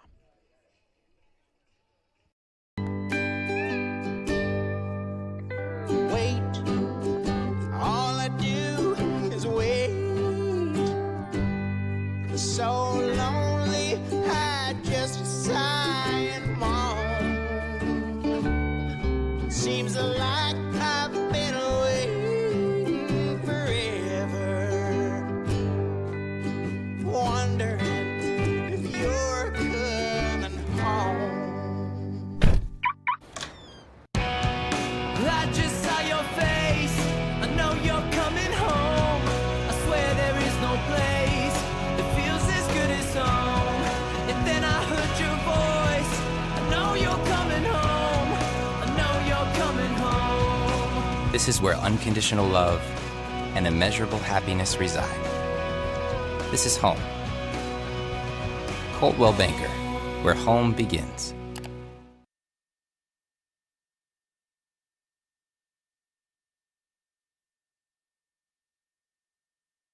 Welcome you back to the top of the 7th inning in a 7-1 ball game. We stepped aside as the Eugene catcher Avery Kessel had to take a moment after taking a foul ball off his hand. He looks to be okay. He received a couple of warm-up pitches after crouching down behind home plate. Got a nice little ovation from both sides, and we're ready for baseball. It's a 3-2 count to Ryan Douglas. First pitch is going to be ball 4. Douglas takes a walk with 1 out in the 7th inning. We go back to the top of the Falcons order. It's Max Price. Price is 1 for 3 today. Had an RBI single in the 2nd inning. Otherwise, he's flown out and struck out in the ball game. 2 men on, 1 man out in the 7th inning. The Falcons look to add to their lead as the first pitch to Price called a strike, 0-1. After Max Price, the leadoff hitter in the order, it's Connor Shively, who's on deck for the Falcons. Bear is set. Here's the pitch. Curveball misses high. Count is even at a ball and a strike. Corbin Hamilton stands at second. Douglas aboard at first after the walk. And here's the 1-1. That is hit shallow right. It is gonna get down behind Hermanson. Rounding third, headed home is Hamilton. He scores. The throw to third to get Douglas is in time. So there are 2 outs in the inning, but the Falcons add a run. They lead 8-1 with now a runner on first and 2 outs for Connor Shively. Give Max an RBI on that last base hit, his second RBI of the day as Hamilton scored. Douglas was out. And we've got a courtesy runner coming in for Max Price. It'll be Carson Pimley into the game for the Klamath Falls Falcons. First time that we've seen Pimley today. Shively's having himself a good game, 3 for 4 today, couple of singles and a triple and 3 runs scored. Score is 8-1, and we'll check on the runner at first. That's Pimley, but he's back safely. After Shively, if the inning continues, it's Jacoby Takini on deck for Klamath Falls. Here's the pitch from Mason Bear. That is a strike on the outside corner. The count is 0-1. Shively bats from the left side. Again, 3 runs scored in this ball game and added a run scored in the opener today as well. Here's the 0-1. Shively lifts that one in foul territory to the left side. The third baseman running out of room by the Falcons dugout. The count moves to 0-2 to Shively. Connor settles back into the left-handed batter's box. Mason Bear back on the hill. Decent lead off of first for Pimley. Bear agrees on the sign delivered by Kessel. Now comes set. And the pitch. Shively hits one into the air, straightaway center field. Center fielder makes the catch, and that'll do it in the 7th inning. Falcons lead 8-1. They look to book a ticket to the Northwest Regional Class A tournament coming up next on 104.3 and 960 Sports and mybasin.com.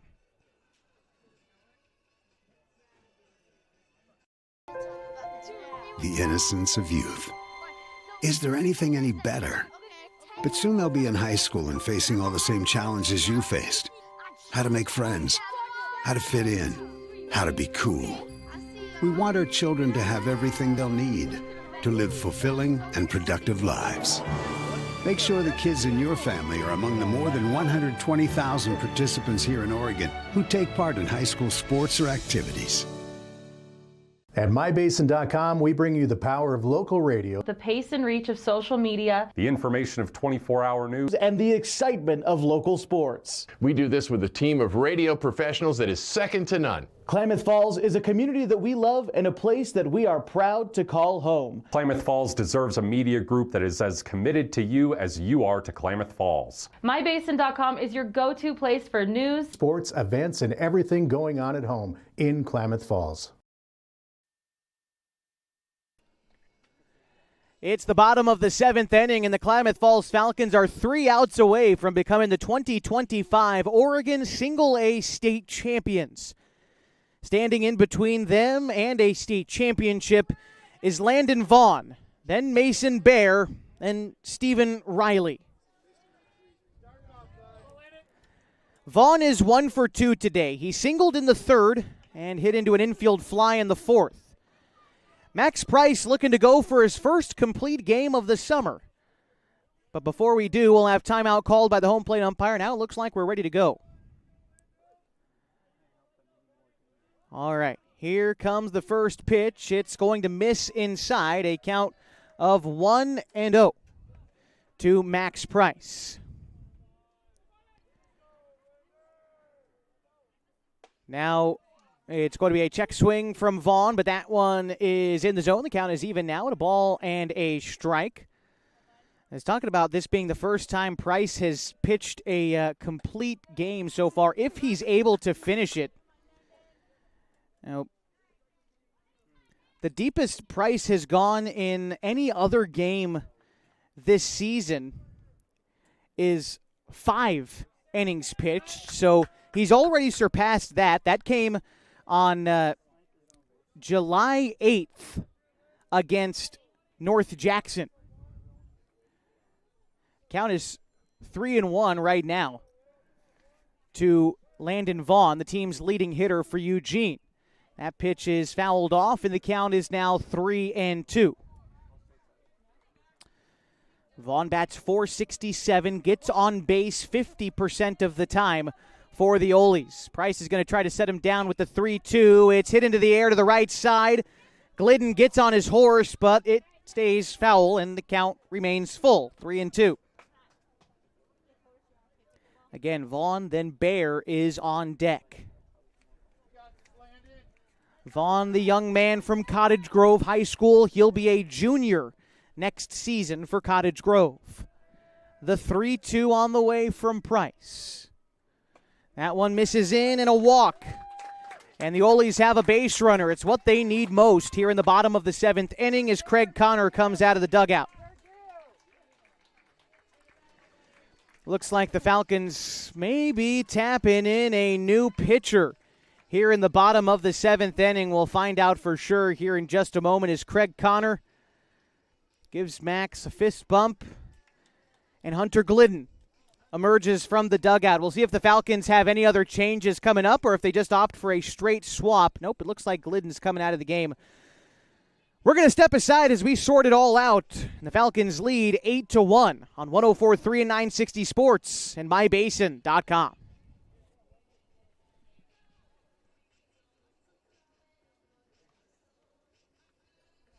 Time to reclaim your health and your autonomy. At Heartfelt OBGYN, they focus on you. Their evidence-based approach to care means fewer office visits and a targeted treatment plan to directly address your specific needs. They believe in solutions for their patients, not the industry's profit margin. The providers at Heartfelt OBGYN are committed to serving the community and giving back to the basin. Find them at heartfeltobgyn.com. Heartfelt, because you deserve to be in control of your body and your informed choices. At Eisler Group, they are confident that their tax and accounting professionals are experienced and trained like no one else. From individual, corporate, partnership, estate, trust, Eisler Group stands ready to help you with all of your financial, tax, and accounting needs. They have been in Klamath Falls for nearly 60 years, raising their families here and being part of the community. The Eisler Group can be found at eislerkf.com. That's ISLERKF.com. eislerkf.com. Bottom of the 7th inning, and the Klamath Falls Falcons tap in a new pitcher to try to slam the door. It's Hunter Glidden, who is making his 11th appearance of the summer. This will be his 5th in relief. Glidden has let's start here. He's pitched 31 2/3 innings, given up 33 hits, 15 runs, 6 earned. He's walked 12 and struck out 27. Glidden has a 3-0 record and a 1.33 ERA. He'll be tasked with Mason Bear, then Stephen Riley, then Jaden Arbogast. He'll also inherit the runner at first. That's Landon Vaughn. And Max Price can't close the book on him yet after completing his longest start of the summer. Wasn't able to close the door, but he stays in the game, heads out to center field. Carson Sims moves over to right, and Ryan Glidden is replaced in the order by his younger brother, Hunter. First pitch from Hunter misses. The count is 1-0 to Mason Bear, who's 0 for 3 today. That pitch misses upstairs, 2-0. Hunter Glidden just wrapping up his freshman year at Henley High School. And they're using the young man to try to will them to a state championship victory. He needs 3 outs. The 2-0 is in there. The count is 2-1 to Mason Bear. He struck out in the first, reached on an error in the third, and he flew out in the fourth. Here's the 2-1 from Glidden. That one's hit high, deep to left, but foul. Count is 2-2.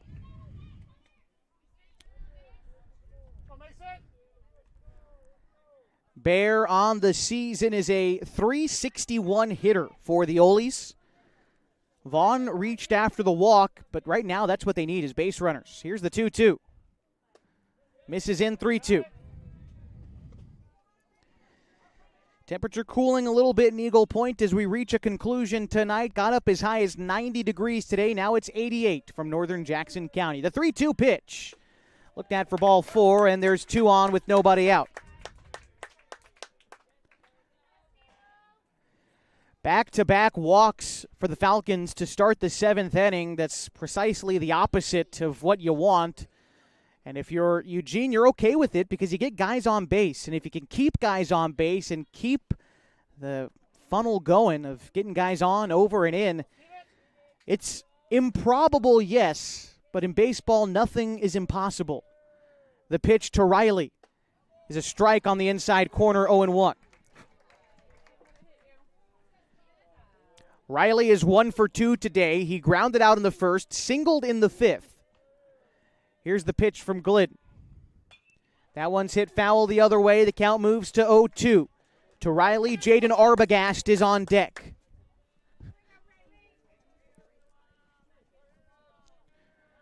Glidden looking in, gets the sign from Jacoby Takini. And delivers the 0-2. It is looked at for strike 3. A curveball inside. Riley down looking for the first out in the 7th inning.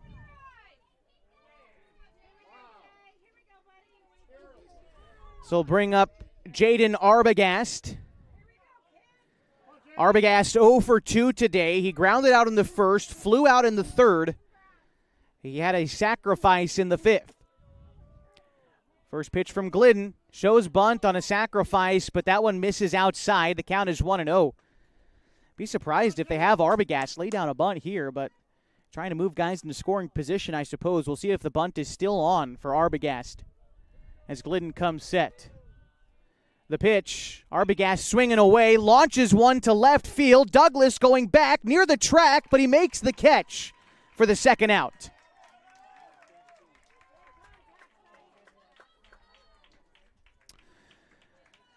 The Olies are down to the final out of the season, and it's Josh Berry, the designated hitter who's 1 for 3 today.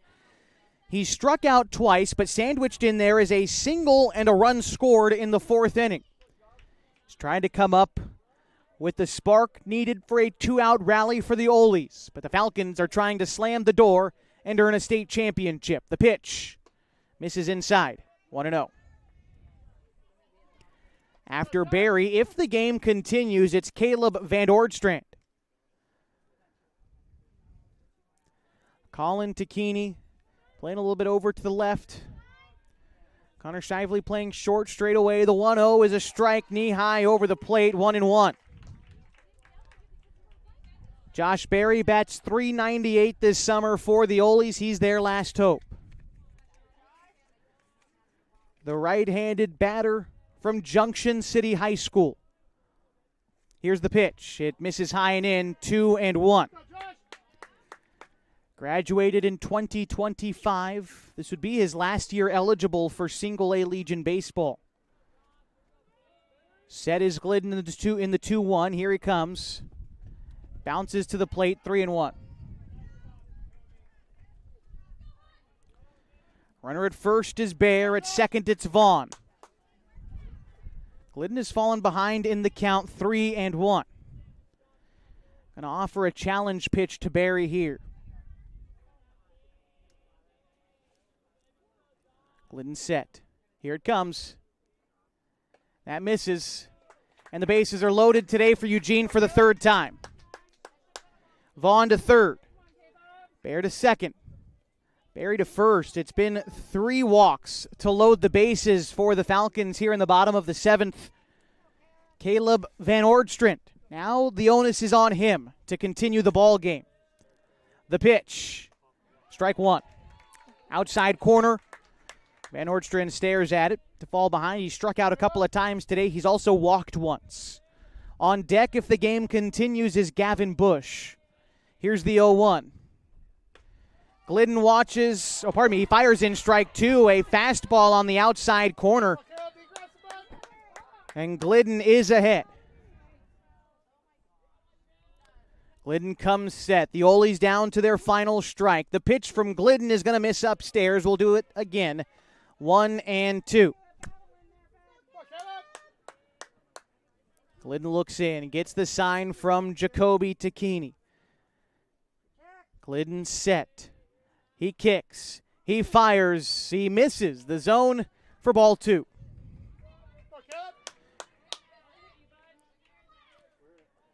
Van Oortstrand in the left-handed batter's box. Readies for the pitch. Glidden offers the 2-2. It's going to miss upstairs. And after Glidden got ahead of this batter 0-2, Van Oortstrand has laid off 3 not particularly close pitches to run the count full. But now the bases are loaded in a full count with 2 outs. The state championship on the line. The pitch. Ground ball to first, picked up by Hamilton. He takes it to the bag, and the Klamath Falls Falcons are your 2025 Oregon State champions. A dog pile on the mound, a mob of red and blue, and the Falcons move on, continue the season to the Northwest Class A Regional Tournament in Burley, Idaho. We'll be back to recap it for you coming up in just a moment, so stick with us on 104.3 and 960 Sports and mybasin.com. Threads. There are many threads that run through our region. There are churches and schools and Little League teams that bring us together and bind us into communities. There are roads and cars. There are houses and jobs and businesses, all woven together to make the fabric of our communities. There are financial threads that are part of that tapestry as well. For over 80 years, it's been our pleasure to be headquartered here, providing financial services to generations of our friends and neighbors. From that first savings account, to retirement planning, and all of the cars and houses and groceries in between, we keep your money local, investing it back into our communities, adding more threads to the fabric to make our communities stronger. Pacific Crest Federal Credit Union. Find your path. What rhymes with great? Participate. Where does greatness start? Here, in the classroom. On the stage. In the pool. On the field. Where will your greatness take you? To better grades. To more friends. Be great. Participate!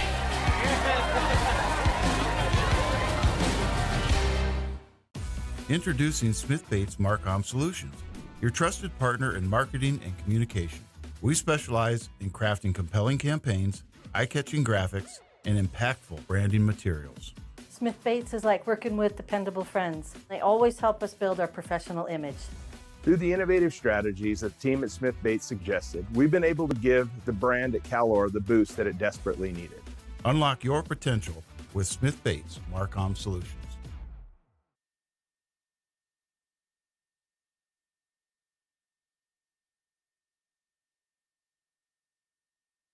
The Klamath Falls Falcons earn a state championship in 2025 after defeating the Eugene Athletics 8-1. Final line score for the Falcons, 8 runs, comes on 15 hits. They commit 1 error, and they leave 9 runners on base. For the Ole's 1 run on 3 hits, they commit 1 error and leave 7 runners on base. The winning pitcher today is Max Price, who pitched 6 innings, giving up 3 hits and a run while striking out 6 batters. For the Ole's, today the losing pitcher is Zach Hermanson, who pitched 2 innings, giving up 5 hits and 3 runs. They're all earned. He had no strikeouts in the contest. Pacific Power play of the day today. Let's see. Going to go with Connor Shively and the triple he had in the 6th inning. And it really helped the Falcons out to a big-time win in the state championship game. Other notables for the Falcons included Max Price going 2 for 4 with 3 RBI. Connor Shively finished 3 for 5 with 3 runs scored. Jacoby Takini was 2 for 3 with 2 RBI. PJ Safford was 3 for 4 with an RBI. Ian Meyer was 1 for 4. Corbin Hamilton was 2 for 4 with 2 runs scored. 3 for 4 with 2 runs scored, and Ryan Douglas was 1 for 2 with a run scored as well. For Eugene, notables for them, only 3 guys with hits: Stephen Riley, Josh Berry, and Landon Vaughn. Your finals for both teams today. For Eugene, the road ends here after turning in a 25-8 season and a runner-up finish at the Oregon State Tournament. A solid season all around for the Olies. The Klamath Falls Falcons are the 2025 state champions, and they will represent the state of Oregon at the Northwest Class A Regional Tournament in Burley, Idaho, for which we will be there on mybasin.com. Until then, though, thank you so much for joining us today and all tournament long. Whether you've been a Eugene fan or a Klamath Falls Falcons fan or just a casual fan tuning in and out, thank you so much for being with us all weekend long.